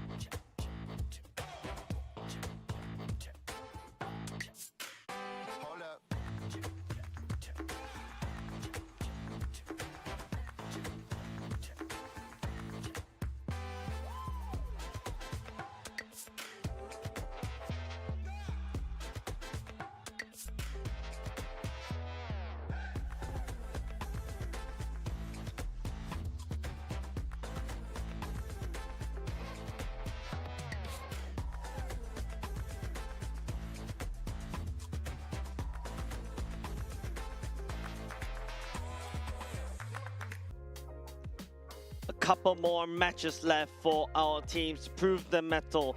A few, I would say, the last minute teams, the last minute performance may be required in order for them to earn that ticket to go over to Nagoya. Ladies and gents, welcome to the 2026 Asian Games Esports Events MLBB Qualifiers. We are still currently going through Group A, and my name is Jace. This is Churros. We are casters so far.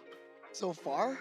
So far. Well, still have I a don't couple know. more games to go. There's a doppelganger of me running around the RWS as well, right? Hey, so if you're around the area, please head better on down to looking one as well. RWS. This is it's super fun to be here watching the crowd, and the crowd is starting to pick up. Yep. We see Indonesian fans, we see the Myanmar fans actually coming in.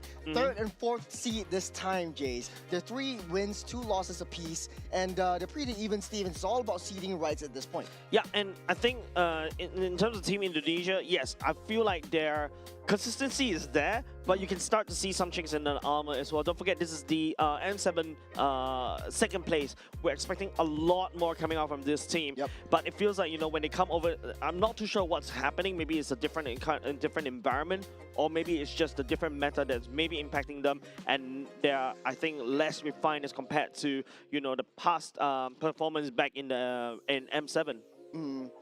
Well, there is quite a bit of factors, new meta changes as well, adaptability to the games, and just all around, a lot of the other countries all around Southeast Asia are growing, and they're becoming really strong, especially for Cambodia. A couple of seasons ago, we might have counted them off, we might have written them off, but right now they're coming up strong. So much so that they are cementing themselves as one of the titans in Southeast Asian region. But speaking of which, let's go into Indonesia. There's Dingerai, Alexander, Delvin, Afan, and Shauki. All of these members, they are extremely strong mechanically and gifted in their own rights. I would say Dingerai performs exceptionally well once given that space. Alexander finding right targets and making the right shot calls for this game. Delvin performed exceptionally well in the mid-game given the artillery mages. Yeah, I think a lot more pressure on Team Indonesia right here. They qualified through the PBSI selections as well. So far, we've seen some form of brilliance as well coming out from them, but you know, the games have not been shaking. They've taken losses against Team Malaysia and, of course, Team Philippines as well in a small little rematch against M7. But, of course, you know, here are your members on the other side from Team Myanmar. Shine, Kyo, Myo, Han, and Hein. So this team actually coming off from a win against Vietnam off stream. So we're playing it concurrently and riding on the momentum, riding on that high. They still have 2 more games to go. Against Indonesia, this will be the biggest test prior to the last game. The last match will be Myanmar against Singapore off stream as well. But if they win, if any of this team wins this, they will be pushing the the losing team down a spot and basically equalizing it with Malaysia. Yep, I think also, I think this is also another time where another region that actually will need to try to test the mettle against another well-established MPL region, right? Team Indonesia has been in MPL for a long period of time. You see them in the international stage, and apart from that, you know, Team Myanmar so far they've only met 2. This is perhaps the last MPL region that they have to go for, albeit they won against Team Malaysia in the 2-1 fashion, but they lost over to Team Philippines in 0-2 fashion. Of course, like what you mentioned, like Doggy Dog World. Standings as well, 3 and 4 right here. The winner would definitely go up in terms of standing. I would say more or less you can, I would say 80% buy the ticket over to Nagoya. The loser on the other hand will be at the mercy of, you know, the middle of the pack kind of teams that will be playing later on. Well, it's starting to solidify, right? For Group A, the Hell group, so to speak. Philippines, Cambodia, pretty safe. They've got 5 wins apiece. Indonesia and Myanmar and Malaysia, 3 wins apiece. Malaysia already shot down just with that 1 loss against Cambodia. So Indonesia and Myanmar are still even Stevens as of this point. They're in a pretty safe position. I would say Myanmar, statistically wise, up against the 8th seed, would not have too much of an issue as well. So this would be the biggest test for both of these 2 teams coming in. And of course, you know, if you want to talk about the middle of the pack earlier just now, we talk about this 3rd, 4th, 5th seed. If you talk about, you know, game difference +3, +2, and 0 respectively, right? These points are not too far apart, right? So technically speaking, Indonesian and also Team Myanmar, they're not out of the waters just yet. I feel like this is the critical point for Team Myanmar and Team Indonesia. If they really want to go to Nagoya, this is the game that they really have to perform. Well, it's time to pull out all the stops. We're talking about like players, talking about heroes. There are a lot of priority that comes online, that comes into mind when we see the previous game that Malaysia and Cambodia has done. They have also got some time to learn from the mistakes of the past, or even yesterday coming into the first game. Indonesia, this is the first game, and it's sort of like a warm-up that they have prior to going in. Myanmar already has that momentum after that win against Vietnam. So a little bit of changes for Indonesia. We talked about this in the previous game, right? Fight against Malaysia, it's a constant push, it's a constant pull. It's hey, we're in it, and then we're cooked. We're in it, we're cooked. And there's so many constant push and pulls.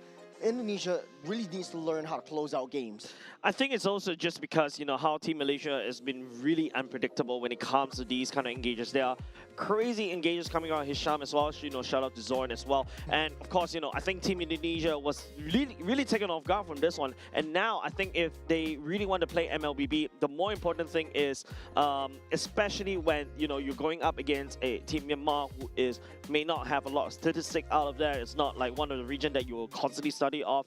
I bet you for the side of Team Myanmar, because your games, especially when you're from MPLID, you're from M7, your games are being studied and analyzed to the T. Your small little minor habits and bad habits is all shown on screen. So this is where, you know, teams such as from MPL Indonesia or Team Indonesia has to be a little bit more careful. You know, back in the days, Myanmar used to be one of the top few teams. If you go take a time machine back into M1, they were in the top 2 seed, albeit they lost to AP Bren back in the day. And right now, coming into this matchup, I would say a little bit of the learning points, a little bit of adjustments that both teams really need to do.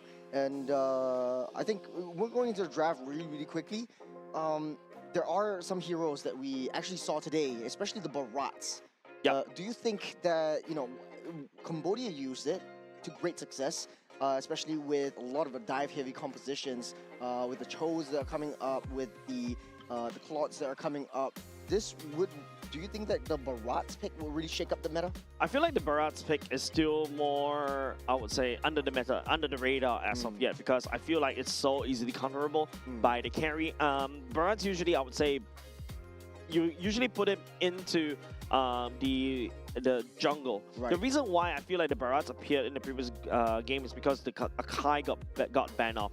It's the same idea as an Akai, alright? I hold you by either push you to the wall using heavy spin as an Akai, or I use the Daytona's Welcome into just basically take you, prevent you from actually using the Retribution. I secure objectives and I move on. I think it's also a lot of things that's happening all across the board for the side team, that game in particular, so I don't think Barats may be a bit of a priority. However, I feel like in terms of gameplay-wise, I feel Team Indonesia, they're looking at this massive AoE stuns. Like, if you take a look at Alexander, right, he likes to play his Atlas, he likes to play his, like, Marcel to a certain extent, right? So now, Expanding Rivers will be the map that both these two teams will be venturing into in game number 1. Alexander definitely happy about that. He loves that the river movement speed boosts, the ability to get into the opponent's jungle, get out quickly, the ability to cross map play. And this is the first draft of the game against Indonesia and Myanmar. Phoveus will be banned out alongside Freya. Quite a bit of priority targets. We've seen Chusin slip off the pool, and Eve will be the hero of ban choice. Yeah, like Eve is starting to get perma-banned once again. The real-world manipulation, and also, you know, the amount of utility that the Eve can provide, not only just to set up the CCs and the massive slow, the threat that you can do to basically burn down any form of tank, especially right now we're entering back into the tank utility jungles once again. Yeah, definitely deserving a spot in the banning phase. Now, second ban coming out from the side of Team Indonesia, the Freya and the Fanny. I feel like the reason why Team Indonesia is afraid of Fanny, because usually when you go abroad in the Southeast Asian regions, they love to play these assassins, especially Fanny. You saw even the Suyo, or to a certain extent the Hellcat, get tossed into the ban as well, especially when they're facing up against these regions. Ooh, okay, going for the Hellcat ban once again. A little bit of not what we're used to, but I think Indonesia has really done their homework onto Myanmar and understanding what kind of heroes they're comfortable with, what kind of heroes they're playing. Chusin still prioritized by Myanmar. The Akai is still open though. Do you think they should go for it? Or the Paquito as well. The Paquito as well as the Akai. I think Akai Park is a good R1, R2 pick. Chusin, on the other hand, I think has been solid but Jusin is a threat over to the Akai because Jusin always lands onto Lantern, picks up the Akai, throw him away, and now because of the fact that the Claw is also being prioritized so much right now in this current patch, R1 pick going into the Claw, that means that, you snap pick that away. There's also another safety net for the side of Team Indonesia is that, if you see your enemy team pick up the Akai, you're forced to pick up the Jusin, which means that Team Indonesia doesn't really have to worry about the likes of Valentina coming back in unless Valentina Rome MPL Singapore. Valentina Rome, Valentina Jungle, possibly this way back in the past. Moskov and the Fredrin will be locked in. On a lane-to-lane matchup, I would say make room for no room for open AI. Claude does everything right now. He's going to be able to cross that maps. He's going to be able to use the BMI to get out of the way. Dingerai plays a pretty similar play style together as compared to the opponent's team. And right now, I think for Claude in the Moskov matchup, Moskov does quite a bit more in terms of the 4-1 composition. You're able to put that Moskov on the side lanes, and then he's able to join in that team fights. If you do the same with Claude, though, it takes a little bit of time for him to match up. Another thing about the Moskov coming into this patch is also pretty interesting, right? You can use the Spear of Misery to kind of push the Akai away from the heavy spin, or to a certain extent push the Claude away from the BMI. So a bit of a go away kind of toolkit that Moskov does bring on the table. Fredrin coming into play right here versus Akai. We saw this before, right? Akai counters the Fredrin, especially during the heavy spin. So I feel like if Team Myanmar wants to execute this one, I like the bans coming out from this one, the Kalia and also the Atlas. Kalia, of course, in the first phase ban. They know what Alexander likes to play, takes it away. I think to a certain extent, yeah, you're expecting a lot more bans coming out for this Roma from the Team Myanmar side. However, for Team Indonesia, the R-Lot ban as well to secure at least a very good game for the side of Lapu. Sorry, for the Paquito. I was thinking also a Lapu could also go into the mix as well. Lapu to really output the damage to kind of peel for the team. It's always great. Sora, yeah, Sora is definitely one of the better picks out here. You're able to have easy access into the Claw. Yep, the Sora gets banned out by Indonesia. For Myanmar, though, looking for anti-dive roams to be taken out of the pool. That would be a Lilia, though. I would say a Beleric works kind of better for that ban. At least you don't really have that trouble since Fredrin is going to be in the mix. It's going to be soaking up that damage. You don't want to have to deal with extra damage coming in from the Beleric itself. I like what I'm seeing right here. Beleric is also an interesting pick coming from Team Indonesia. We saw this kind of wombo combo before, right? Because you're going for an EXP lane, Paquito, you need some form of tankiness as well. Beleric fits the build, deals a lot of damage back to Moskov as well. And especially when you use the ultimate, you also, distract the Fredrin on top of the heavy spin. Now the Fredrin is not going to have a good time to land a retribution onto the turtle or the Lord. Mid lane's kind of open. It's going for the Marcel first. Okay. Can't believe it slipped through the entire banning phase, but we've seen less prioritization of Marcel's and more towards the prioritization of new and upcoming heroes. Typically the Kalea, though, I'm kind of surprised that the Kalea not being picked too much in this current state in this competition. It's getting banned out. The reason why Kalea is not picked up in this current state, usually banned away, right? And I feel like it's also very interesting because you don't really see a lot of teams really pick ban the Kalia, because the Kalia has one gaping weakness, that is if your enemy decides to pack like the Harif that has a Purify, right? Who do you catch, right? You don't really have anybody to catch, and especially right now when we're going into more tankly utility jungles, the last thing you need is to pull or catch Tsunami Slam the Akai back in. It gives Akai a gap closer, and then you spin for the win. Right now, Team Myanmar goes for the Khalid. Raging Sandstorm activator, Uranus coming in for the play as well. So 3 thick bodies protecting Moskov and Jusin. Somewhat of a similar roster that we've seen in the previous patch, but we just replaced Fredrin with another assassin. In this current state, I think for Jusin, the build typically relies on a little bit more sustainability as well. A lot of teams are going for a pseudo-defensive Jusin, buy the Clock of Destiny as well before anything. Typically, if you want to risk it, you go for a Sky Piercer as well if you're going to play that Gambit. Yep, but another thing that you can also think for the side of Team Myanmar, right? They're using the Uranus to kind of don't want to deal with Paquito, right? Paquito shouldn't try to even punch Uranus. Paquito punching Uranus is like Paquito punching a wall, right? But I think Paquito can punch a brick wall, fine. Punching a steel wall, right? Yeah, so that's what I'm thinking, right? So I think what Uranus is, the role of Uranus here is to basically just wave clear, being annoying, find the back line, annoying, and then after they go away.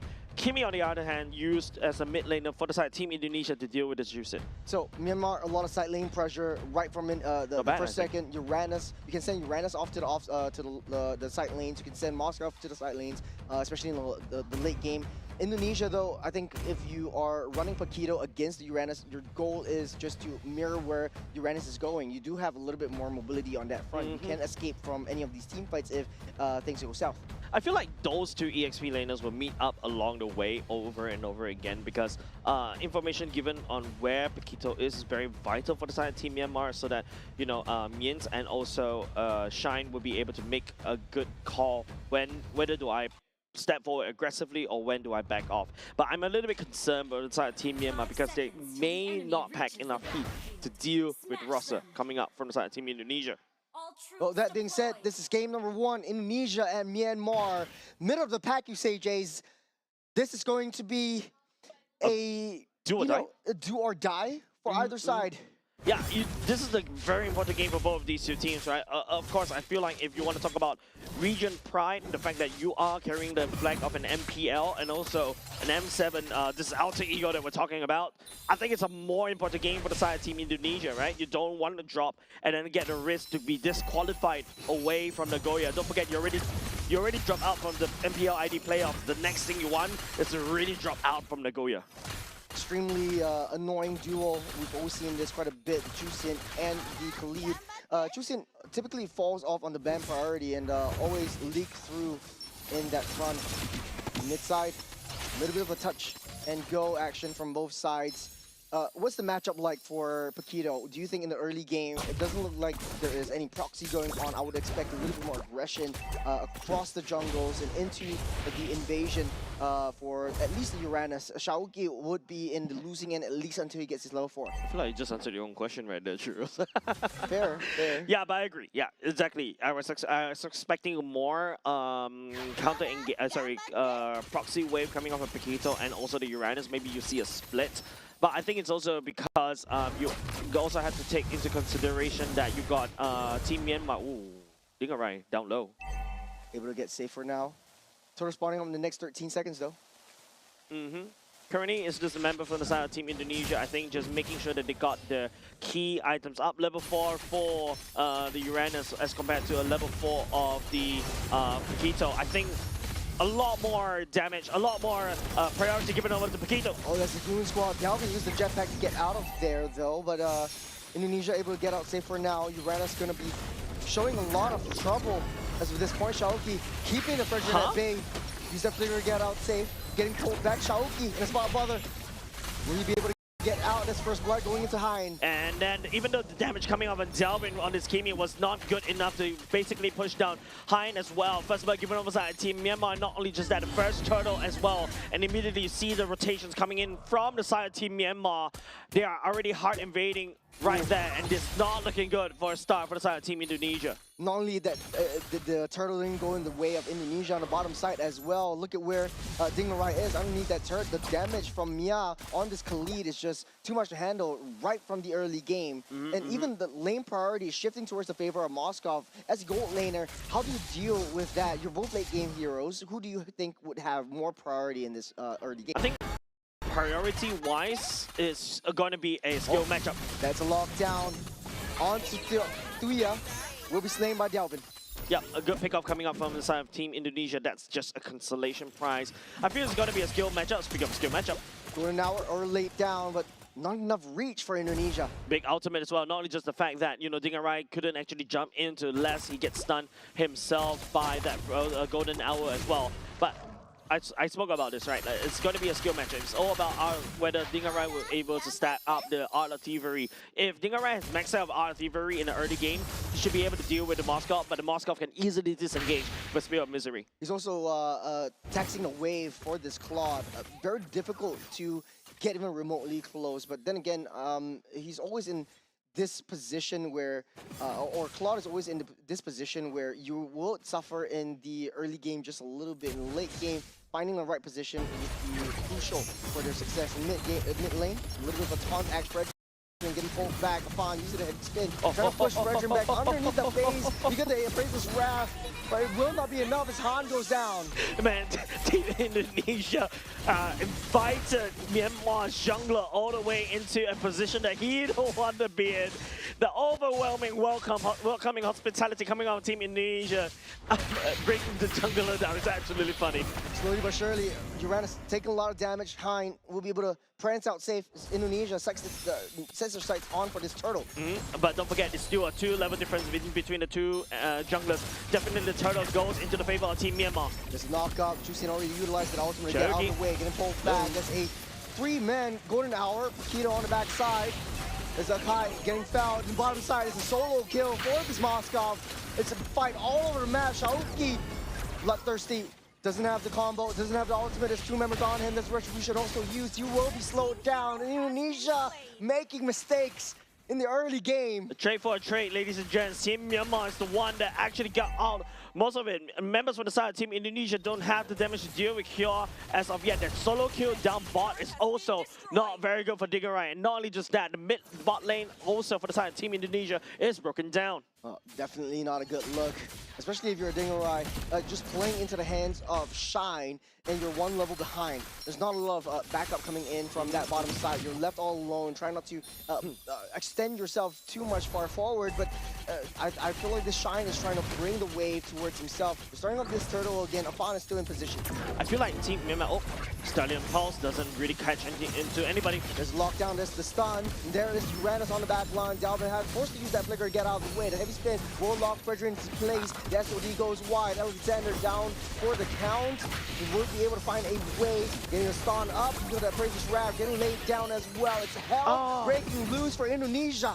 As Team Myanmar just go on and on, over and over and again. Team Indonesia dropping like flies. 4 members going down for the price of the robe. Team Myanmar got the best thing out of this deal. It's not over yet. Dingerai, the only member that's left, taking a huge brunt of damage from Shine. Yeah, it's going haywire for the side of Team Indonesia right now. Team Myanmar is the one that wins in most of these clashes. It feels like, Team Indonesia wants to handshake on these team fights, but even though, Shiayuki finds an angle on this Paquito, wasn't able to take down Neo. But then again, the Uranus is also doing the same, and in fact, the Uranus did a better job at zoning. If you take a look at that, Hein still unstoppable right there. Appraiser's Wrath just slapped onto Alexander, especially with so much gray health. Dingerai couldn't actually hold on and catch up. And now, because all of a sudden, Team Indonesia is kind of forced to use a heavy spin even early on. Team Myanmar, I think they're not there to take down the turtles. In fact, the whole idea is to use the turtle as an excuse to find the kills onto Team Indonesia. On the bottom side, Hein is left all alone. Uranus might be able to get punished right here. Indonesia is trying to look for that. They're bloodthirsty. They're all saying is red, but Uranus is not giving them that satisfaction. And here comes the Goon Squad. The SOD will land. You get the Moskov also potentially coming in. This is not looking good for Indonesia. Heavy spin at the same time, the Golden Hour will try to freeze the members. Dingerai forced to use the blaze to do it all the way back. That's like a lot of hits. Goes down. That's a lot of hits from Dalvin as well. As Indonesia fights their way back, the Praise's Wrath, and here comes that Moskov all the way from that top side. The problem is the Uranus. You can see how Team Indonesia don't have the damage to deal the Uranus at all. And this is a big problem. You drafted a Kimi. I would say that is one of the ways to deal with the Uranus. You also have Dingerai on this court as well, right? But the Uranus goes unchecked. Shiayuki on this Paquito wasn't able to, keep him in check at the same time of the top, and also unable to side push that lane, proxy the wave. He's staying underneath the turret way too much. Hein. The threat of Hein is way too much to handle. Speaking of Hein, blocking off the escape route. Shaoki, nowhere to run, nowhere to hide. As Kyo picks that one up, Indonesia falling apart. Yep, punching a metal wall, like what I mentioned earlier just now. And don't forget, this is a good pickup coming out from Afan. But if you notice, it requires a lot of resources for Team Indonesia to be able to take down everybody. And once everybody is concentrating more of their attention onto the likes of Kyo or even Hein, Shine is out doing a lot of damage. Han can also do a Praise's Wrap, slap onto somebody. Alexander doesn't really have that amount of HP buff to be able to deal with the true damage from Han as Team Myanmar secures the Lord. Myanmar also taken away the lane advantage that Indonesia never had at this front. They're charging in the mid side, taking away the T1. Someone needs to deal with that Moskov. There's the stun up. There's a pull back over on Afan. There's a retribution as well. He slowed down. The Prince Rev won't be enough, but from the flank, the Khalid seals the deal underneath the turret though. Underneath, all the way from the other side, Shine extended a little bit too far, but it just goes to show how far Myanmar has come. It doesn't really matter because the main damage dealer from the side of Team Myanmar, not only just in the form of the Moskov, technically speaking, the Uranus also hurt, right? Once the Radiant stacks is up, he's also constantly healing. He also output quite a decent chunk of damage, and not only just that, you also got the Juicin, which is going to be Myomian that could literally do a lot of damage, especially when Akai is forced to step forward like that.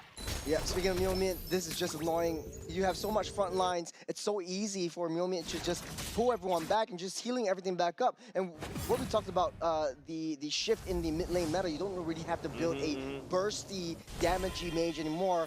This is just hyper utility and just doing damage over time. Speaking about that, the Lord marching down the bottom side. As SOD also landed right from the back side. Myanmar trying to make their way in on the back side. Shaoki trying to look for a flank. In the midst of all that, hit to the wall underneath the turret. The Fredrin goes down. Get that hit. Golden Hour locked down 2. Indonesia able to find their way onto 3. A little bit of an overextension. The defense onto Myanmar. Shaoki a little bit too close for comfort, but they're raising the stakes, they're raising the tempo, they're shifting to high gear. Indonesia cannot find themselves another 2 kills onto the annoying boys of Myanmar. But at the very least, 3 members for the side Team Myanmar is taken down, so this is defender's advantage. Given over side Team Indonesia, you can see the damage that Shine was able to put with the SOD, just 1 spear. Dingerai and even Delvin's backline has to back off. Half HP left, and Team Myanmar, taking a mile out of this. If you take a look at this replay right here, and it's just, even Afan forcing the heavy spin as well. The Golden Hour to slow everybody down for the side of Team Myanmar, but it's not enough because the amount of sheer dominance that Team Myanmar was able to do was there, and they're already knocking on Team Indonesia's door. Really close call for Shaoki as well. And with this Paquito, a high priority pick, you're not doing so well. 0, 4, and 3. You can't even find lanes. You can't find any open sides for you to break through. But Myanmar, with that front, Indonesia ramping up that tempo, they want to look for a engage onto Myanmar. Not happy about them breaking into their base. Yep. The key item that Team Myanmar has already secured is the Blade Armor for the side of Hein. Blade Armor is the key item to deal with Dingerai, to deal with Delvin as well. So they are not very safe. As long as they lay down the damage and they are able to find the burst onto the Uranus, that is it. So for the side of Team Indonesia though, if they want to circumvent around this, Xiaoyuki needs to start split pushing on the other side. Team Myanmar on the other hand, man, Uranus go bro. Myanmar starting to zone Akai out. Indonesia needs to find a way to get in through to Shine. As long as this guy's alive and the stars align, there's a lot of damage being taken out. This pullback into Wafana. Praise's Wrap already laid down the heavy spin. Will pull one back. The Golden Hour lock all of them into place. Buys Indonesia some time. The Lord goes in the hands of Fredrin, and he will take control of that. Myanmar will be able to get out safe and sound. That is the taunt. A lot of damage from that Fredrin alone, but Myanmar is just hitting onto the back line. No one can deal with the Moskov. Not now, not ever. You got Dingerai on the front line as well. There's so much split fight, Chase. 3 members down for the 3 men, but not only just that, Team Myanmar secures the law for themselves. Dingerai is still in a spot of trouble. Myanmar is going for this chase. That's the pull. That's the lantern. That's what we want to see if you're a Myanmar fan. It's Shine against the world. Shaoki is still left alive though. 1v2. 144 Paquito versus a level 15 Moskov. My money is on this Moskov, and not only just that, with Bob the minion coming in.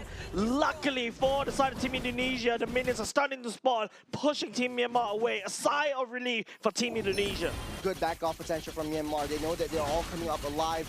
Dingerai on that back line, dealing a lot of damage, but Fredrin soaking all of that up, buying some time for Myanmar to hit and get that damage done over onto Indonesia. The damage is starting to come from the side of Team Indonesia. Afan! Yep, the spin won't be enough to push Myomin back.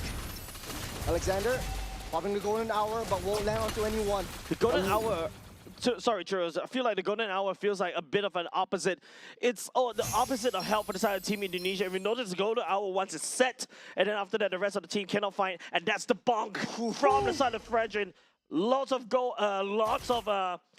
great health, and he was able to just soak in the amount of damage, turn the favor back into Delvin, and burn him down right there. But not only just that, I think the Moscow, unfortunately, has scaled. Turret at a sliver in Indonesia, trying to buy that time, get that defense down. It's way too deep in. Kyo will lose his life as Indonesia, another successful defense. They lost their T3 in the bot side. Hey, unfortunately, they are losing a lot of infrastructure, right? And don't forget, like what I pointed out, the blade armor is really the biggest pain for the side of Team Indonesia. Not only just that, if you want to count with Jays, you count the amount of Chitai's Pauldron that Team Myanmar has built for them. Every single tank has built that, and now that is going to make Dingarai's life truly miserable.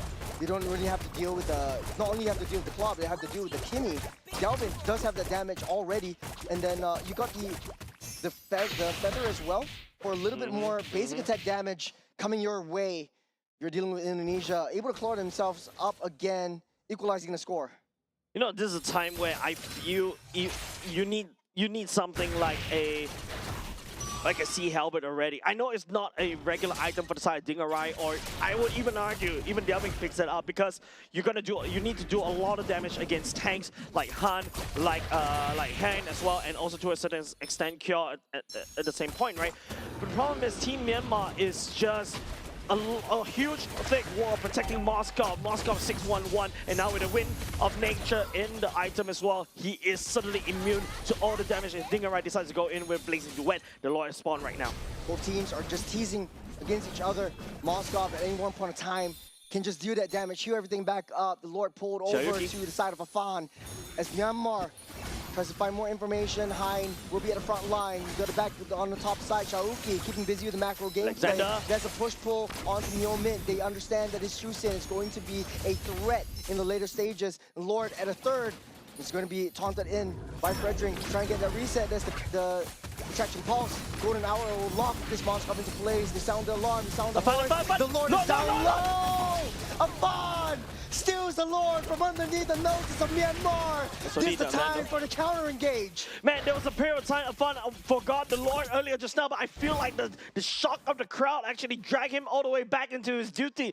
This is the thing that Team Indonesia should have done from, I would say, the 3rd minute mark, because, I mean, they lost so much of these neutral objectives. Finally, they're able to put that back. What a play. Indonesia just played that so beautifully. Alexander just understanding where Moskov is, using the golden hour to push him back. And once he's locked up, it's just got so much time for this Lord. And like you said, Afan, he just forgot his duties. He's got the heavy space pushing the pressuring back. I think finally Alexander is doing exactly what I want him to do, right? His whole goal right now is to really try to push Shine all the way back, and now Team Indonesia with Lord in pocket, and of course Dingarai this time is going to have a bit more time to scale. But don't forget, Xiaoyuki is a mid-game priority. A lot of damage! That's a 2-man lockup with the Traction Pulse. Indonesia slowly but surely breaking their way in. The Lord already marched up the top side, crashed in. Myanmar, that's a golden hour, 2-man lockup. Might not have time for an engage. Chaoki trying to find a flank. There's 2-men stunned. There's a lot of damage. Down goes Hein. No more Uranus. Fredrin, there's a 2-man energy eruption. There's a taunt coming in as well. It's still all 5 members up for the side of Indonesia. And down goes Myanmar. A counter engage. What a game that Indonesia has built for themselves. Team Indonesia far from the break. It's not over yet. And now they're going to try to push 4 men down for the side. Team Myanmar already as Team Indonesia looking for the win with 1 super minion, 1 siege minion. It is not for naught as Indonesia clawed their way back up into the game. All the way, they fought from the bottom, they fought from the back, and now we're here. And this is exactly why I admire the Team Indonesian spirit, right? It's not over until it is over. For a period of time, we are literally playing at the base of Team Indonesia, but one slip up, one perfect golden hour, creating that golden opportunity to push the Moskov away. Not enough damage coming up from the side of Team Myanmar. I did say that earlier just now, right? Like, this is a roster that is meant to protect the Moskov. If the Moskov is not available in the front line to be able to dish out the damage, the whole team just stop and stand still. Yes, you got a lot of HP pass to go with, but Alexander did a wonderful job isolating that Moskov earlier just now. You know, you pointed out one thing. The entire side of Myanmar bought a Chesties Pauldron just to slow the attack speed from the Claude, but they forgot about the Kimmy. Kimmy's just free hitting from the back line. The traction ball is very, very non-committal. You close up to, and they overturn that situation. So Indonesia, very hard-fought defense, very hard-fought engage, re-engage with the Lord over to take this win. Yeah, but I think also the Kimmy, I think that item from the side of Uranus is the blade armor, right? It's just constantly a big nuisance over the Kimmy because Kimmy has a lot of attack speed built in that's not scaling based on attack speed because of how Kimmy works. If you guys play the game, you know, right? But the problem is because of the blade armor, the Kimmy actually do a lot of damage to herself as compared to doing to the Uranus. So MVP goes over to Dingarai, rising up at the last minute. Also, secondary kudos over the side of Alexander on this Marcel that was able to isolate down the Moskov. The Moskov was the main damage dealer from the side of Team Myanmar. It was the hyper carry. It was denied by the side of Alexander, but the main damage in order to deal with the Fredrin, the Uranus, and also to a certain extent, the Khalid has to be done by this Claude. Yeah, Dingarai suffered a little bit in the early game, especially against this Moskov. He's always getting pushed back. He doesn't have that farm. He was at 1.2 levels behind the Moskov. But at the end of the day, Claude is a late game monster. Yep. Different, same animal, different beast. That's why I said if there is a tier above S tier, I will put him there, right? Because the Claude is such a strong pick right now in this current patch.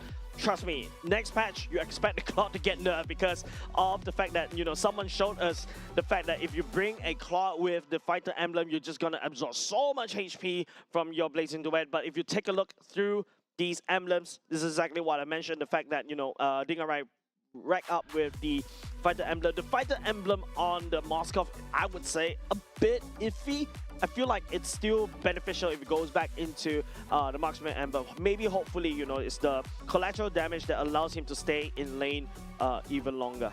I like one thing that you point out within the game as well. The Golden Hour is basically a double-edged sword. It is. The way that Alexander used it in the earlier parts of the game was it was not to their favor. He's trapping his own teammates. He's buying time not for their own team, but for Myanmar. Myanmar could be able to stack up all these spears, all these energies. You see a lot of burst damage coming in just because of the Golden Hour if it's not placed right. He made a little bit of adjustments in the later stage of the game where you said it right and you called it out, where he should be able to use that Golden Hour to just zone out Shine. If you take a look, blade armor, exactly. There's not a lot of Athena shield on the side of Team Myanmar as well. That's where, you mentioned this, Delvin is like literally free hitting, shredding through the likes of Han, shredding through the likes of even to an extent Hein at the same time, right? Yes, you got an Oracle, it's good for personal healing, but not exactly the item to go for if you want to deal with this Kimi that's just constantly sending magic bullets at your face. Myanmar was able to create that lead, and the issue was they couldn't hold on. I felt like they should play more of the macro game instead of trying to force the team fights and handshake it in within the main objectives. Shine wasn't left onto the side lanes to try to push. Typically, you would get the Moskov over the side lanes, push it in, and then use the SOD, eventually just to join in the team fights, and you don't really want to take the team fights to a 5-man Indonesia. But I've seen it before, right, where the Moskov was actually split pushing on the other side. You just need one SOD to miss. Yes. And that's it, right? And don't forget, the Moskov was sorely needed in all these team fights coming out of Team Myanmar. He's the one that's outputting a lot of damage from the backline. And also, yes, technically speaking, Juicing can do damage as well, but it's still a ticking time bomb kind of thing, right? You just pick somebody up, drop it down, but you need DPS, especially when you're dealing with a team such as Team Indonesia. You really have to just chew through, and hopefully the collateral do land, especially on the Akai. I feel like also another thing is from the side of Alexander, right? I think the Marcel pick, I was just toying with the idea, maybe, just have to try to use a way to use the Golden Hour to cut away the backline, force the backline towards the front line, and then after that, you try to just push them into a place that they don't want to be.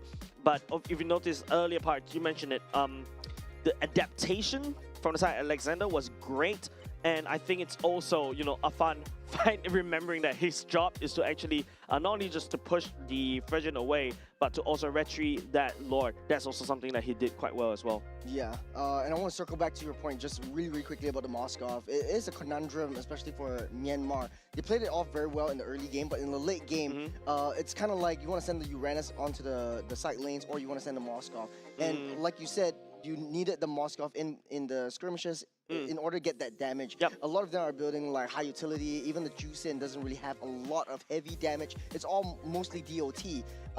But then you only need one SOD to miss. And you also have that opportunity to potentially break open a lot of the turrets through the bases though. I feel for the side Team Myanmar, if you notice how they have been playing this so far, it's that they'll do the 4+1 thing, but you know, of course, that you see Moskov on the side lanes, right? Another person that could also potentially fill up that slot for Moskov is the Uranus, right? You got decent wave here. You can also rush down into coming into the flank to start threatening the back line as well. Don't forget, Uranus does a lot of damage, especially with the Radiant stacks. You should try it. It's actually very scary. There's this once, right, when I ran as a max stacks, just one punch onto the Farsa, half HP is gone, and the Farsa has to fly away. So that's also a potential threat that the Uranus could potentially do as well for the side of Team Myanmar. But hey, Team Myanmar was in the driver's seat all throughout the whole game until the last 2 minutes, until they made a mistake. Team Indonesia capitalized on it, and then after that start shoving all the damage in. Yeah, tipping point was definitely on that last Lord fight that Afan. Essentially Afan using the heavy spin to push that Fredrin back out of the way, and even Alexander using the golden hour to just zone shine out of the way as well, freezing him in time, and he just can't get into position as and when he wants. That is where, you know, Indonesia actually comes back into it. They still got the spirit, they still got that fight in them, and it's still one game up against Myanmar. Like we said, this is the middle of the pack battle, and I think Indonesia one step closer. There is some shaky issues that they need to fix. There is some mistakes that they have made in the early game, especially on a lane-to-lane matchup. I think that Myanmar mechanically understands how to play around with the economy lead in the side of the Moskov and the Claude. If you notice how Myanmar plays, it's the same as similar playstyle as Cambodia as well. They like to fight as 5. They're not used to the macro playstyles that, you know, some of the MPR regions start to boast, right? You start to see Team Malaysia was almost able to just send Raziv all the way to side lanes, threaten onto the side lanes, and then after that, win through minions, right? Team Philippines, you know, they are great at this, right?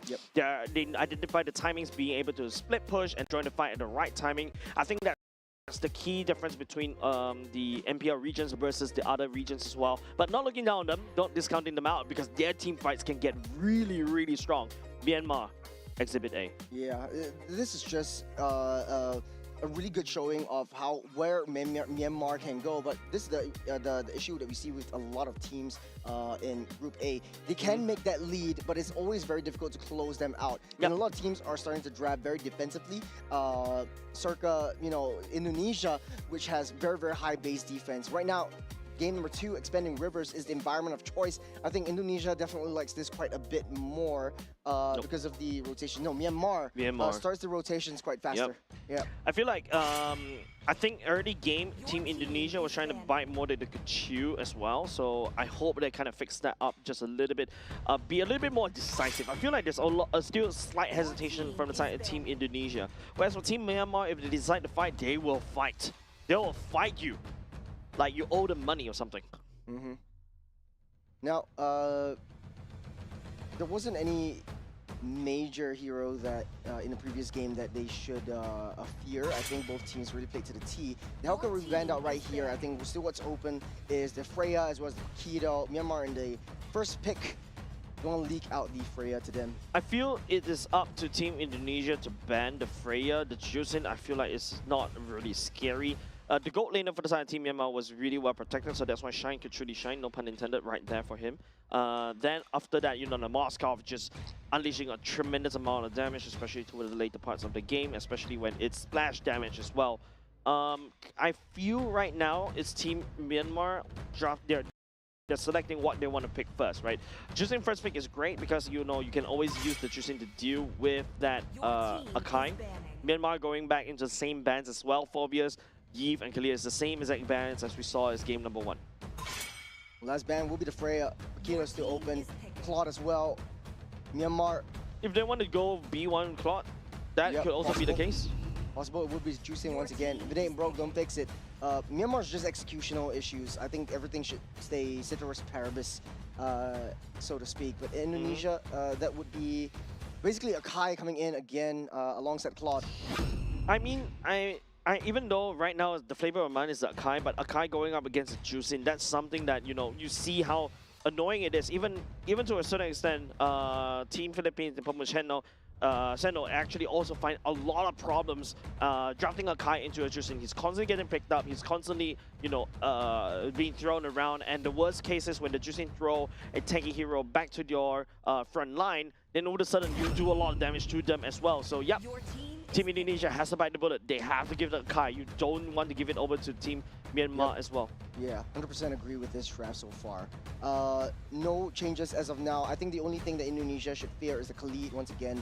For Myanmar, it worked out extremely well for them just because the Khalid has so much damage and so much vision play that it brought over to their side that Indonesia cannot really handle the early game damage.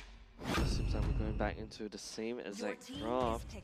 I'm I'm the kind of guy that likes the variations when it comes to see when I'm watching MLBB.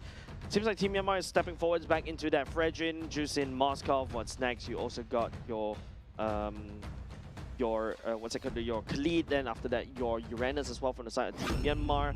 Once again, protect the Moskov. The only slight variation coming off the side of Team Indonesia will be delving onto the Lilia instead. And now, based on this, Lilia can burst. Lilia is a lane bully. Against the Juicin as well? Faster. Yep, against Juicin. But not the fastest clear. Is the fastest clearer. And also you hit power spike at level 1, right? But not known to really take down tanks.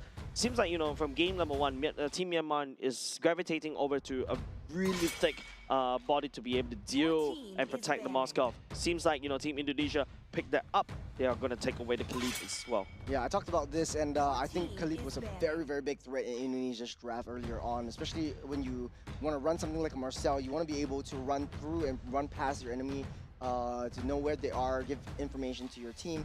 But the Khalid is always in the way. He's dealing that damage, and then before you know it, you blink your eye, you're at half health, and then you are finding yourself running back without any information whatsoever. So it's just a waste of time if you have to deal with that Khalid. Also, the Cho creates so much annoyance, and Indonesia just doesn't want to deal with that. Yep.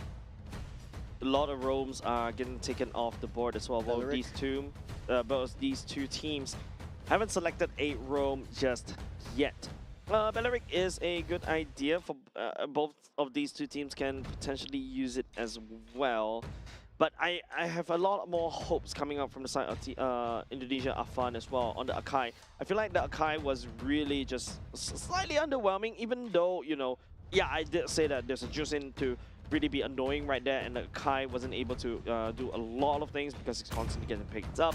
But I feel like there's certain cases where Akai could have used a heavy spin to kind of really push and disengage away and pin somebody to the wall so that you be able to do damage.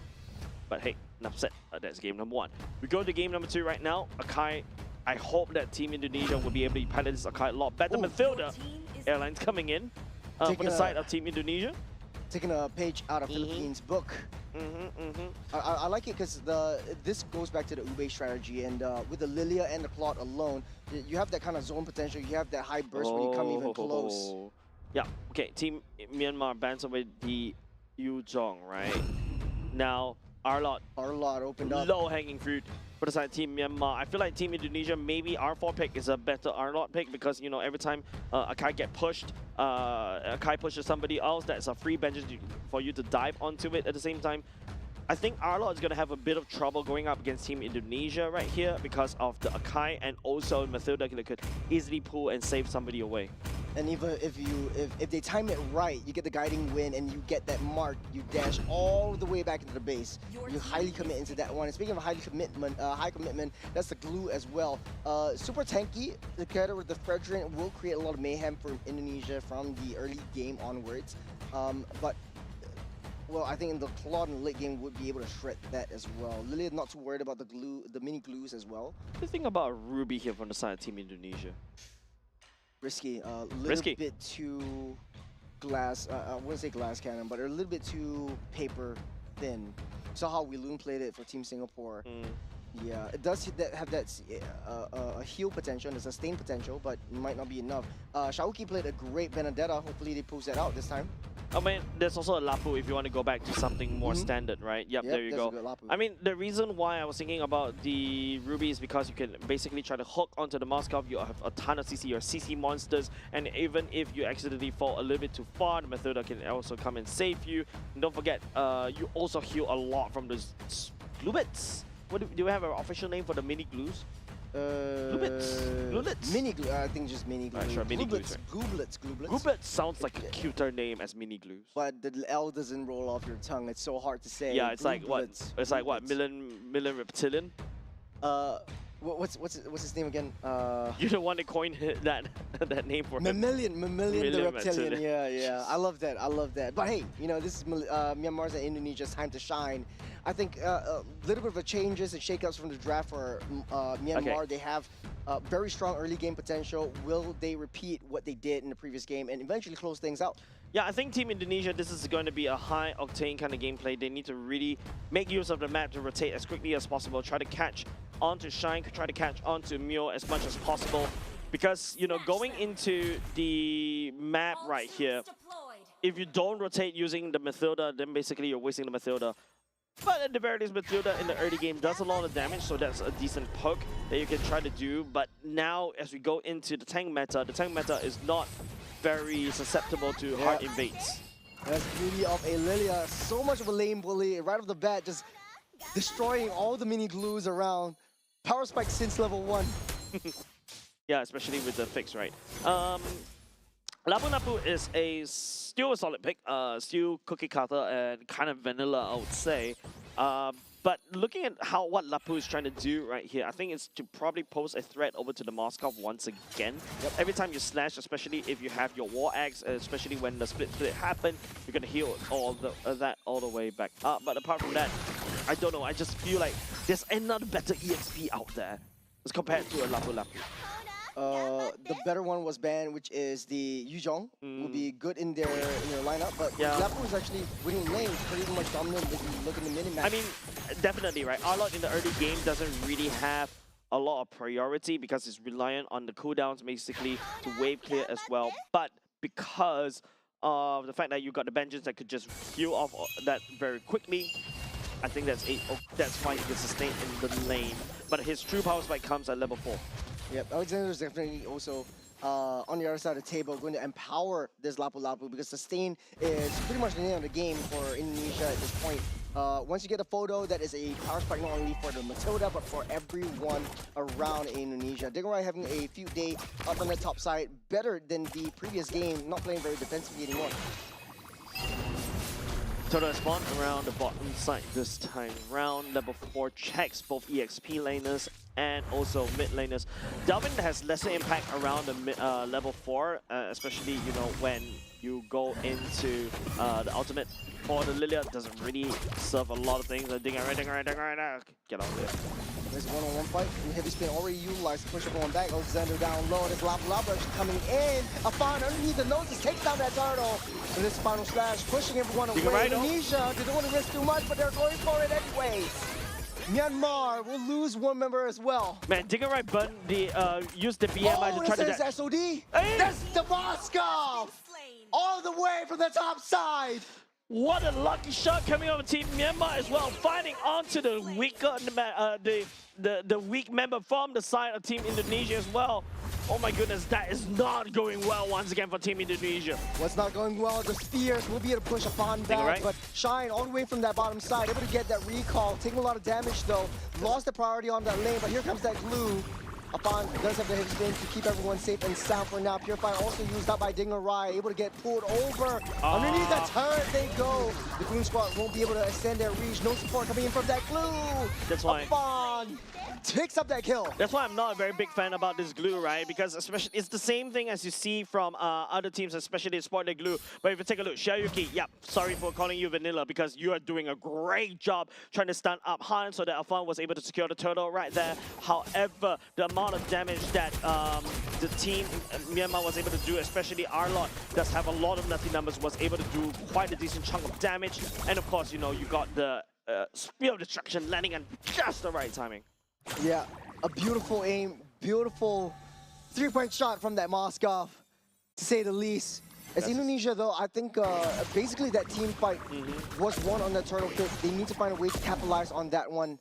There was a little bit of a quick rotation from Dingarai down to the pit as well. At least you had the Blazing Duet from that fight for additional damage. Next turtle will be spawning up in 10 seconds on the gold lane.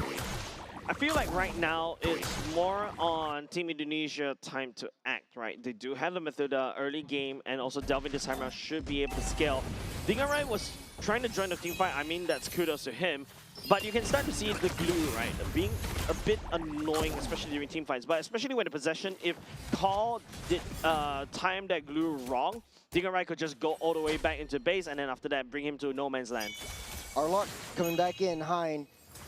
Trying to push Dingarai all the way back. Sending him to half health. Speaking of half health, that is Fredrin being taken out. Bursted down by Dalvin. Afan picking it up. Threatening the needle. SOD misses everyone in the coagulation. Yeah, it's just unfortunate. Once again, the first SOD was great, the second SOD not as great. But Shine is actually down in the bottom lane, opposite side of the turtle. Team Myanmar knows that this Moskov needs a lot more damage, a lot more farm in order to be a little bit more prevalent. Dingarai joining the team fight is actually great because it supplements onto Delvin's damage and Xiayuki's damage to a certain extent. And then hopefully they farm Team Myanmar's players instead of your minions.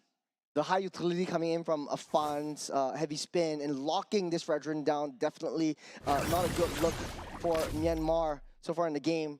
They're losing a lot more priorities in the lane as well. And speaking of which, Blue finding a little bit more information, just being a nuisance down the bottom side. Speaking of bottom side, the Shaoki picking up with the kill onto the Moskov. That's absolutely wonderful. That's the power of again. With the heavy spin, pinning him to the wall, nowhere to run, nowhere to hide. That's a pullback. No! The guiding wind won't reach its mark. No, wait, I think... Okay, hold on a second. I hope there's a replay for this. That's the final slash once again. Delvin with black shoes, back to at full health. A lot of damage coming in from that Lilia on the top side as well. Mid side though, the Claude bought some time to take down that T1. Yeah, mid lane already taken down away. I really hope that there is a... It just soaked up too much damage. No, I hope there's a replay of it because I was watching from my own boards right here, and it's absolutely hilarious, right? Because the guiding wind was actually activated by the side of yeah, there we go. As in Yisha received. Take note on Yep. He's making his way down. Alexander in the river. Yeah, I think all eyes on Alexander, right? Alexander using the guiding wind already to try to dash, hopefully try to save Afan, but Delvin took it instead. Delvin took it. Oh, okay. I thought that was a guiding wind. We were able to pull him back out. That guiding wind was supposed to basically punch Afan out. Don't forget, Delvin does have the ultimate to try to back off. Instead, well, we have like a lot of... Okay, we're back. Okay, we are back into the turtle pit. Turtle at half. Hold over to Afan's side. Shaoki taking a little bit too much damage. Millman at the position to push the EXP lane away. Indonesia is fighting a 3-on-4 in the mid side. This final slash on the two. Delvin will use the black shoes to get into deep. Take a little bit too much damage. The heavy spin will keep him up and alive. Pull the glue away. The blazing duet will not reach its mark, but take a lot of damage in the mid side. As Indonesia will be hitting a lot of, will be taking a lot of damage and will be dealing a lot of damage onto Myanmar. But everyone is safe and sound. No one's falling as of now. Moskov's up top, just shoving against Team Indonesia as well. Was Team Indonesia for the side of Fan working on the turtle instead. Good damage being poured over to Myon, was able to push him away. The flicker also committed as well. So it's just how Team Indonesia is constantly handshaking Team Myanmar in terms of these 5v5 fights. They love it and they crave for it. Even the rapid boots for the side of Dingarai was also built as well so that he can rotate all the way down to assist and fight S5 because they know Moskov will be on the other side trying to farm up. If the Moskov lands an SOD, okay, fine, we'll fight 5v5. But if it doesn't, hey, we will have 5v4. That's the engage. Alexander will be able to use the guiding wind all the way back out. The BMI, that's a Purify also used up, so the spear won't connect. Yep. And that's the thing, right? If Team Myanmar wants to fight 5v5 and you're packing on Moskov as well, you need to find a way to confirm that landing of that spear as well. So it's also up to how, you know, the rest of the team members from the side Team Myanmar communicate, right?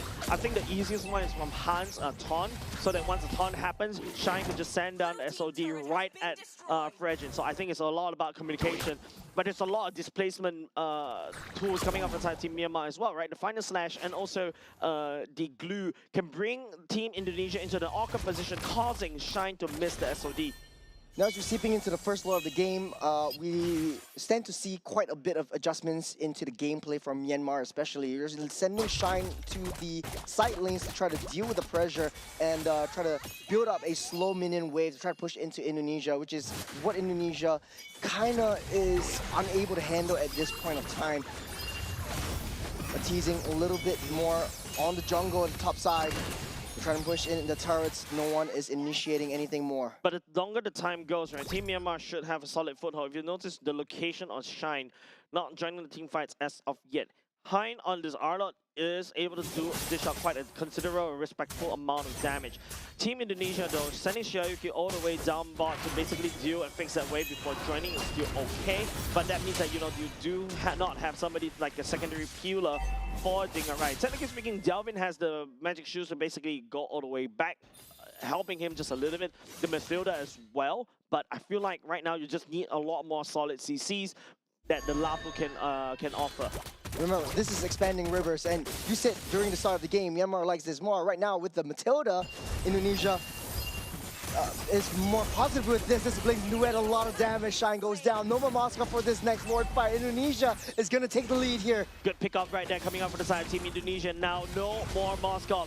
And now I think it's just Team Indonesia definitely going to make a beeline all the way to the Lord right here. Team Myanmar has to fight this Lord pit with a bit of a disadvantage. Afan is still right into the Lord, trying to pull it out. The health is still relatively healthy as Han tries to walk his way in. Heavy spin already utilized way too earlier on. He's trying to push the Fredrin away. The glue brings him back into the fray. Afan falls. No more Kai. The final slash on the 3. Gets that flicker out of the way. You see Dalvin trying to push that Jusin out of the way. Blue, first to fall, just SOD. Moskov joins in the fight. There's a lot of damage coming in from this team, and they take a lot of damage themselves. They're trying to zone everything out, but here comes Dingarai. A little bit of a silver lining for that one. He want to steal onto this thing. Oh. Yeah, Alexander will fall, but hands of Shine. It's a one-on-one. You said threatening Anita. Right now, it feels like, you know, both these two teams performing brain surgery in that Lord dance right here. They fought, but they completely forgot about the Lord. Now, when Team Myanmar had the Moscow down earlier just now, I thought it was an opportunity for Team Indonesia to pick up that Lord as well to try to rush it down. They've got a little bit more time, and I was expecting Shine to send his SOD down to the team fight right to try support, but he was too busy trying to wave clear right there, and then after that, they bought enough time for Team Indonesia to reconfirm and reconsolidate, and then after that, they both traded 2 for 2. Indonesia also knew that Afan was down, so there's no point just forcing this Lord fight. We wait for Afan to come back up, right? And Indonesia trying to play that macro game, sending Delvin instead of Dingarai because they know that Dingarai has that damage right now. Delvin is actually sorely needed though. Speaking of which, there's the guiding wind. There's certainly Eagle won't be able to take Shine out. Moskov again finds himself in trouble. Moskov is not able to play the game for the past 1 minute. He was just like literally revived for less than 15 seconds, and Alexander was sent alongside with Delvin just to burst him down, and this opens up a lot of opportunity for Team Indonesia to pick up the Lord. No Moscow for Myanmar for so many team fights. He had a field day, I think, in the first game, but this time around, Indonesia is just walking all over Myanmar. I think you don't send the Moskov over to the side lanes already. Mathilda knows what's up, and this is a Mathilda, right? They could just knock somebody up, has additional burst, send along somebody at the same time to burst you down. So I think Moskov had to start packing a lot of damage right there, coming up from the collateral onto Dingarai. I don't think he's too afraid of that. He does have quite a bit of heal potential. Itemizations-wise, it's the Holy Trinity already built up by Shine. He has the damage, but he's taking so much. The glass cannon on this Moskov.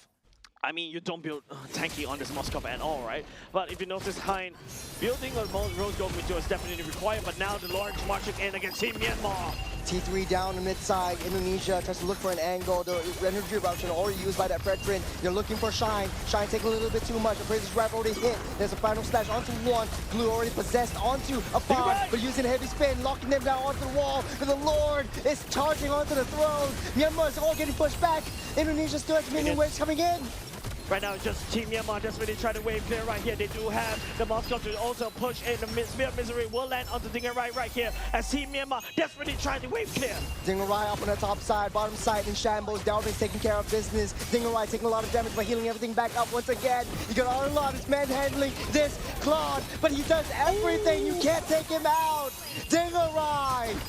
This is late game Indonesia. We're talking about the death ball cannot be broken for now. Glue coming back up, activated concealed play. Teams of at the very least, Team Indonesia know they may be overextending just a little bit, pulling back because they lost a Fawn. And you can see the Nagoya, 404. The damage is definitely found right there. Not going to agree with his KDA, but you can imagine, right, the amount of defense coming out Team Myanmar. They're still in the game because of Shine with the collateral damage all across the board to wave clear. A great fight, good cycle from 2K gold lead all the way into 8 just with that one push alone as Myanmar finds himself in a defensive position. Taking a look at the replay, it was just Dingarai healing everything so fast and coupled with the Matilda as well. And then also, luckily the Moskov is still alive. I think great positioning for him. And the bonk coming out from Han was able to find onto Afan as well to basically put him down to also persuade Team Indonesia to back off my lawn. The Lord spawns up in the next 20 seconds. Myanmar sitting heftily in their base. Indonesia taking control of the map. This is their playground right now. To go with Alexander and the expanding rivers, they're going to make full use of it. Dingarai, 4 kills, 0 deaths. Having a great game on this Claude. Yeah, now the Lord spawned, but Team Myanmar got their hands pretty packed, pretty busy. Alexander has vision on this Fredrin. He's making a beeline towards this Lord Afan. Wants to try to pull them away from that bottom side. They need to be able to try to find Shine and take him out. Indonesia knows that is main where the damage comes from. A third of their health. Lord is down low. Fredrin tries to go in. Dingarai seals up that Lord. They're going in way too deep, forcing a lot of ultimates coming out from Myanmar. No Moskov, no damage from Myanmar. It's exciting and losing battle. It goes wide. You don't have that Moskov right in the midst. Indonesia, they're leading the charge. They're happy about it. They're happy and they're hungry. Man, if Shine actually land on the SOD, maybe there could be a return kill over to that side of Team Indonesia. But now Team Myanmar has a 3 open base. That Lord is marching down mid, and there's nobody from the side. Team Myanmar was able to hold because this is going to be a 4v5. It's a 4v5. That's the circling eagle on top of that Fredrin, blazing through onto the back line. You got immortality for Dingarai. He's getting safe. He's getting out. He's got a guiding win. He's sitting onto the throne. The Lord will help as well. It's a 4v5 in Indonesia. Wants to seal the deal with a 2-0 sweep. Team Indonesia 2-0. Perfect gameplay so far, I would say. In game number 2, a lot more stable as compared to game number 1. Game number 1 was really iffy, but definitely not the wins out of the sails of Team Myanmar. Team Indonesia, I think this game was a lot more tighter as compared to game 1. Yeah, a very, very solid game all the way from the early game. And all of them knew what to do. In game number 1, Dingarai had a lot of issues with Shine. Mechanically, or during the lane, he's getting a solo killed by this Moskov. In the second game, though, 0 deaths. He understands how Shine wants to play, and that is the adjustment that basically Dingarai needed. Plot definitely showed up onto this one. Yeah, I think this is a lot more stable as compared to game number 1. Like, I feel like there's a lot of times where Team Myanmar was also already making very questionable moves, and immediately, Team Indonesia start punishing them. But Akai coming in really clutch right here. Like, a lot of times where there's these objective takedowns, he was able to just push people away, and there's a lot more discipline, a lot more communication was made. However, Team Myanmar, I think, there's a lot of times where the SOD does not land properly and then, unable to join the fight as Dingarai just dives into the damage. 505 is KDA, GPM 879. He's farming up a Storm. He's also dishing out a Storm as well. Not only that, you got the rotations coming in from this Claude down into a lot of the major objectives right from the second turtle of the game.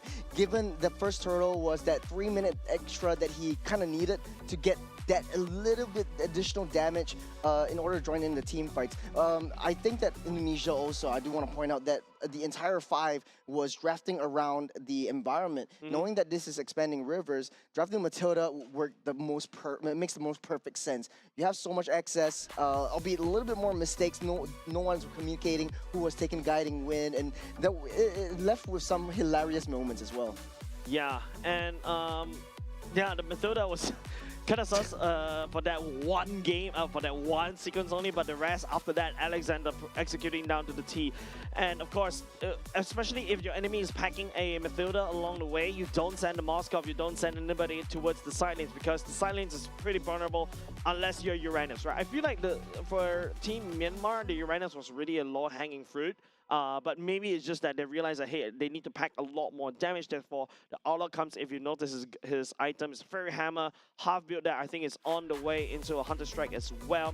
The Arlot is able to dish out quite a considerable amount of damage, but there's also another problem for the side of Team Myanmar, right? Because the Lapu is already scaled. You also got Delvin who can just land bombs over and over again. Alexander can pull and save anybody if he overextends. Heck, even Afan, the heavy spin, I think also acts against what the Arlot wants to do, right? Arlot can get very squishy if you constantly land the CCs onto him.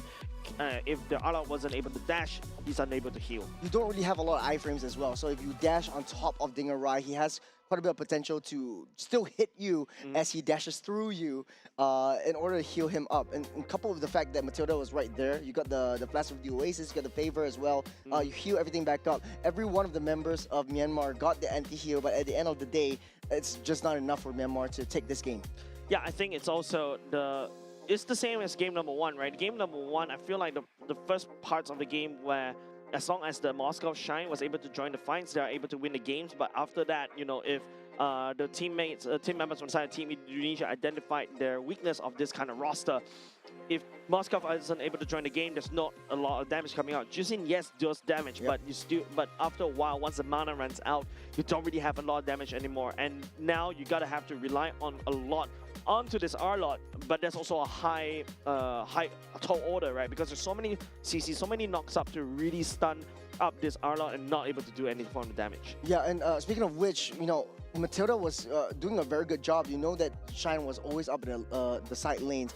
Matilda was bringing at least one member up. It might be Dalvin, it might be Dingarai, but that was a beautiful execution coming in from the Matilda. Even if you can't really kill the Moskov, and the Moskov already has the main core trinity, you can still back off with the Guiding Wind. So it's sort of like a no-lose kind of situation. Damn if you do, well, heck it if you don't. I think it's, even though if you don't kill off the Moskov, you half HP it means that Moskov has to back away. Then after that, you just rotate back into the Lord fight, right? Because when Matilda appears right there, you only have like what, 20 seconds, 10 seconds to react to that. If the communication between the team is not there, then the whole team communication kind of crumbles, and the whole team fight around the Lord Dance just crumbles. Well, in the battle of the mid-range in Group A, Indonesia makes it up on top, putting Myanmar down one slot below. But Group A is not over yet. It's going to be Philippines versus Singapore. Yeah, with that said, ladies and gents, don't go away, because another exciting match coming up right next after